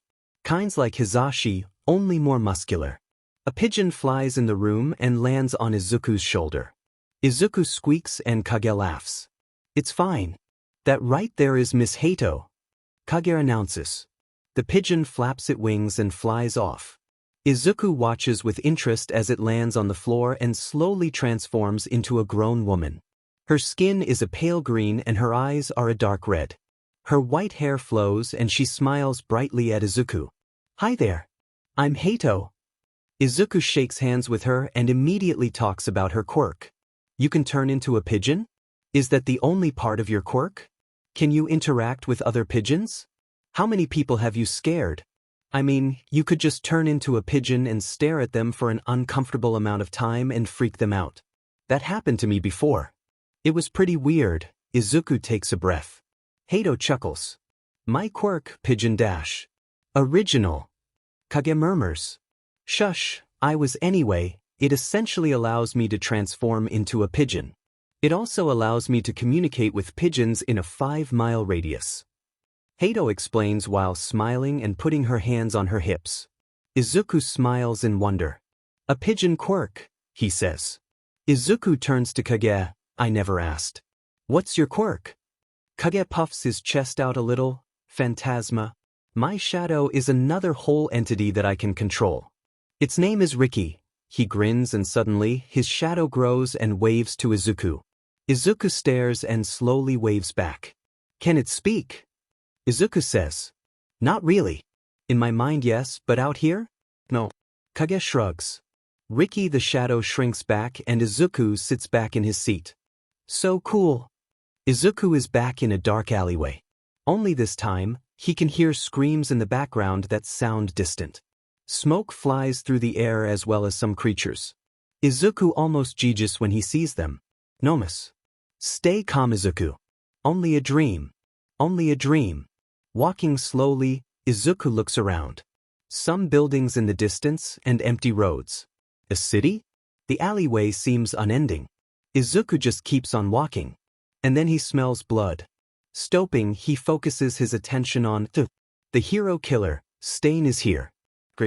And there's a pro-hero slumped on the wall, barely conscious. Izuku thinks it's the hero native or something. There's one more figure. They have white armor and their helmet is off, thrown to the side. They have glasses and their face shows anger.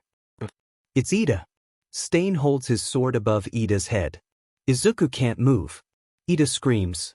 And then the alleyway is silent. But then it shifts. It morphs and suddenly it's lit on fire with ice added to it. Ida is standing. With Todoroki and Stain is trapped in the fire. Another figure stands there, but Izuku doesn't know who it is. Izuku wakes up with a gasp. He stares at the ceiling and sits up slowly. He quickly grabs his phone and takes down everything he remembers from the dream. Ida died. But then he was alive and somehow Todoroki was there? But how? If this is the work of Prescience, then there's two ways this could end. Ida dying, or the three of them plus another fighting Stain.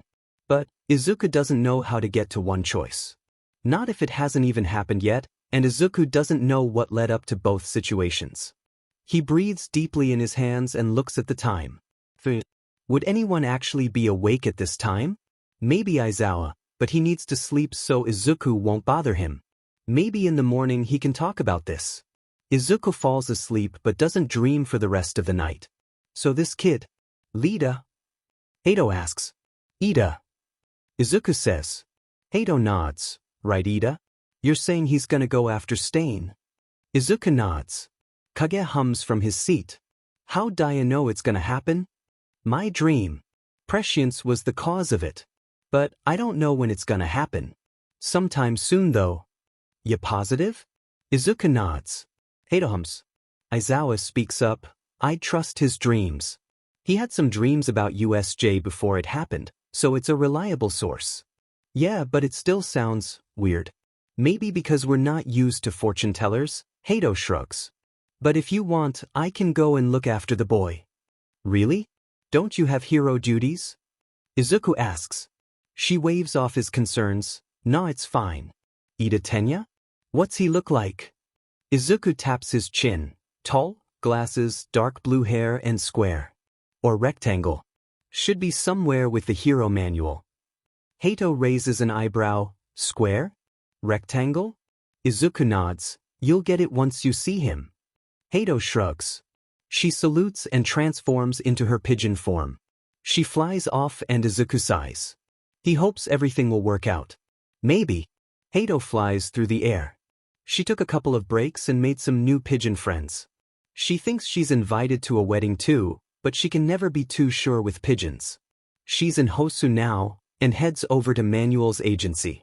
Getting in isn't hard. A bunch of windows are open, so flying in was easy peasy. Hato wonders if anyone noticed a pigeon fly through a window. Would she even notice that? Of course she would. Her quirk is on 24. It's quite annoying having to listen to pigeons argue. Waddling through the halls as discreetly as a pigeon can, she runs into a leg. Looking up, she sees a square. Wait, no, that's a human. With glasses and dark blue hair, and oh my god, this is Ida Tenya and he's an actual square. Ah, my apologies, pigeon. I did not see where I was going, he says with chopping actions. Hato stares up cause that's what pigeons do. Thinks, I must go now, but please be safe. Ida smiles and Hato's heart hurts cause it's so obviously fake. She knows about ingenium and knows that Ida's hurting, but faking a smile hurts her personally. She knows since she's done it too many times. Ida leaves and Hato watches. She can't do anything but watch. Cause that's what pigeons do. She wishes it was normal for pigeons to comfort others. Do they? She'd have to ask around later. For now, she waddles behind Ida without him noticing.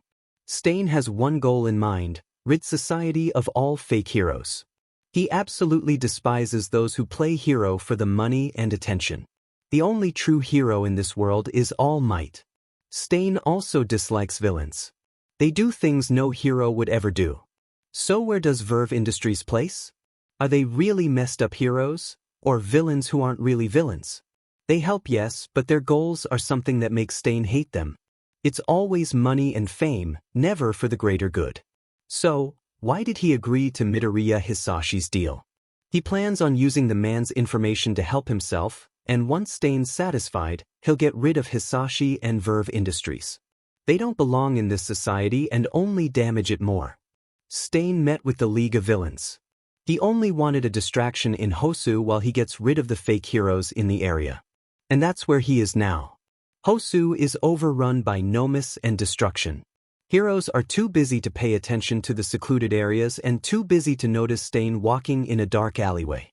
Stain doesn't notice the figure dashing towards him, but his reflexes take over and stabs the figure in front of him.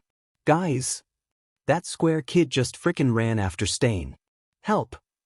Heido's voice rings out in the calm Kage grunts and takes down the villain, leaving it to Izuku and Aizawa to tie her up. Kage presses into his calm location? A dark alleyway in Hosu. I'll send you it in a bit, just let me help the kid. I trust you to keep him safe. Who knows how Aizawa and Izuku would react? The calm disconnects and Kage sighs. He meets Aizawa's gaze and sees Izuku's fists shaking by his side. I need to be there, Izuku says. No, Aizawa replies flatly. You're safer here than there. But it could end in Ida dying. And I can't let that happen. Kage clears his throat. He can come. Plus, there'll be 3 of us there to make sure everyone's safe. Aizawa groans and stares at the sky. He sighs and looks Izuku in the eye. Okay, you can come. But you won't fight Stain. You'll only need to get Ida out of there and get somewhere safe. Understood? Izuku nods. Kage claps his hands. Okay, let's leave the villain with the police. Hosu ain't that far, so we can jump over the buildings to get there faster. Blink, ready to see some destruction? Izuku nods with a determined gaze. Kage grins. Perfect. Heido watches as Ida falls to the ground. It seems like he can't get back up, and that's not a good sign. Stain is talking and Heido quickly tries to come up with a plan. That goes out the window when she sees Stain about to stab Ida. So, she flies and slams into Stain, causing the man to drop his sword and stumble backwards. Heido turns into her regular form and gets in a fighting stance in front of the boy. She blocks out any noise and focuses on Stain in front of her. Izuku jumps over the buildings using his staff. He looks around at the destruction and chaos in Hosu. He nearly trips when he sees Nomus on the ground. They looks different than the one from USJ, but they still look intimidating. Kid, focus. Kage shouts. Izuku nods and keeps up with the 2 pro heroes. Todoroki got separated from his father by a Nomu. He's walking around a secluded area when he hears fighting noises. Running towards the sounds, he almost gets hit by a sword. Watch out, kid, a woman says. She pushes Todoroki out of the way and her hair gets caught by the sword. Some pieces fall off, but she pays it no mind. She turns to Todoroki. You shouldn't be here. But I'm gonna give you a job. Get those 2 out of here, understood? She points to 2 figures on the ground. Todoroki nods and the woman faces her opponent. She runs up and transforms into a pigeon while ramming into Stain. Shaking his head, Todoroki crouches down and meets Ida's gaze. He sighs. I assume this is your doing. Ida snarls. Leave, Todoroki. This isn't your fight. I have unfinished business. Todoroki crouches down and lifts Ida up. It isn't your fight either. And you can't even move right now. So, I'm getting you out of here along with that hero. The slumped-over form of native is overtaken by a shadow. A gray-skinned man jumps down. He puts his hands up. Don't worry, my quirk just transported him to the hospital. Todoroki nods and Aizawa comes down as well. He stares at his students and then at the other man. You couldn't have done that to them? Or to us? Hey, I need requirements to do it. And only one at a time. Izuku jumps down and extends his staff. It hits Stain, who was sneaking up behind Todoroki and Ida. Stain stumbles back and snarls. More heroes? Well, it saves me trouble from trying to find the fakes then. Izuku watches as Heido rushes in front of Stain and gets struck by his sword. It was aimed at Todoroki, but Heido flew and took the attack instead. Izuku watches as she falls to the ground and doesn't get back up. He blinks. Izuku runs and uses his staff to knock the sword out of Stain's hand. Stain narrows his eyes and pulls out another sword. He jumps towards Izuku and Aizawa pulls Izuku back. Aizawa and Ka run to fight off Stain while Heido checks over the 3 kids. Get out of here now, and if you meet any other heroes, tell them to come here. We might need some backup. She winces when Kage cries out in pain. Yeah, definitely need some backup. Izuku nods and leads the two away from the alleyway. Once outside and walking down the streets, Ida pushes away from Todoroki. I don't need your help. I was perfectly okay on my own. So were you ready to die? Izuku turns and asks. Yes. I made my decision long ago, Midoriya. Izuku walks up to Ida and places a hand on his bloody shoulder. Ida flinches, but Izuku just stares into his eyes. How would everyone react? Do you think you did something good? What about your family? What if your brother blames himself, your parents grieving forever, your friends who care about you? Ida widens his eyes and Izuku continues on. Your decision can still change. You don't have to do this alone. He's right. You have people who you can depend on, Todoroki says. Ida's eyes shine with tears and he nods. Okay. Izuku smiles and then he realizes something. This wasn't what he saw in his dream. Maybe he changed the future outcomes? Maybe this would end peacefully and better than his dream. Ah, so sweet. You made friends, Aizu? I'm so proud. Izuku freezes.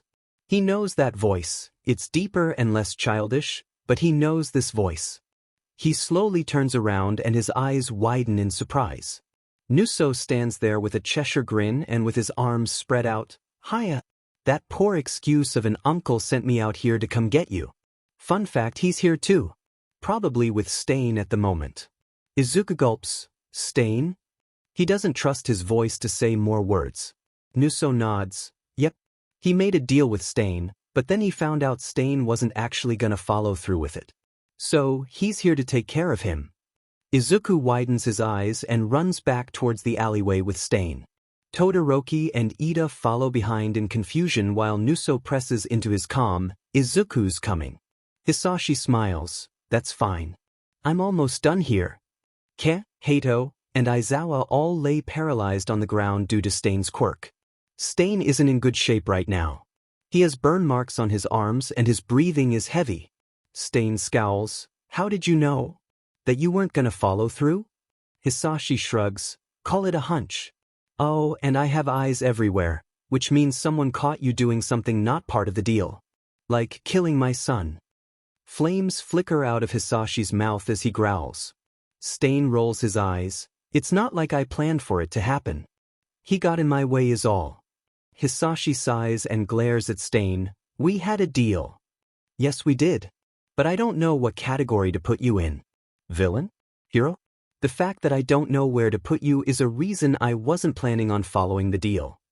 You know, I would have appreciated it if you told me beforehand. Maybe then no one would have seen you die. Hisashi hears footsteps behind him. Maybe then you wouldn't have had to burn. Stain raises his swords. What do you mean by that? He feels a prick on his neck and suddenly he can't move. What? Kurohi jumps behind Hisashi. His hand comes back and it holds a syringe filled with a clear substance. That should keep him still for a while.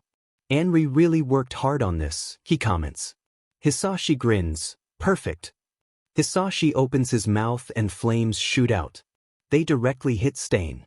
Izuku, Todoroki, and Ida get there in time to see Stain get surrounded by flames. They smell burning flesh, feel the heat from the flames, and hear the scream. Stain's scream will forever haunt Izuku. Silence fills the alleyway. The flames die down and what remains of Stain falls to the ground. Izuku watches with horror as Hisashi stands straight and acts like nothing happened. You killed him, Hato says. The heroes all stand up and cautiously step back. Stain's quirk must have worn off after he died. Izuku blankly stares at Stain's remains.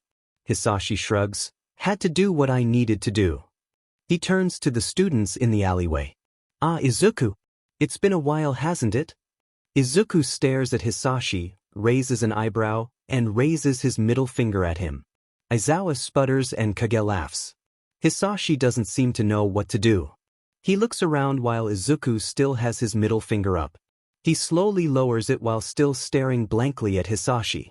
Hisashi clears his throat and grins widely. Well then, let's get to the point. I'm here to pick you up. Pick me up? Izuku asks. Hisashi nods. We're taking you home. Well, more like he wants you at Verve, Nuso says coming up from behind Izuku. Izuku startles and takes a step away from Nuso. Nuso shrugs and stays put. Izuku looks at Hisashi with wide eyes. Verve? After what, 10 years of not seeing each other? He chuckles nervously. Yeah, no. Hisashi's eye twitches. What do you mean? I mean, I'm not going with you. Why would I after you just murdered someone? Izuku glares. Hisashi glares back. Well, excuse me. I probably saved millions of heroes' lives, so I should be thanked. Izuku scoffs. Hato growls. You think killing him was a good thing? Kurohi decides to step in. We don't have time for this. Get the brat and let's go. Izuku dodges Nuso's hand and steps towards the other two boys. Ida seems fine standing and Todoroki seems ready to fight. Hisashi's grin disappears and a snarl replaces it. Doing this the hard way? Flames flicker at the corner of his mouth. Let's do it the hard way. Tara was bored. Ever since Izuku went off to UA, the shop's been quiet and boring. Nothing interesting happens. Yeah, she meets up with Izuku and even met another tape enthusiast named Siro. But she misses the little green bean's visit for useless stuff. Like that one time where he bought all the spicy chips to see if Aizawa could eat them all like he claims to. Or that other time where he bought some water guns to have a war with his family. Tara even gave him some of her beloved double-sided tape for a project he had for school. Tara sighs as she leans over the counter and plays with her fingers. The door opens and she perks back up, putting on a not-so-sincere smile. Hello. How may I help you today? Two twins and a teenage girl walks in with smiles on their face. Tara freezes as she sees them. Her quirk, ambience, allows her to see the auras of people. She usually turns it off since she wants to know the person on her own, but sometimes it activates when necessary. Like right now. She has categories for the different auras she sees. Bright colors are for happy or positive auras, cool colors for calming or negative ones, and dark or neutrals for dangerous auras. Ambience is part of her reflex and can act whether it needs to or not. And right now it does.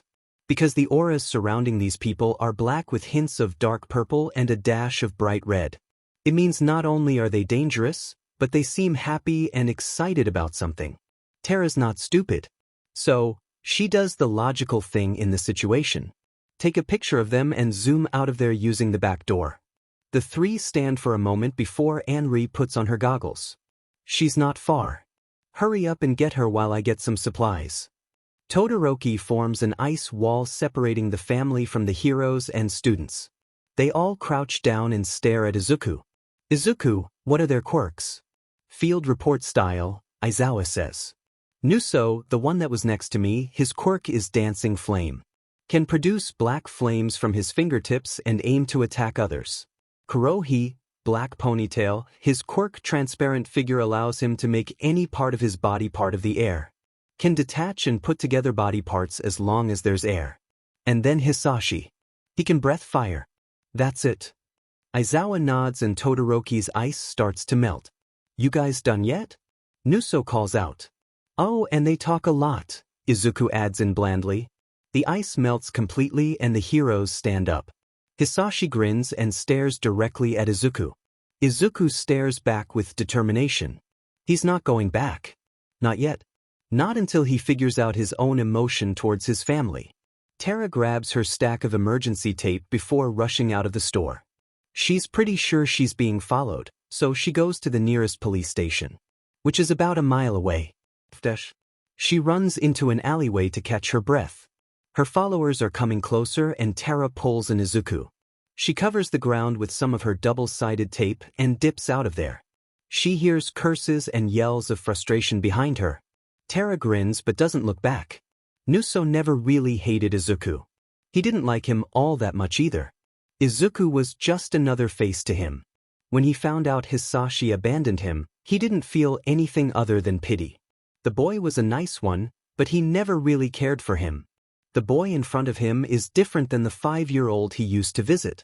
This one is quick and determined while the 5-year-old was slow and timid. Nuso jumps back as Izuku swings his staff at him. Nuso narrows his eyes as another attack of ice comes his way. He activates his quirk and shoots it towards the three boys.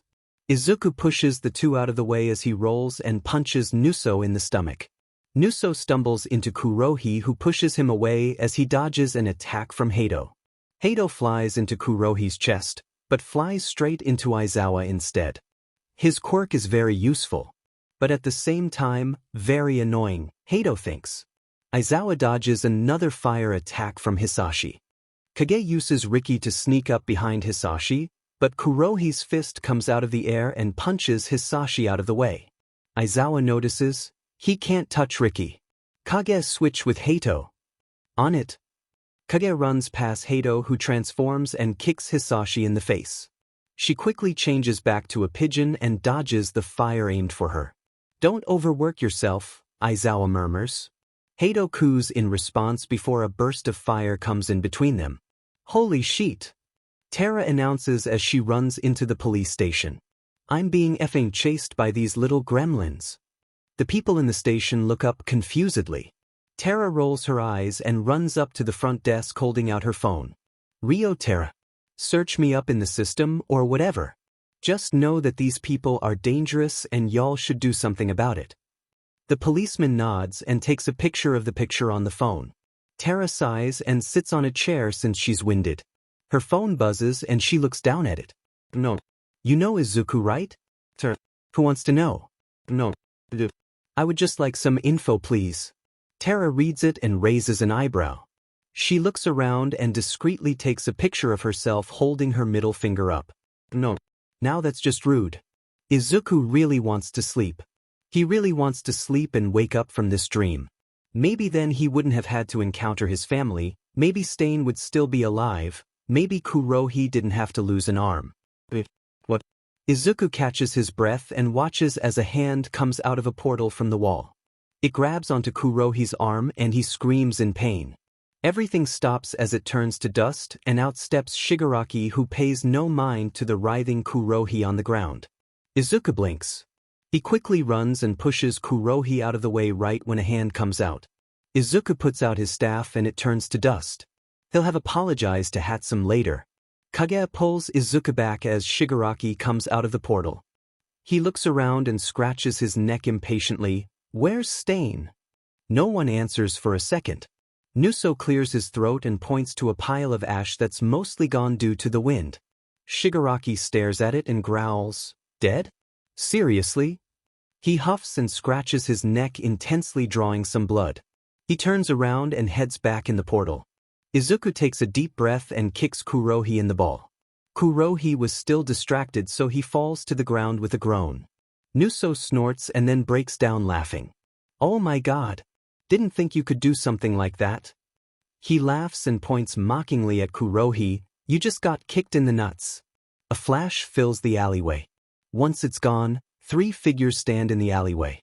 Nuso still laughs and Anri walks up lightly, nudging the other. "Is he okay?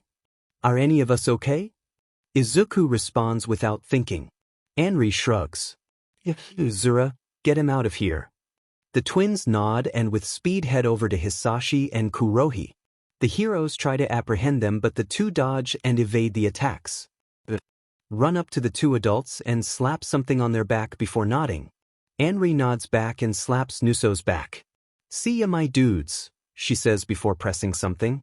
The alleyway fills with light before quickly disappearing. The family has disappeared, leaving the heroes to stand there processing. They all silently walk out and onto the sidewalk.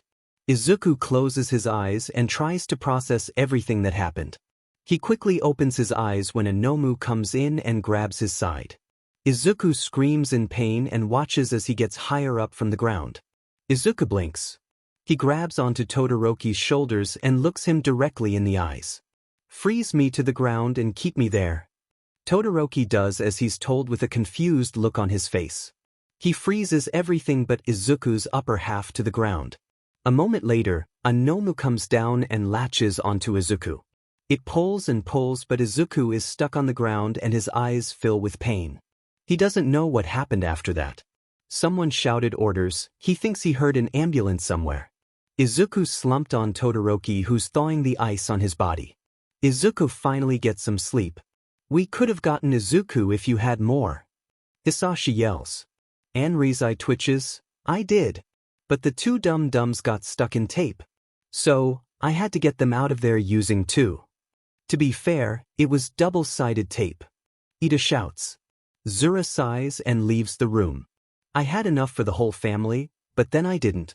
Only good for one trip, you know. Anri crosses her arms. The teleportation devices were hard to imagine, and they only lasted a day. She huffs and stomps out of the room. Hisashi is left alone and contemplates a few things. Maybe he went too fast with this plan. Maybe he just has to wait.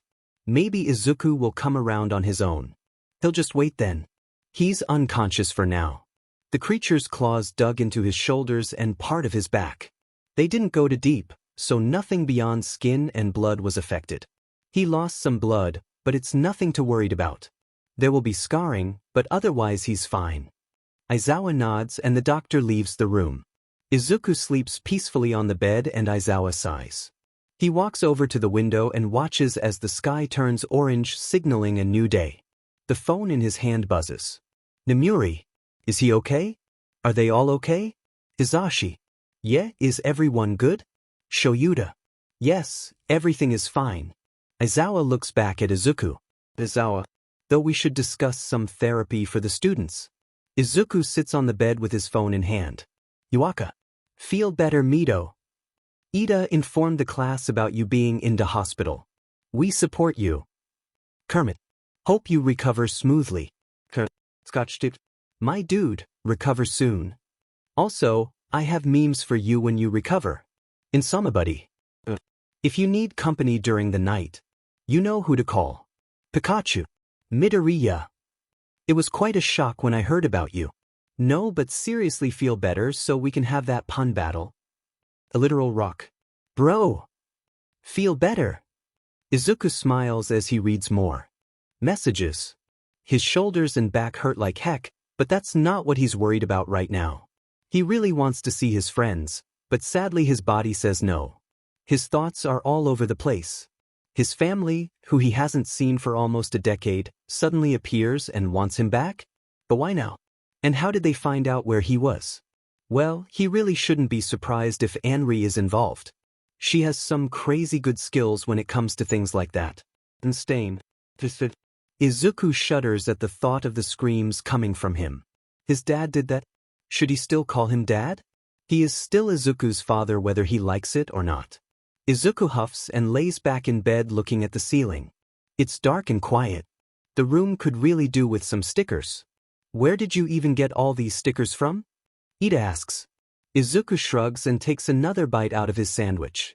It's not the best, but at least it's food. He'll take it over an empty stomach. You've been in here the whole time. How'd the stickers come here? Todoroki asks. The three are still in the hospital recovering from the night before. Ida and Todoroki are mostly recovered, they just need to rest. Izuku is still sore, but the doctor said if he stayed in bed, he'd be good to go before the week ended. So, Izuku's been stuck in his hospital room for the whole day. You shouldn't have these stickers in the first place, Todoroki says.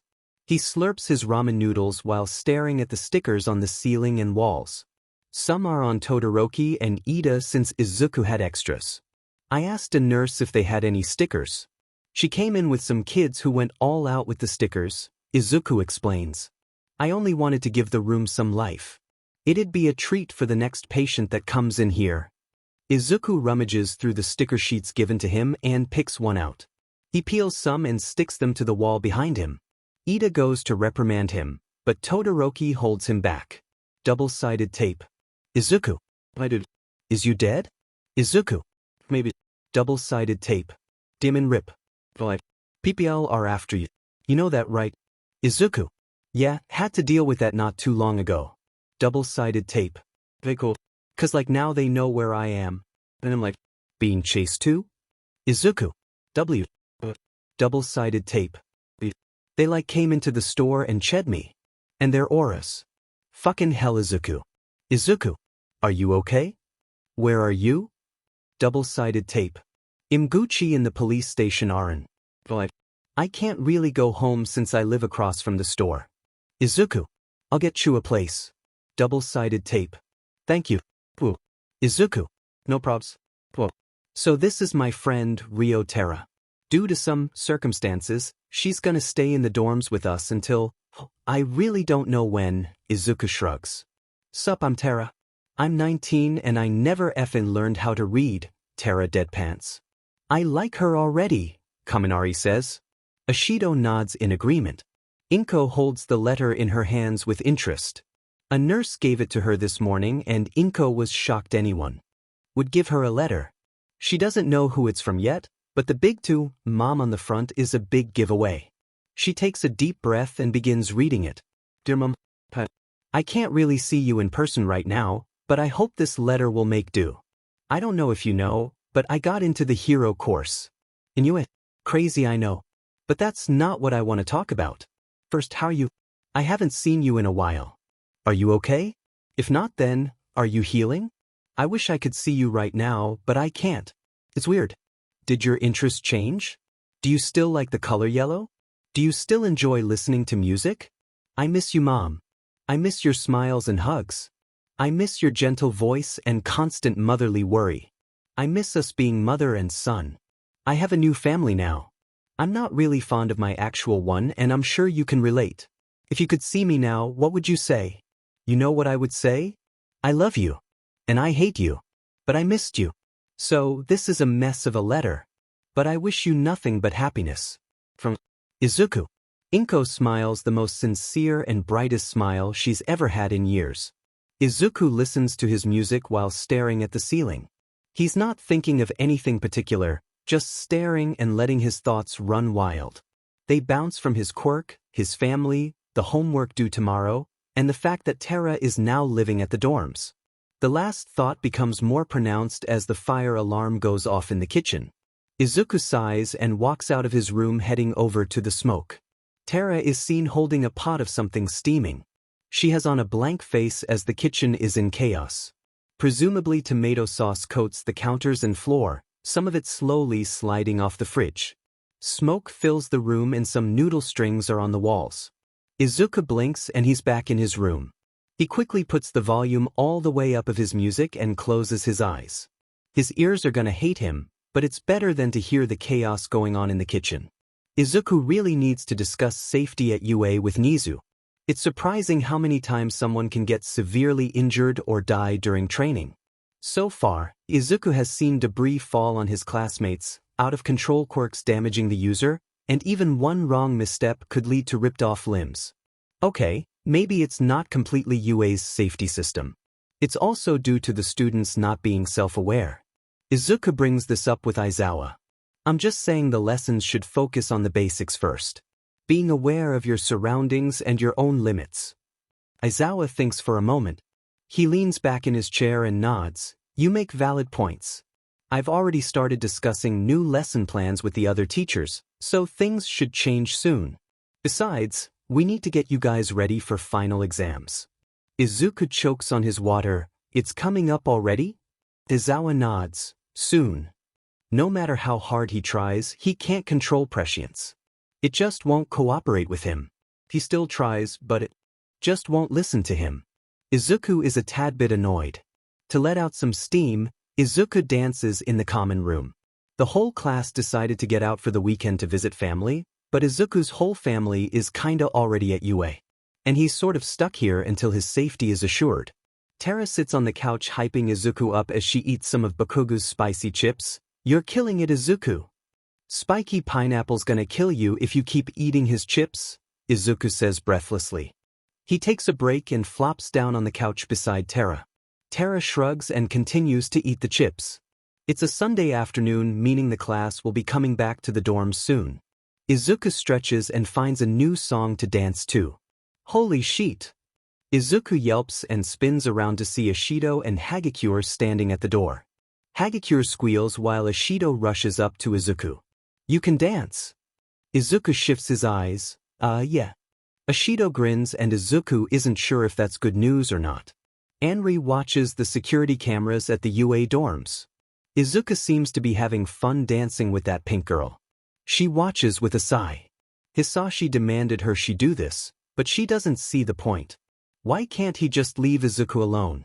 It's not like he'd affect Verve positively, right? Anri actually doesn't know much about Izuku now. He's changed.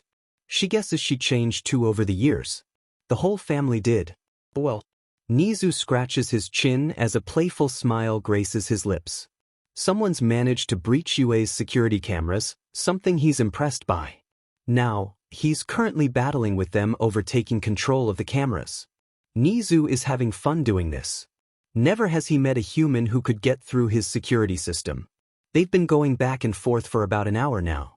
Nizu types in one last thing before he leans back in his chair and chuckles to himself. He's done his very best to get in the way of the hacker trying to get it. Questions, passwords, secret codes that he just made up on the fly, everything to ensure it'll be hard for the hacker. Nizu hums to himself before doing something else. A few minutes later, he gets into the webcam of the hacker's device. Nizu is greeted by the sight of a teenage girl. Mint hair tied into low pigtails, blue eyes and a determined look on her face. Nizu studies the girl as she tries to get into his security system. Izuku wakes up with a sigh. The sky is still black outside, meaning it's way too early to be up. Or is it late? Either way, Izuku shouldn't be up. But he's no reason why, he just is. Okay, no, there are a bunch of reasons why. But Izuku doesn't want to think about any of them right now. Let him scroll through memes in peace. Izuku doesn't want to be on his phone the whole night, so he heads to the common room for a snack or something. He just needs to get out of his room. So, he heads out and heads straight towards the kitchen. He's surprised to see Todoroki and Ida standing and talking quietly over the counter. Izuku clears his throat and the two turn to him. Ida smiles softly. Midoriya. Did we wake you? Izuku shakes his head. Just couldn't sleep. What you guys doing? Izuku leans over the counter next to Todoroki. Todoroki passes him a cookie and he takes it gratefully. We were just discussing that night in Hosu. Ida lightly bows towards Izuku. I never really apologized for what happened. Izuku waves him off. Don't apologize. It was stupid of you to go after Stain, but don't apologize for the events that happened. Ida seems unconvinced, but he nods and sips his tea. As for the events, want to tell us what it was all about? Todoroki asks. With your family and all. Izuku slowly bites his cookie. Well, they're my family. Yes, we know that. Anything else? Ida asks. Izuku takes another bite of his cookie. I haven't seen them in a while. Izuku shrugs. I didn't even fully understand why they were there that night. But you do now? Todoroki asks. Izuku hums and looks up at the ceiling. Kind of. Akai, that exam was hell, Ashido whines. Hagakure pats her back sympathetically. Kaminari groans and mimics Ashido. I'm so not prepared for the practical. But. Kaminari sits upright with a smile. I think we're fighting robots. I did my research last night. Shinso snorts. Shouldn't you have been studying instead? Kaminari pouts and sticks his tongue out. Shinso rolls his eyes and faces Izuku. You know what the practical is gonna be? Izuku shakes his head. Aizawa made sure to hide everything from me. Kaminari and Ashido both click their tongues in annoyance. Izuku sighs at the announcement. Prescience showed him already, so he's not really that shocked about the news. The exam is like a game of hide and seek. The class needs to find at least 5 of the 10 teachers and capture them with HNDCFFS given to them. They have the rest of the day to do so, and they'll pass once 5 teachers have been captured. The teachers have handicaps. Weighted bracelets to limit mobility, and they can't severely hurt the students. If they do, they'll be immediately captured. Recovery Girl is watching and waiting to heal any injuries. Izuku supposes it's not the worst thing to do. Izuku stretches his arms while waiting for the exam to start. The teachers have 10 minutes to hide, which gives the class 10 minutes to plan. They think for a moment before Shoji raises a hand. I can use my ears to scope out some of the teachers, he suggests. Me too. I can find the ones closer to us, Jaira adds in. Koda shyly raises his hand. I can, use some of the small animals here to find some too. Izuku smiles at him. You 3 can help lead us then. Maybe some can try to spot the teachers from up above. Yayorozu suggests. Uraraka bounces on her heels and nods determinedly. Me and Tsu can help with that. I can use my invisibility to sneak up on them, Hagakure says. Then you'd need someone there to distract them, Izuku adds in. They're pro-heroes, they know when someone else is there. Hagakure gives him a thumbs up. Uraraka looks at Izuku. Do you know any of their weaknesses? Izuku taps his finger to his chin, kind of. But they're not really useful in this situation. He shrugs and Uraraka nods in understanding. Why the F do we have to work together? I can easily capture one of the teachers by myself, Bakugo scoffs. Ashido crosses her arms. With your explosive attitude? She looks him up and down with a raised eyebrow. She quickly turns away. Okay. Huh? What's that supposed to mean? Why don't we just listen to everybody? I'm pretty sure we're being graded on teamwork anyways, Kirishima interjects. Bakugo clicks his tongue and turns away. Izuku sighs. After their 10 minutes are up, the group walks into the fake city. They all look around but stop when they hear laughter. Izuku looks up and sees Nizu in a crane swinging around a big rock. Cementos appears in front of them and touches the ground below. They all react a second before debris and walls get in their ways. Izuku jumps back and dodges some of the rocks thanks to some dancing skills Ashido taught him. He sighs and looks around him assessing the damage. Rocks, debris, and some walls surround him, but he could easily get out of this. At least Nizu and Cementos didn't completely trap him. But they did manage to split up the group. He hears the calm in his ear come to life. Is everyone alright? Yaoyorozu's worried voice asks. Affirmations ring out and Izuku sighs in relief. He starts crawling out of the debris around him and hopefully meet up with everyone else. I don't know what to do, to be honest. All of us seem to have been split up. Any ideas? Yaoyorozu asks. Izuku stands up and wipes off some dust off his yellow sweater. He looks around him and winces at the amount of debris in the area. It'd be pretty bad if someone got trapped underneath it.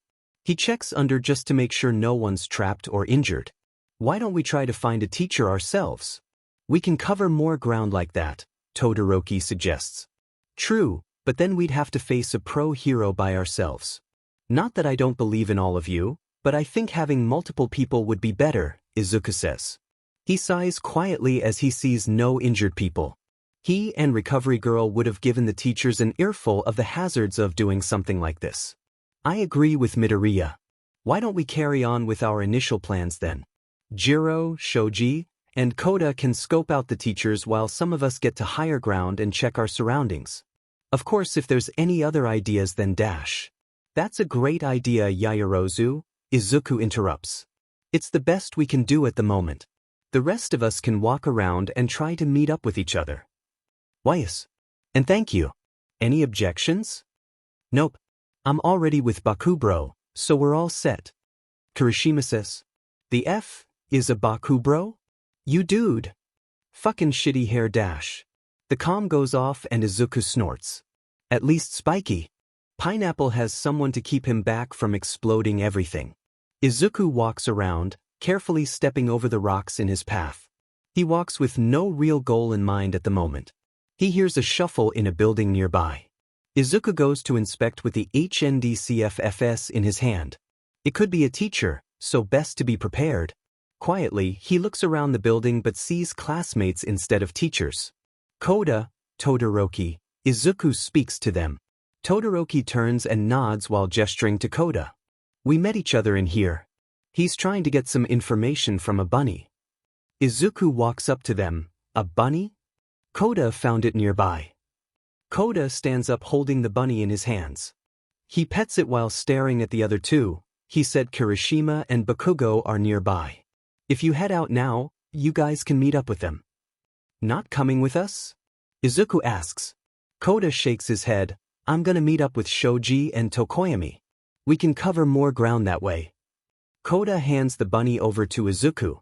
He can help you guys find anyone you ask him to. Just tell him who and he'll hopefully lead the way. Probably. Izuku nods and pets the bunny. They head out and part ways. Izuku places the bunny on the ground and watches it go off into a direction. I think it's going towards Bakugo and Kirishima, Todoroki says. Izuku nods and follows the bunny. Okay, Tsu. Uraraka calls out. Tsuyu shows a thumbs up before leaping over the rooftops. Her tongue is attached to Uraraka's waist while Uraraka uses her quirk to keep herself afloat. She looks down below to try and spot any classmates. Wait, Tsu. Tsuyu stops and gently guides Uraraka down safely. Uraraka points down below to Ida walking around. Jiro points to a building. Yaoyorozu, Shinso, and Kaminari look on in determination. A teacher is in there. The heartbeat is as if there's no one there. Yaoyorozu nods. Kaminari, shock the whole building. We'll cover you once you... Wait, Jiro mocks. Kaminari sticks his tongue out. His hands spark and soon, the whole building is covered in lightning. Nizu watches on his tablet. The students seem to be doing well so far, trying to regroup and find the teachers. A notification pops up and Nizu only grins wider. It seems the security system has been breached again. The little hacker managed to get past Nizu's system. Looks like he has something to do during this whole exam. A bunny nudges into Kirishima's leg, causing him to jump a little. Bakugo raises an eyebrow at him but Kirishima is too distracted by the bunny at his feet. He crouches and pets it. Hey there little bro. Kiri, spiky pineapple, Izuku calls out. He waves and Todoroki nods in greeting. Kirishima picks up the bunny and smiles back in greeting. What Daya want broccoli head? Izuku sighs. Koda used the bunny to show us here. Wanna look for a teacher together? Kirishima nods and Bakugo huffs but doesn't deny it. Izuku takes the bunny and places it on the ground. Can you find a teacher nearby? He asks. The bunny sniffs the air before turning and looking off into the distance. The group stands there confused before a thundering sound rings out. The ground shakes and a figure jumps in front of them. Ha, you have found me. All Might shouts. The group blinks before stepping back while staring at All Might. But, we didn't find you? Izuku asks quietly. He hides behind Kirishima and Todoroki. Yeah, you kinda just jumped to us, Kirishima shrugs. Bakugo growls. This is effing hide and seek. All Might laughs. That is true. But I was bored and therefore decided to seek you out myself. Silence rings through the group. I mean it's not against the rules, Izuku says. He doesn't really fully understand All Might's reasoning, but he'll go along with it only because All Might can easily Detroit smash his whole body. Todoroki stares at All Might. He shifts his head. We should get out of here. We can't really capture All Might. Todoroki would rather not have to deal with the number one hero at this particular moment. Like hell we're backing out now, Bakugo grins and crouches before pouncing towards All Might. So we found All Might, Izuku says through the comms. More like he found us, Todoroki says. Bakugo and Kirishima are trying to fight him. It's more like Kirishima trying to get Bakugo, but getting forced to fight. Actually, it's not really fighting, more like dodging, jumping around, and failing to attack, Izuku adds in. Yaoyorozu sighs as she runs. Shinso groans and shifts Kaminari on his back. Jiro keeps an eye on Aizawa who's running away from the group. Yaoyorozu doesn't really have the time to deal with both problems, so she ignores the yelling in her ear and focuses on Aizawa instead. They can't really afford slowing down, so Yaoyorozu speeds up ahead of the group and makes a small stool. She sets it on the ground before turning to Shinso. Leave him here. Shinso says nothing and plops Kaminari down. The three continue running while Kaminari weighs on the stool. He'll be fine, right? Yaoyorozu asks. Yes, it was her idea to leave him, but she feels guilty leaving a classmate behind. Relax, he'll be fine, Jiro says distractedly. We have to focus on Sensei right now. She watches as he swings on top of a building and runs across the rooftops.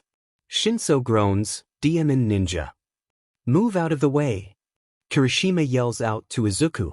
Izuku ducks and rolls away from All Might's punch. He hits the building instead and it crumbles down. Izuku gulps cause holy shiz he could have died. The four of them have been dodging attacks and trying to run away, only for Bakugo to run towards All Might and try to fight him. Kirishima tries his best to try to get Bakugo, but the blonde always maneuvers away and heads straight towards All Might. Todoroki and Izuku have been trying to distract All Might for the other two to get away, but Bakugo isn't cooperating. Izuku blinks and pushes Todoroki out of the way of flying debris. His arm gets hit by it, but he shakes it off and looks at the fight happening. Well, it's not even really a fight. All Might is punching the air hard enough that it pushes back Bakugo and Kirishima. Izuku runs a hand through his hair. What do we do? He looks around and internally screams. His mind runs through multiple plans, but they all involve getting the four of them away from All Might, which includes Bakugo. Izuku extends his staff and angles it at where Bakugo will most likely land next. Todoroki, make a huge ice wall once I say so. Izuku focuses on the spot while Todoroki gets into position. Izuku glances at his watch and looks back in time to see Bakugo land and jump away from the spot Izuku was looking at. Izuku blinks and focuses. He only has one very small chance. Taking a deep breath, he keeps his finger over the button on his staff. Right when Bakugo steps on the ground, Izuku extends his staff. Now Todoroki. Todoroki creates a huge ice wall while Izuku's staff knocks Bakugo off his feet.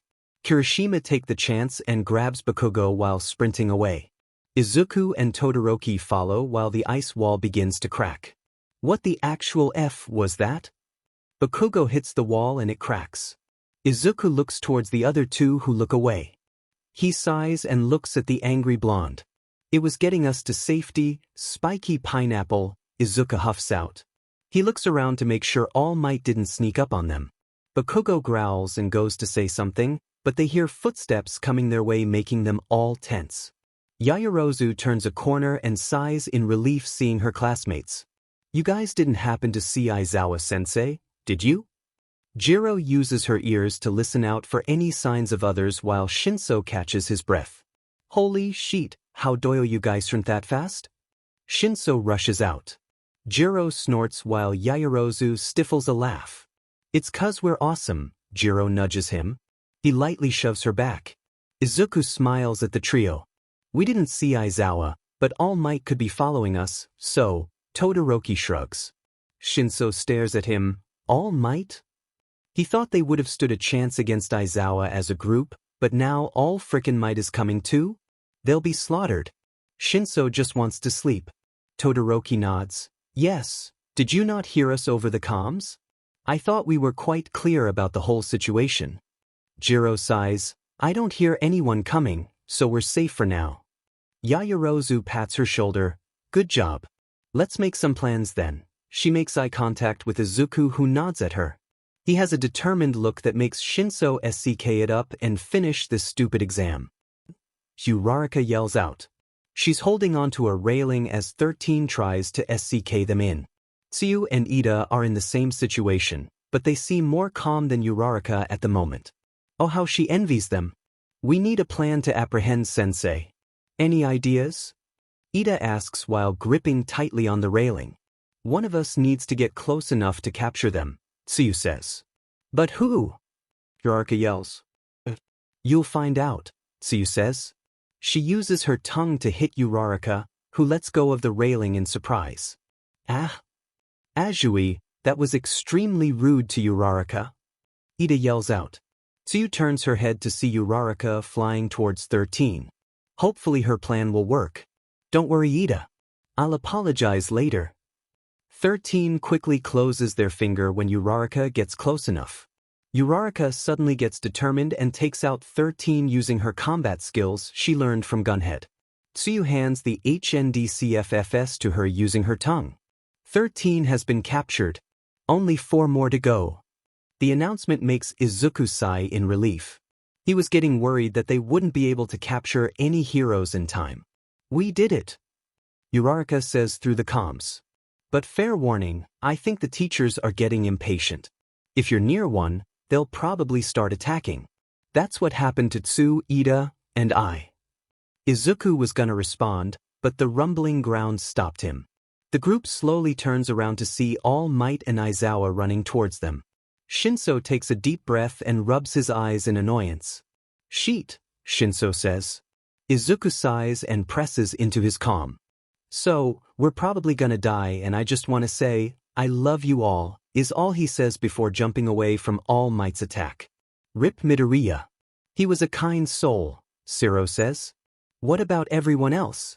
Kirishima asks. Them too, I guess. Good job, Koda, Shoji says.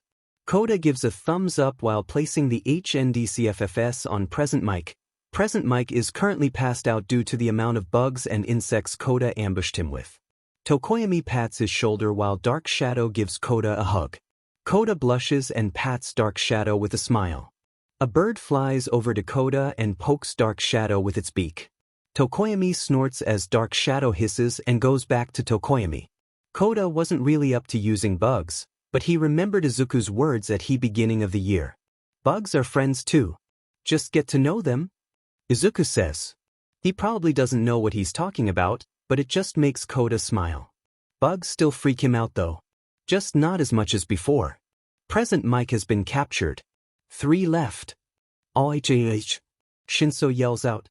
Izuku grabs him before Aizawa can get him with his capture weapon. Izuku runs and blinks. He quickly tosses Shinso to the side while jumping away from All Might. All Might quickly goes after Izuku and aims a punch. Izuku braces himself but Yaoyorozu jumps in front with a shield. They both get pushed back by All Might's punch and Todoroki blocks them off with an ice wall.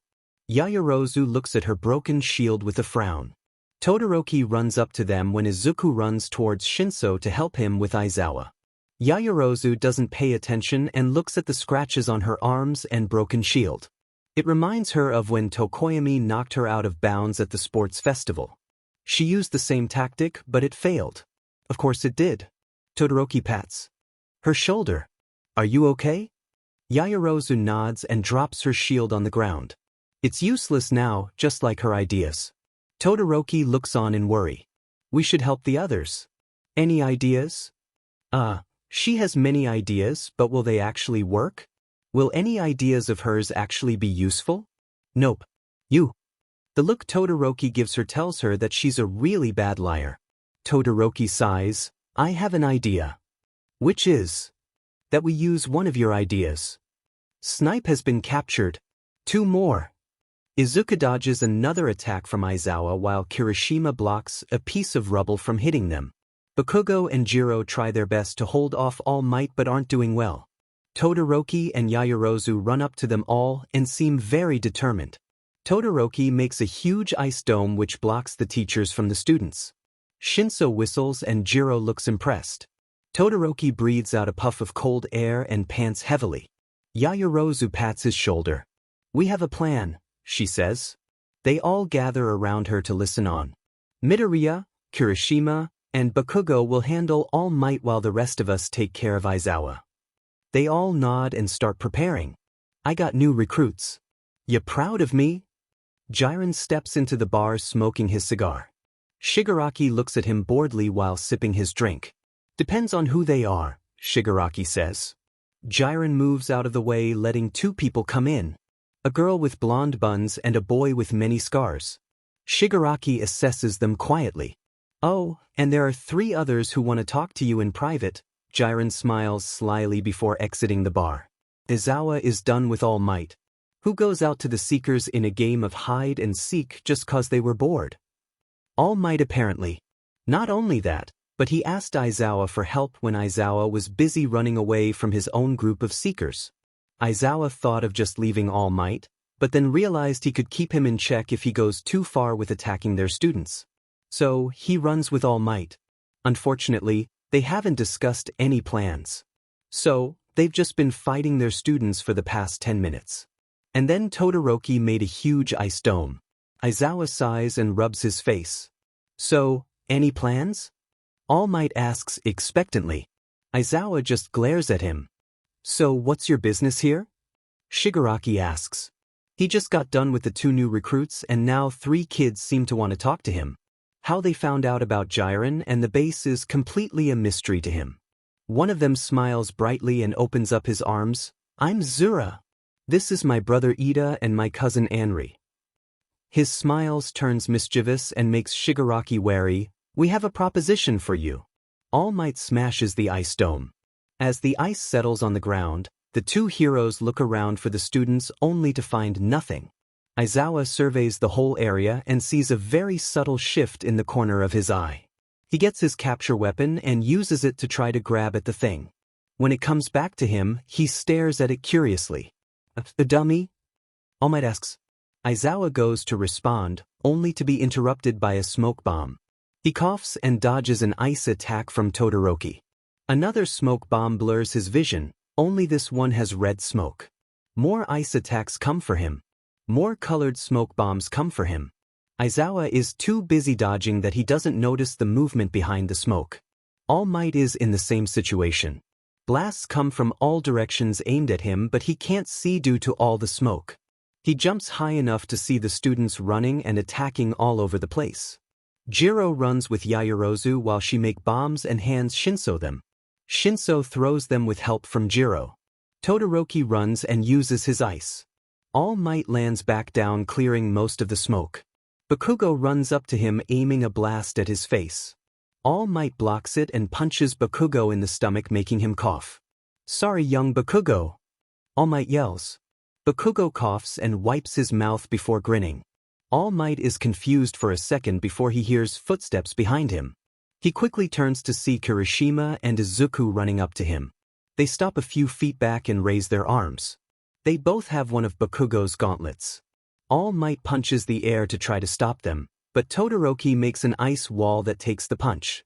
Bakugo jumps on All Might's head and lets off an explosion. Smoke surrounds his vision.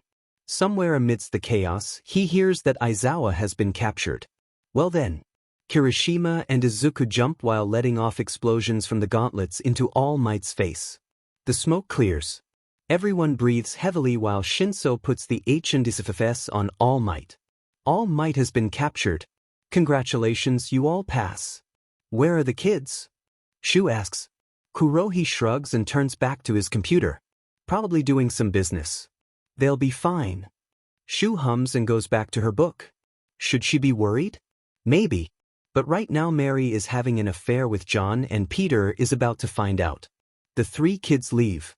Shigaraki stares after them before grinning. Kurogiri notices, "What's on your mind?" Shigaraki shakes his head, his grin unwavering. "Nothing. But those kids, they're dangerous.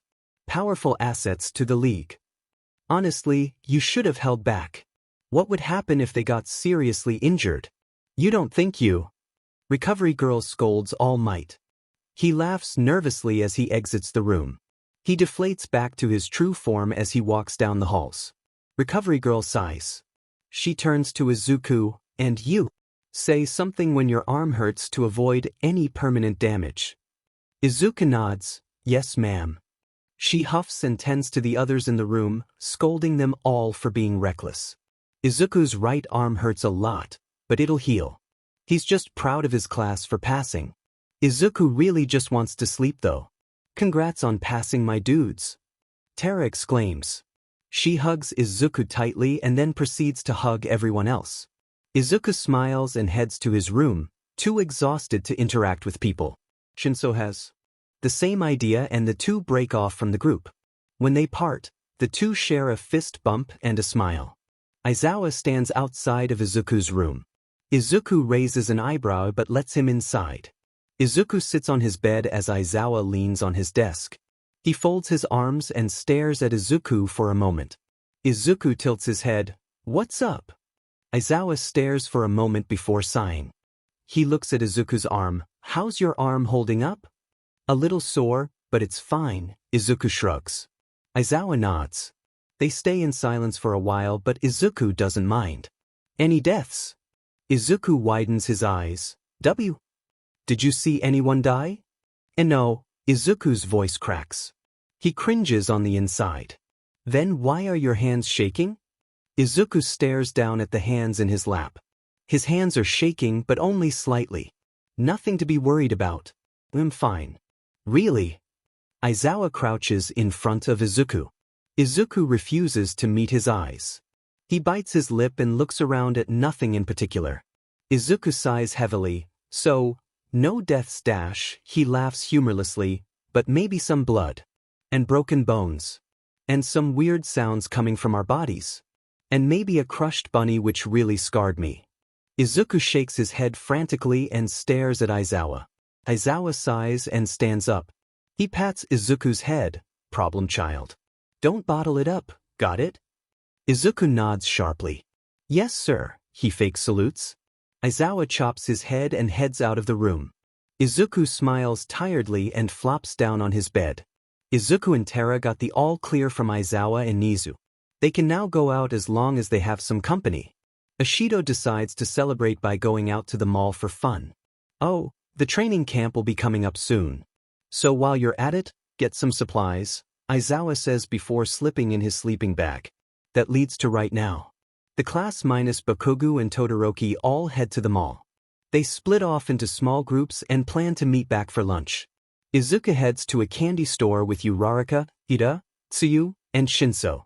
Whoa, there's so much candy. Izuku's eyes sparkle with wonder. They spend the next 10 minutes sampling candy and debating which ones to get. This one is cherry-flavored. Uraraka holds up a gumball. Izuku smiles and takes it. I think Aunt Namuri would like a bunch of those, Izuku says. He picks a couple of them before turning to look at something else Ida found. Uraraka turns to Shinso. You gonna get anything? She asks. Shinso shrugs and holds up a gummy bear. I'm not really crazy about sweets. He continues to look around at the assortment of gummy bears. Uraraka hums and spots something that makes her grin. There's a cat store across from us. Wanna head over there after? Shinso eyes the store and nods. Uraraka smiles and looks for more treats. What happened to Shinso? Kaminari asks. He stifles a laugh as Shinso turns to look at him. He has on cat ears and whiskers while holding multiple bags from the same store. It was the cat store. Nothing happened, Shinso says. The class laugh as Shinso rolls his eyes. They settle down in a cafe and start chatting about their day. Izuku stretches and stands up. Where you going, Midori bro? Kirishima asks. Bathroom, Izuku shrugs. I won't be long and it's literally right there, he points behind him. He turns and leaves the group. He'll be fine, Terra reassures Kirishima. Izuku flushes the toilet and opens the door. Once swinging it open, he meets eyes with a taller male. Izuku widens his eyes and takes a step back. Yo, Nuso says. Long time no see. Izuku's mind goes blank and slowly reboots. He barely has any time to react before dodging Nuso's punch. Nuso hits the wall instead and falls forward. Izuku tails the chance to run. Nuso growls and shoots some fire from his nails. It hits right past Izuku's head. Izuku dashes out of the bathroom and grabs the nearest object. He grabs a plate and throws it at Nuso. It melts when Nuso's flames hit it. He grins. That the best you can do, Aizu? Nuso aims another attack but Kirishima blocks it. The class gets prepared to fight. Izuku looks around and hears nearby explosions. And cackling? He turns to see Anri on top of a flying robot while it drops explosives. Nuso smirks and jumps over the class. He stays in the air thanks to his shoes blowing air. His grin stays as he dives down and pushes Izuku out of the cafe. He does it until Izuku is falling straight to the ground. Izuku grabs Nuso mid-air and slams him into the ground. The force of his actions make Izuku roll away and slam into a cart. Not that anyone minds, everyone's pretty much evacuated now. Nuso stands up swaying from side to side. He breathes heavily and wipes away blood from his nose. Izuku gulps. Midoriya! Yaoyorozu shouts out. She goes to follow, but a robot slams into her face. Stumbling back, she meets eyes with blue eyes. The girl smiles and presses a button on the robot before jumping right in front of the class. Hello. Please don't get in the way of our business. If you do, you're gonna have a tough time, she has on a smug look. The robot flies towards them all. It manages to knock away half of the class, leaving the other to face the girl. I'm Anri. You're probably gonna meet all of Zuku's family today. Anri laughs loudly while swinging around a remote. Let's play. Half of the class got knocked back by the robot. Some fell to the ground, but Ashido doesn't have time to worry about them. She lays on the ground for a moment before rolling away as a blast of wind comes towards her. Standing up, she locks eyes with a boy. He grins before aiming another blast at her. She shoots some acid at the attack, but some of it's absorbed before it hits Ashido. She yelps at the humidity of it and the feeling of it. Her arms are itchy and it's hard to breathe. Hagakure grabs her arm and pulls her out of the wind attack. Ashido breathes heavily and grips Hagakure's arm. Thanks. No problem, Hagakure says. Kaminari and Oyama are in here somewhere. Let's get together and plan something. 'Cause right now we'll be crushed. Uraraka quickly taps Shinso, making him float before he hits the ground. She's too far away from Jiro and Tokoyami though. Dark Shadow comes out and grabs onto a railing while Tokoyami grabs Jiro. Uraraka sighs in relief and slowly lets Shinso and herself down. Tokoyami and Jiro follow suit and the four of them catch their breaths. What exactly happened? Shinso says. The three shrug before a burst of fire comes at them. They dodge it and stare at the source. Heroes really should be more aware of their surroundings. How else would you survive? A boy mocks them. Name's Zura. Wanna play? He grins before blowing his palms, causing fire to shoot out. Izuku rolls away from another attack. He runs into a toy store and hides in one of the aisles. Aizu, you there? Nuso whispers. Izuku holds his breath. Nuso jumps in front of him and Izuku yelps while throwing stuffed animals at him. Nuso stumbles back but Izuku doesn't stop his attack. Ow, okay wait, stop, some have batteries in them, sheet. Nuso rubs his eye as some fluff gets in it. Izuku goes to run, but Nuso grabs him by his wrist. He pulls Izuku against a wall and puts his hand against Izuku's mouth. Izuku stares at it in confusion before Nuso slowly takes it off. He puts his hands up in surrender. Listen buddy, I personally don't want to fight you. Izuku raises a confused eyebrow. Okay? Nuso sighs. He stands there for a moment before taking out a piece of paper. My phone number. Izuku hesitantly takes it. And why give it to me? He pockets it and slowly moves away from Nuso. Nuso notices but doesn't comment. Because shit's gonna go down if you don't contact me for information. Nuso says seriously. He grabs some rope from a toy and hands it to Izuku. Now tie me up and help your friends? They're your friends, right? Izuku slowly takes the rope. Yes, they're my friends. And why am I tying you up? Nuso groans and sits down on the floor. 'Cause I'm not fighting you. And I need an excuse when they find out. He snaps his fingers that startle Izuku. Get tying. Izuku yelps and hurriedly ties up Nuso. Later, Izuku might regret not listening to Nuso. Why is Nuso doing this? He's a college student now, adult. But here he is hopping his way through a toy store, 'cause Izuku is really good at tying people up. To be honest, this wasn't his best idea, but it leaves him out of this mess so he can't really complain. Nuso could just burn the ropes, but he's too lazy right now. He'll just stick with hopping. He hops forward when a bird thingy flies past him and he hears Zura's maniacal laughter nearby. Nuso blinks and stands for a moment before hopping to an overturned bench. He crouches down and observes. A girl with brown hair floats in the air dodging Zura's flames. She looks a little sick and about to puke right at Zura, which Nuso will allow her to do since it's what Zura deserves. Nuso ducks when a potted plant is thrown near his head. It seems the floating girl is using whatever's nearby to attack. Too bad she has horrible aim while almost puking.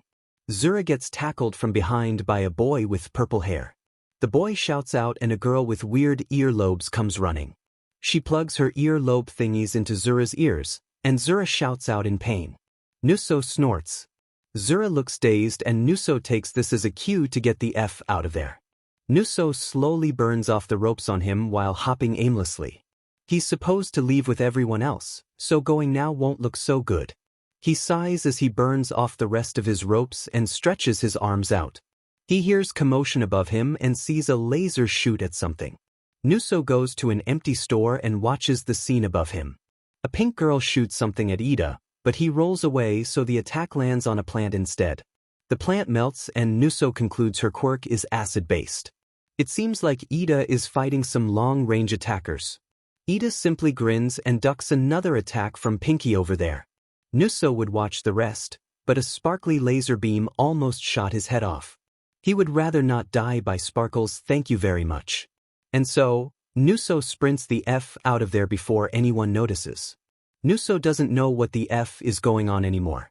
Anri's robot thing found him and carried him up to where Anri was fighting people. He sighed and hopped down from the robot and stood next to a grinning Anri. She wasn't even fighting herself, a bunch of small robots were. She seemed to have an endless supply of them. Whenever one got destroyed, another came out of the big robot. Anri gives a satisfied humph as another batch of robots got sent out. She turns to Nuso with a smirk. Did you get Zuku? Nope. Nuso doesn't turn to her. Instead, he stares at a boy with a huge tail wag off the chompy robots off his tail. He seems very confused and Nuso can understand that. Anri frowns a little. What? That was literally your only job, you dumb. Anri sighs and rubs a hand down her face. You know Hizashit's gonna come down here himself. Oh, and your mom and dad left already.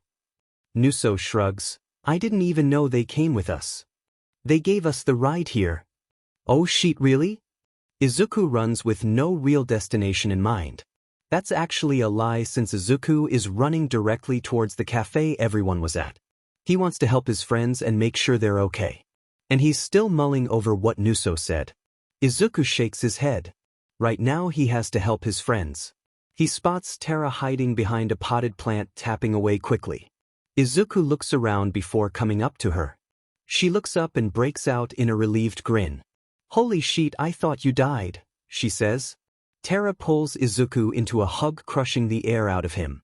Izuku wraps his hands around her the best he can. Terra pulls away and shoves the phone into his face. Izuku squints and tries to see what's on the phone, but Terra quickly takes it back before he could see anything. But texted Aizawa and he's coming here in a couple minutes.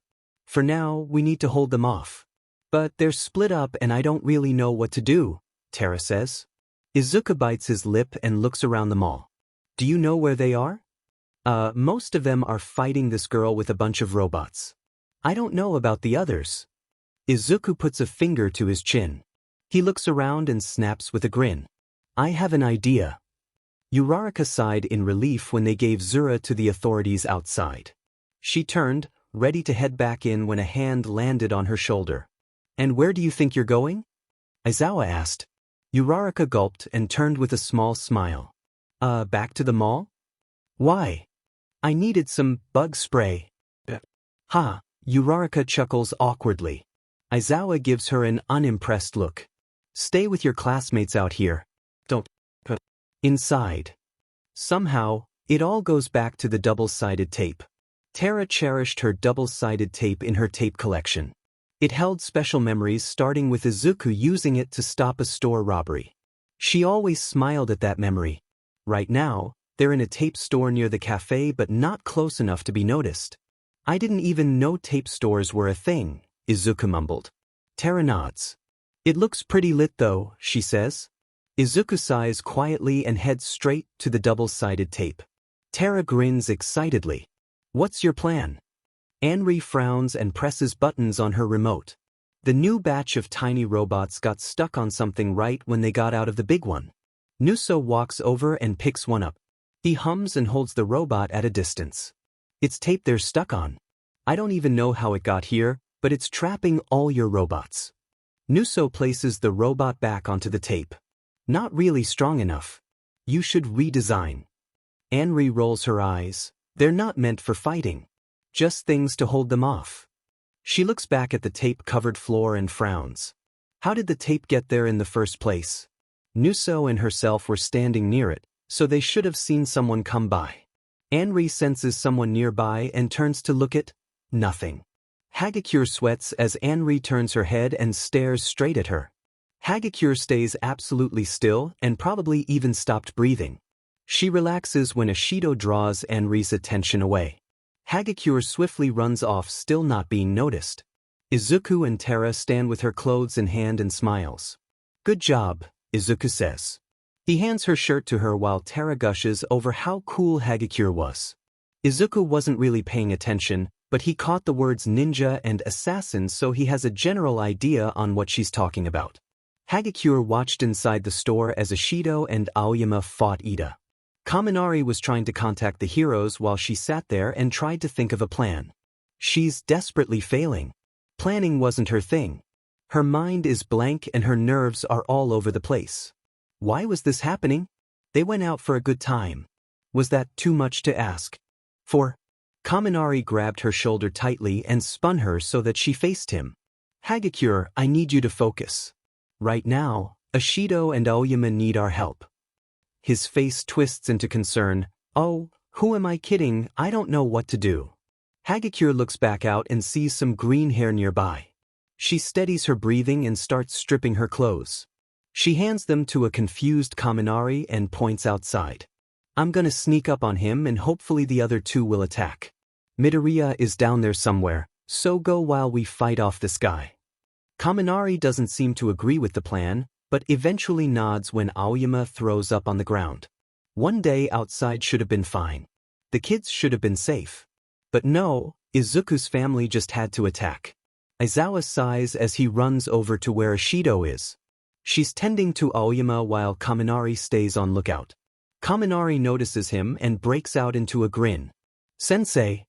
Aizawa runs over and crouches down to look over Aoyama. Aoyama, are you okay? He weakly says. He wobbly smiles and Ashido pats his head. Aizawa nods and looks to the tied-up boy on the ground. He looks similar to the boy outside. Must be twins. Kaminari scratches his head. Midoriya and everyone else are somewhere else fighting some other people. Aizawa nods and stands. An explosion rings out and Aizawa covers his face from the dust. Anri, hit self-destruct on all your robots. Anri presses her phone closer to her ear. Am I hearing you right? After all we did? We didn't even get Izuku yet. That was the whole point. I don't care. Heroes are here and the twins already got captured. Anri groans and hangs up. Stupid Hizashit and his stupid decisions. Anri sighs and looks at Nuso. She holds up her remote and Nuso widens his eyes. Anri doesn't give any other warning before hitting the big red button. The robots explode. Izuku blinks and pulls Terra toward him as a big piece of metal come hurling at them. Everyone's too busy protecting themselves that they don't notice a black portal pop up on the wall. Nuso and Anri quietly make their escape. Any info? Aizawa asks. Tsukachi sighs and flips through his notepad. They're just teenagers. Their family works for Verve Industries, a company Midoriya Hisashi owns. What they actually do is still unknown to us. They won't say anything else though. He looks back at the boy in the room. Both are similar in personality and their quirks are powerful. Better keep watch on them. Izuku flops down on his bed. He touches his bandaged face and stares at the ceiling. His clothes lay in a pile on the ground forgotten. The only thing on his mind is sleep. The training camp is in only 2 weeks. Izuku's gonna get all the sleep he can get. Izuku doesn't really remember what happened in the weeks following the mall incident. All he knows is that everyone's pretty excited about it. He is too since this is his first time doing something like this. They get on the bus and settled in for an hour drive. Ida spent most of the time trying to keep everyone under control. Izuku gave him a cookie once he gave up after a while. Izuku looked out of the window watching the trees pass by. He closes his eyes and opens them when the bus stops. Izuku looks around and rubs his eyes. He doesn't remember when they got here, so he must have fallen asleep. Aizawa tells them it's a bathroom break and they all get out. Izuku stretches and looks around. A car pulls up and out jumps 2 women and a kid. The wild pussycats. They introduce themselves. Izuku smiles but notices the little boy glaring at them all. He meets Izuku's eyes and quickly looks away with a scowl. Izuku turns his attention to the forest down below and briefly forgets why they stopped here. Where's the bathroom? Shiro asks. The rest of the class look around and start asking the same question. Aizawa sighs and the other heroes grin. Izuku widens his eyes before they're all thrown over the edge of the railing. Tsuyu catches him with her tongue and they land with some dirt on their clothes. Is everyone okay? Yaoyorozu asks. Everyone confirms and look up to where the heroes are. Make it through the forest by noon and you get to eat. Pixie Bob shouts. The rumbling sound behind them makes Izuku groan on the inside. Izuku rubs his eyes as he exits the forest with his classmates. The whole day went by like a blur. Izuku only remembers a bunch of shouting and dirt getting all over his body. He completely missed what the heroes were saying once they exited, but he's too hungry and tired to care. The kid was introduced to them though. Koda was his name. Kirishima went up to him and got punched in the ball. Izuku waves at Koda and gets a glare in response. The next day comes quickly and it's so early that Izuku can't register if he even slept that night. Bakugo threw a ball and now they're training their quirks apparently. It makes sense, their quirks need lot more control if they're gonna use them in the future. Prescience has been acting up lately. Izuku hasn't used it in the past few days, which is weird since it usually activates at least once a day. He shrugs it off and focuses on Ragdoll in front of him. He must be really tired since he doesn't remember when they both sat down on the ground. Class 1B joins them and it's actually quite fun even if they're all dying from training. The hot springs feel nice after a long day of training. Soon, they all go to bed and get ready for the next day. More quirk training drains everyone's energy. Izuku still feels fine though since Prescience hasn't activated yet. He sighs and lies down on the ground, taking a break per Ragdoll's suggestion. He sees Koda walk away and Mandalay notices. Izuku turns his head to face Mandalay who sits beside him. Why does he hate us all? Her smile is sad. Her eyes shift to the paws in her lap. His parents were heroes who got killed. He's been hating heroes ever since. They're doing a test of courage. Izuku has never done one and is really excited. Everyone should be in a pair and Izuku's teamed up with Ojiro. The two high-five and wait their turn to go in. After a while, smoke starts to go up in the sky.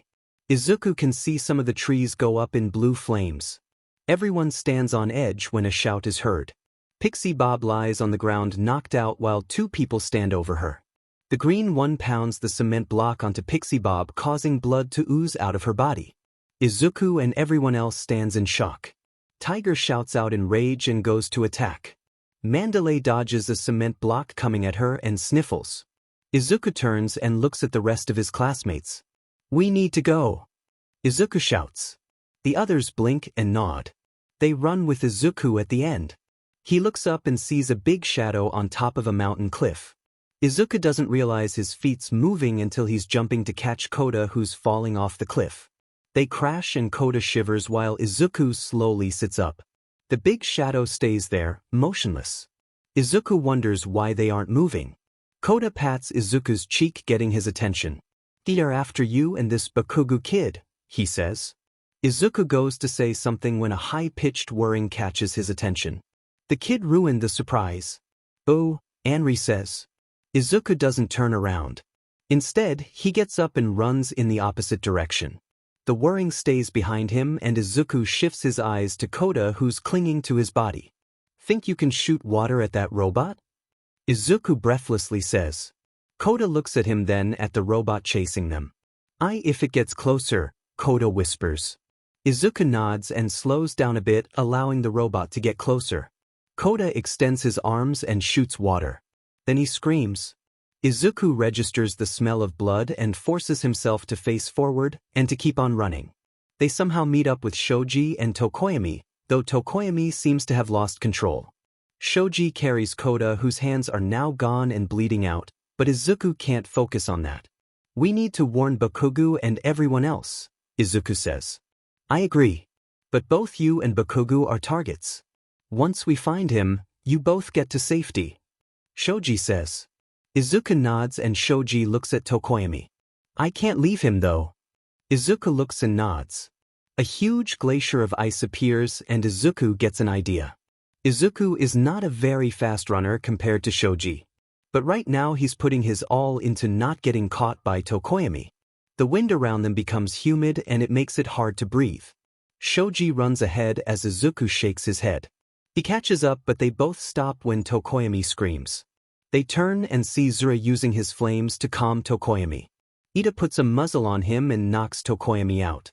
Izuku grabs Shoji's hand and drags him out of there. Todoroki and Bakugo seem to be okay. Izuku tells them about how they're targets and the move as a group out of the forest. Koda passed out a while ago but the blood never stopped flowing out. They tried to bandage it up with their shirts but there's too much blood. Izuku rubs his eyes and looks at Todoroki's little flame in his hand lighting up the way. Izuku has a horrible idea, but it's the best he can come up with. Todoroki, can you cauterize his wound? Izuku asks quietly. Todoroki stops and looks at the flame in his hand. Izuku gently touches Koda's cheek. It'll stop the bleeding until we can get him to a hospital. Koda woke up screaming but passed out soon after. The blood stopped and Izuku didn't take his hand off Koda's cheek. They walk slowly to an area where they heard screams.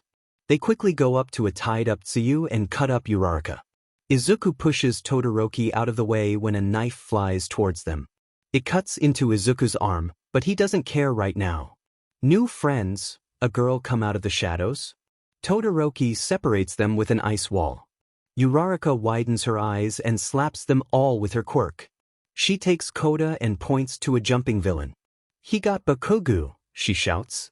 Tsuyu helps push them with her tongue. Once they're out of sight, Uraraka passes out. Tsuyu checks on her and one of the many cuts she has seems to be gushing out blood. They land where the villains are grouped up. They're immediately attacked by blue flames. The fight is a blur to Izuku. He sees Nuso there and shakes his head once their gazes meet. He seems disappointed, but Izuku doesn't know why. Shoji grabs a marble, but it turns out to be Tokoyami who's still passed out. Izuku sees Bakugu and he doesn't see the cement block coming behind him. He gets hit in the head and passes out. Izuku opens his eyes to see everyone gathered around ambulances. He learns about the news from Aizawa. Koda went straight into the hospital, but he hasn't woken up yet. Uraraka was bleeding out too much. She's in a coma. There was gas apparently, and almost half of everyone are unconscious. Doctors don't know when they'll wake up. Some people got their limbs cut off due to Anri's robot. Aizawa tried but failed to hide his missing forearm. Yaoyorozu and Awaze got crushed by a Nomu. They died on the way to the hospital. Kendo got shot and Tetsu had to be restrained by Vlad King. Pixie Bob died due to blood loss. Ragdoll is missing. Half of the forest burned down. And Izuku closes his eyes. His eyes feel heavy. He knows that he should open them, but they're too heavy. It takes so much energy. He sits up and looks around. Izuku's in his room, on his bed, and it's probably the middle of the night. He smacks his lips and rubs his eyes. He stops and gets up quickly. He grabs his phone and opens up the camera. He looks over his face and sees it bandaged. Looking at the date on his phone, it's the day after the mall incident. Does that mean the camp didn't happen yet? Izuku whispers to himself. He doesn't know if this is a dream or not. He chuckles to himself. No. This has to be a joke, right? Izuku goes to his text messages and sends a picture of a cat to Yaoyorozu. She responds a minute later with her own cat picture. Izuku clutches his phone in his hand. She responded, meaning she isn't dead, which means Izuku falls down to the floor and throws his phone on his bed. He pulls his hair as his mind tries to wrap around the idea that the training camp didn't happen, no one died, and no one was taken away. Nuso shaking his head pops up in his mind, and Izuku's eyes shift to the pile of clothes he forgot about. He slowly crawls while tears fall to the ground. When did he start crying? He gently takes the number out of his pants and opens it up. Numbers written hastily appear and Izuku runs his fingers over them. He pinches himself and slaps his arm and does anything else to assure him that this isn't a dream. He picks up his phone and dials the number. Sitting on the floor with tears still streaming down his face, Izuku clutches the paper in his hand. Hello. Give me the information, please. Nuso rubs his eyes furiously while he stumbles out of bed. He was taking a nap and was rudely awakened by a call. But it was Izuku who called, asking for information. He sounded desperate and Nuso was a little bit concerned. It sounded like he was crying. He doesn't question it though and went to his desk. Pulling out a notebook and untangling his earbuds, his mind tells him to calm down. Yeah, his room is soundproof but Anri may have robots anywhere in here that he hasn't noticed yet. Breathing out slowly, he opens his notebook. What do you want to know? Izuku blinks slowly and squints his eyes at the ceiling. Everything please and thank you? Nuso sighs. Yeah, that much was obvious. But I need some sort of payment here. Not doing this for free. Nuso leans back in his seat and crosses his arms. Izuku rubs his eyes. Like money? Nuso sways his head. Maybe. But I'm thinking about information. Izuku clutches the phone in his hand. I'm not betraying my friends for this. Chill out, dude. Nuso breathes out. Izuku just did a 180 with his tone and Nuso's recovering from the whiplash. I kinda hoped you would, but I have other information I want, so don't worry. Izuku pushes himself off the floor and sits on his bed. What do you want to know then? We haven't seen each other in like 10 years? Ish. Nuso shakes his head. Whatever, it doesn't really matter. But I'm thinking a lot has happened since I saw you when you were 5. How'd you figure that out? Izuku asks dryly. Just a hunch, Nuso replies seriously. Izuku facepalms himself quietly as Nuso goes on. I want to know what happened to you. So, I'll ask a question and then once you answer it, I'll give you some info. How about it? Izuku scrunches up his nose. Questions about me? Yeah. Like what you experienced, how you're at UA, what your quirk is.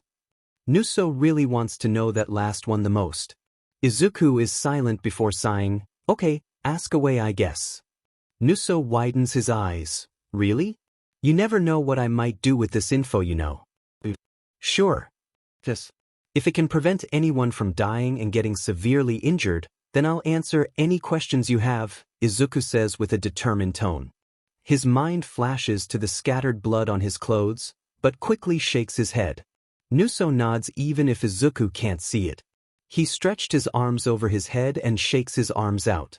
Alrighty then. He clears his throat. Question 1. What is your quirk? Izuku supposes that isn't bad information to give out. Still, he chooses his words carefully. It's called Prescience. I can basically see into the future, but I have no control over it. Nuso whistles. You get that from Aunt Inko? Izuku shrugs. Yeah, I guess so. Is Prescience the reason you're asking for information right now? Maybe. Wow. Yep. They sit in silence for a moment. Izuku clears his throat. So, I answered like 3 questions. The information? Nuso leans on his desk and opens his notebook. He contemplates what to share for now. Skimming his notes, he lands on one section that'd be a good start. Alright, the League of Villains are working with us and they recruited some new villains. They're known as the Vanguard Action Squad. They're the ones actually attacking you guys while you're in the forest for a training camp. I know that. There's this guy with blue flames, a girl with blonde hair tied up into buns, a green one, someone with big lips I think, and this huge figure. Right? Izuku asks. Nuso is silent for a moment. Did you meet them all? Izuku sighs and walks around his room. No, Prescience showed me what you guys plan to do. I was just trying to see if the info you gave was true. And it matches with what I saw, so I think I can fully believe you now. And you didn't before? I'm hurt. When Nuso is met with silence he sighs. So what do you actually need to know then? I don't know. Izuku exclaims. That's the thing, I called you with no plan whatsoever. Everything went to crap in the forest and then I saw you and then I remembered the number you gave and so I called. But the information you give me might already be info I know. So what's the actual point of this? Izuku whispers the last part to himself. Nuso breathes and flips his notebook to the first page. Okay, here's the deal. Answer my questions and then tell me what you saw bit by bit from the beginning. When you're done with recalling everything, I'll tell you more info you need to know in exchange for answers to random questions I have. Deal? Izuku sighs to himself and flops down on the bed. Is this a bad idea? Isn't he technically working with the enemy? Is this worth it? His mind jumps back to Koda's cauterized wrists, Tokoyami being muzzled, Pixie Bob being crushed, and Aizawa's missing forearm. The screams are vivid and he can still smell the burning of the forest trees. The smell of blood comes to him slowly and the bright blue flames dance around him, mocking him. Trapping him. Deal. Nuso reviews his notes as Izuku leaves for a bathroom break. Izuku just finished recalling everything he knew, now it's Nuso's turn to give him some info. Nuso looks back on his notes and marks which ones to share with Izuku. Izuku actually knows a lot. There's only very few pieces of information Nuso can give him. Nuso doesn't really care that Izuku basically knew the whole plan, he cares about the information he got about Izuku from Izuku himself. Izuku has a quirk named Prescience that doesn't cooperate with him. He's been living with Eraserhead since he was 13 and had been living in an apartment until the dorms. Before that, Izuku was on the streets walking aimlessly. Nuso felt a bit guilty when he heard what Izuku saw, but he's relieved that nothing bad happened. No, that's a lie. A lot of bad things happened. Nuso sighs as he flips through more of the answers Izuku gave him. He likes the color green, his favorite food is green beans, and he was homeschooled until UA. There, he made friends and got his life together somewhat. Nuso's just summarizing what he learned. Why did Nuso ask those questions? He just misses his little cousin that wanted to do the paperwork with him when he got older. The cousin that made everyone in the family laugh, though maybe it was more mockingly than joyfully. The more Nuso thinks about it, the more he realizes how messed up his family is. It's actually really obvious what the ʻprēSH, Nuso mutters to himself. He stares at the ceiling, rethinking past family interactions and slowly coming to the conclusion that, yep, their family isn't the best. When Izuku comes back, Nuso rubs his forehead. Did you know our family is fed up? You're just now realizing this? And you're asking me? Izuku scoffs lightly. I thought you were actually smart, Nuso. Hey, I've been busy trying not to get killed by one of Anri's robots.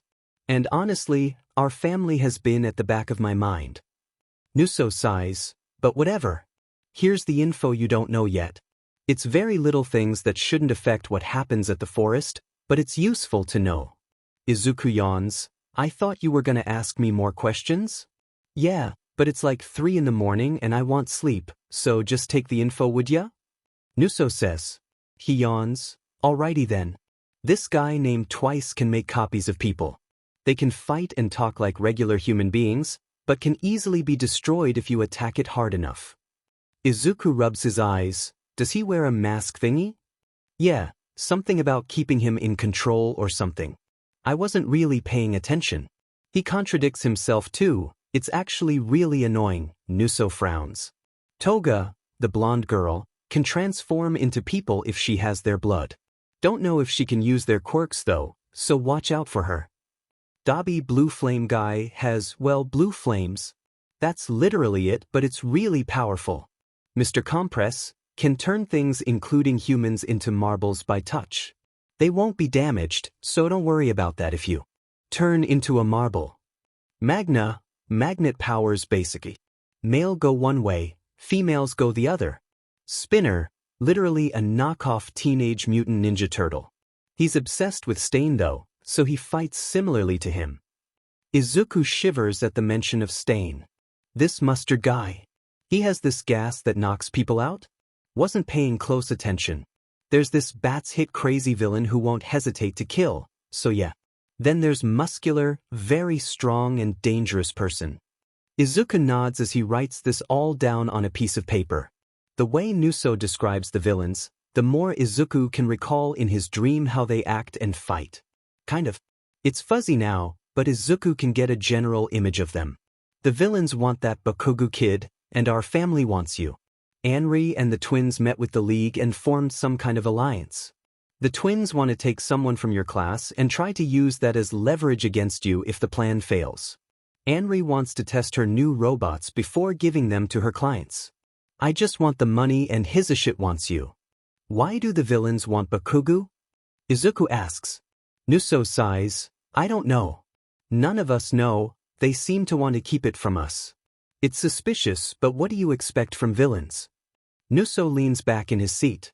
Izuku tries but can't think of any way the villains can use Bakugo.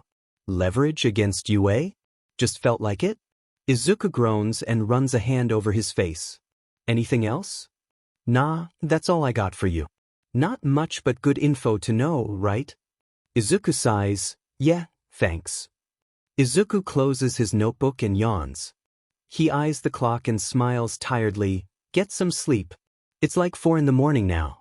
Probably. I can't really see that good in this darkness. Nuso chuckles. Yeah, okay. You think you guys are still going to the camp? Knowing Principal Nedzu, I'd expect us to be there. Izuku gets off his bed and stretches. You gonna tell everyone about this conversation? 'Cause I am. Nuso gets off his seat and flops down on his bed. Nah, it's fun to see them annoyed that the plan didn't go like they thought it would. You evil, evil man, Izuku whispers. Nuso and Izuku both fall into delirious, tired laughter before hanging up on each other. Izuku looks at the notebook in his hand and steps out of his room quietly. The floor squeaks and Izuku winces, but carries on into the darkness. He tiptoes past his friend's rooms and stops in front of a closed door with light coming out of it. Izuku frowns when he notices Aizawa's still awake. Or he woke up really early, but Izuku thinks it's the former. He shakes his head and knocks on the door. He should have saved this once he slept first, but Izuku knows he won't get any sleep with this on his mind. Aizawa opens the door and looks unimpressed. Izuku smiles awkwardly before holding up his notebook. Aizawa sighs and steps into the room. Izuku follows after. This is gonna be a long conversation. So kid, why are you here and not sleeping? Aizawa raises an eyebrow. Izuku clears his throat and straightens his back. I know about the training camp. Izuku looks down in his lap as he thinks. Aizawa leans back in his seat, his face stoic as ever. Izuku nods to himself. Okay, so Prescience showed me what happens at the camp and, it doesn't really end well. Izuku takes a moment to gather his thoughts. How so? Aizawa asks. Izuku presses his lips together and hands Aizawa the notebook. Aizawa flips through it and says nothing. Izuku sweats a bit as Aizawa takes a deep breath and stares directly at Izuku. Izuku gulps and stares back. How'd you get this information? Prescience showed me in a dream. Aizawa flips through more pages. It showed you all of this? He eyes the random All Might doodles and snorts. Izuku notices but chooses not to comment on it. He bites his lip and looks around the room. My cousin Nuso kinda gave me the info. Aizawa stares at him blankly. Izuku flails his arms. Don't worry. He said he wasn't gonna say anything to the others. And the information doesn't seem like a lie, unless he had some creative ideas and thought of those on the spot. Then okay, I can see your concern. Izuku rubs his eyes and yawns. Aizawa chuckles. Don't worry kid, I believe you. Really? Izuku asks. Aizawa nods and gets out of his seat. He grabs a blanket and throws it at Izuku. Izuku doesn't try to catch it and it falls over his head. This is nice. Aizawa goes back to his computer. You knew the location of the camp and what we plan to do. That's something not even most of the teachers here know about. So yeah, I trust you in this information. A light snore makes Aizawa look back and see Izuku sleeping on the couch. He smiles and lowers the brightness on his computer. Aizawa quickly walks down to Nedzu's office holding the notebook close to his chest. He made sure to cover up Izuku's name on the cover just in case anyone would get curious and ask Izuku about it. Aizawa knocks on the door. Come in, Nedzu says from inside. Aizawa walks in and is greeted with Nedzu pouring out some tea. Nedzu smiles at him and places the teapot down. Aizawa? Any particular reason you're here? He sits and slides the notebook to Nedzu. Aizawa sighs. One of my students found out about the training camp. From what they saw, it doesn't turn out good. He points to the notebook. All the information they gathered is in there. Nedzu flips through the pages with his usual smile in place. And who is this student? Aizawa narrows his eyes. I don't feel like I should tell you. No offense, but who knows what you might do to them. Nedzu chuckles and closes the notebook. I will arrange a meeting with the teachers who know about the camp and we will figure out a course of action there. Aizawa nods and stands up. He heads to the door when Nedzu calls out. Aizawa, I'm sure you've heard about Midoriya's family, correct? Aizawa turns and crosses his arms. Yes, I have. Nedzu sips his tea, and you will take full responsibility for him if they decide to fight for his custody. Of course. He turns and leaves. Nedzu smiles and flips through the notebook some more before going on his computer. He's been doing research on Verve Industries and can't seem to get solid information on it. He knows it exists, but it seems that the internet does not. He scratches his chin and starts typing. Izuku yawns as he walks into the common room. He doesn't remember going back to his own room, but he's not complaining. His bed was very soft. Since it's summer break for everyone, most people went back home to spend time with their families. Some decided to stay like Todoroki and Yaoyorozu while others left like Tsuyu who wanted to see her siblings. Izuku grabs a cookie from the kitchen and joins Todoroki and Yaoyorozu on the couch. Good morning. He turns his head at noise in the kitchen. Probably Tara. Good morning, Yaoyorozu says. She goes back to reading her book and Izuku gets comfy. Todoroki nods to him in greeting and continues flipping through the channels on TV. Izuku scrolls on his phone before getting a text message. Listen. Check the news. Winky face. Izuku slowly chews his cookie before nudging Todoroki. Can you go to the news channel? He nods and switches the channel. Tara comes and sits next to Izuku with a bowl of cereal. The news seems normal enough. Izuku doesn't really see anything wrong. Was Nuso messing with him? The breaking news comes on suddenly. As you can see, we're currently outside the police station holding some of the people responsible for the mall attack not too long ago. But it seems their comrades have come back to get them. The reporter turns towards the building. The camera focuses on the burning building. People dressed in black run out with Ida and Zura as the building collapses. Screams are heard, but from what Izuku can see it's just bystanders. He breathes out in relief when it's reported that everyone got out safely. Listen. Did you see it? Izuku. Yeah. Listen. Now you know the whole fam's gonna be there. If mom and dad are gonna go. Izuku. Is my dad going? Listen. He's gonna be with crusty dusty man. Izuku drags his hand over his face. He stares at the ceiling for a moment before throwing his phone on the table. He leans on Tara's shoulder. Tara pats his head. It's gonna be okay, my dude. Izuku closes his eyes and a few tears slip out. Thank you for coming to this meeting on such short notice. Nedzu smiles and clears his throat. We're here to discuss our course of action for the first year's training camp. If you've read the email I sent out, you would know that there's a high chance the forest will be attacked by villains. Thoughts? Shouldn't we call off the whole camp then? Present Mike asks. I mean, we can't put the kids at risk. That's true, Midnight nods her head. But what would we tell the parents? Who knows what they might think if we suddenly cancel the camp? Nedzu looks around at the silent.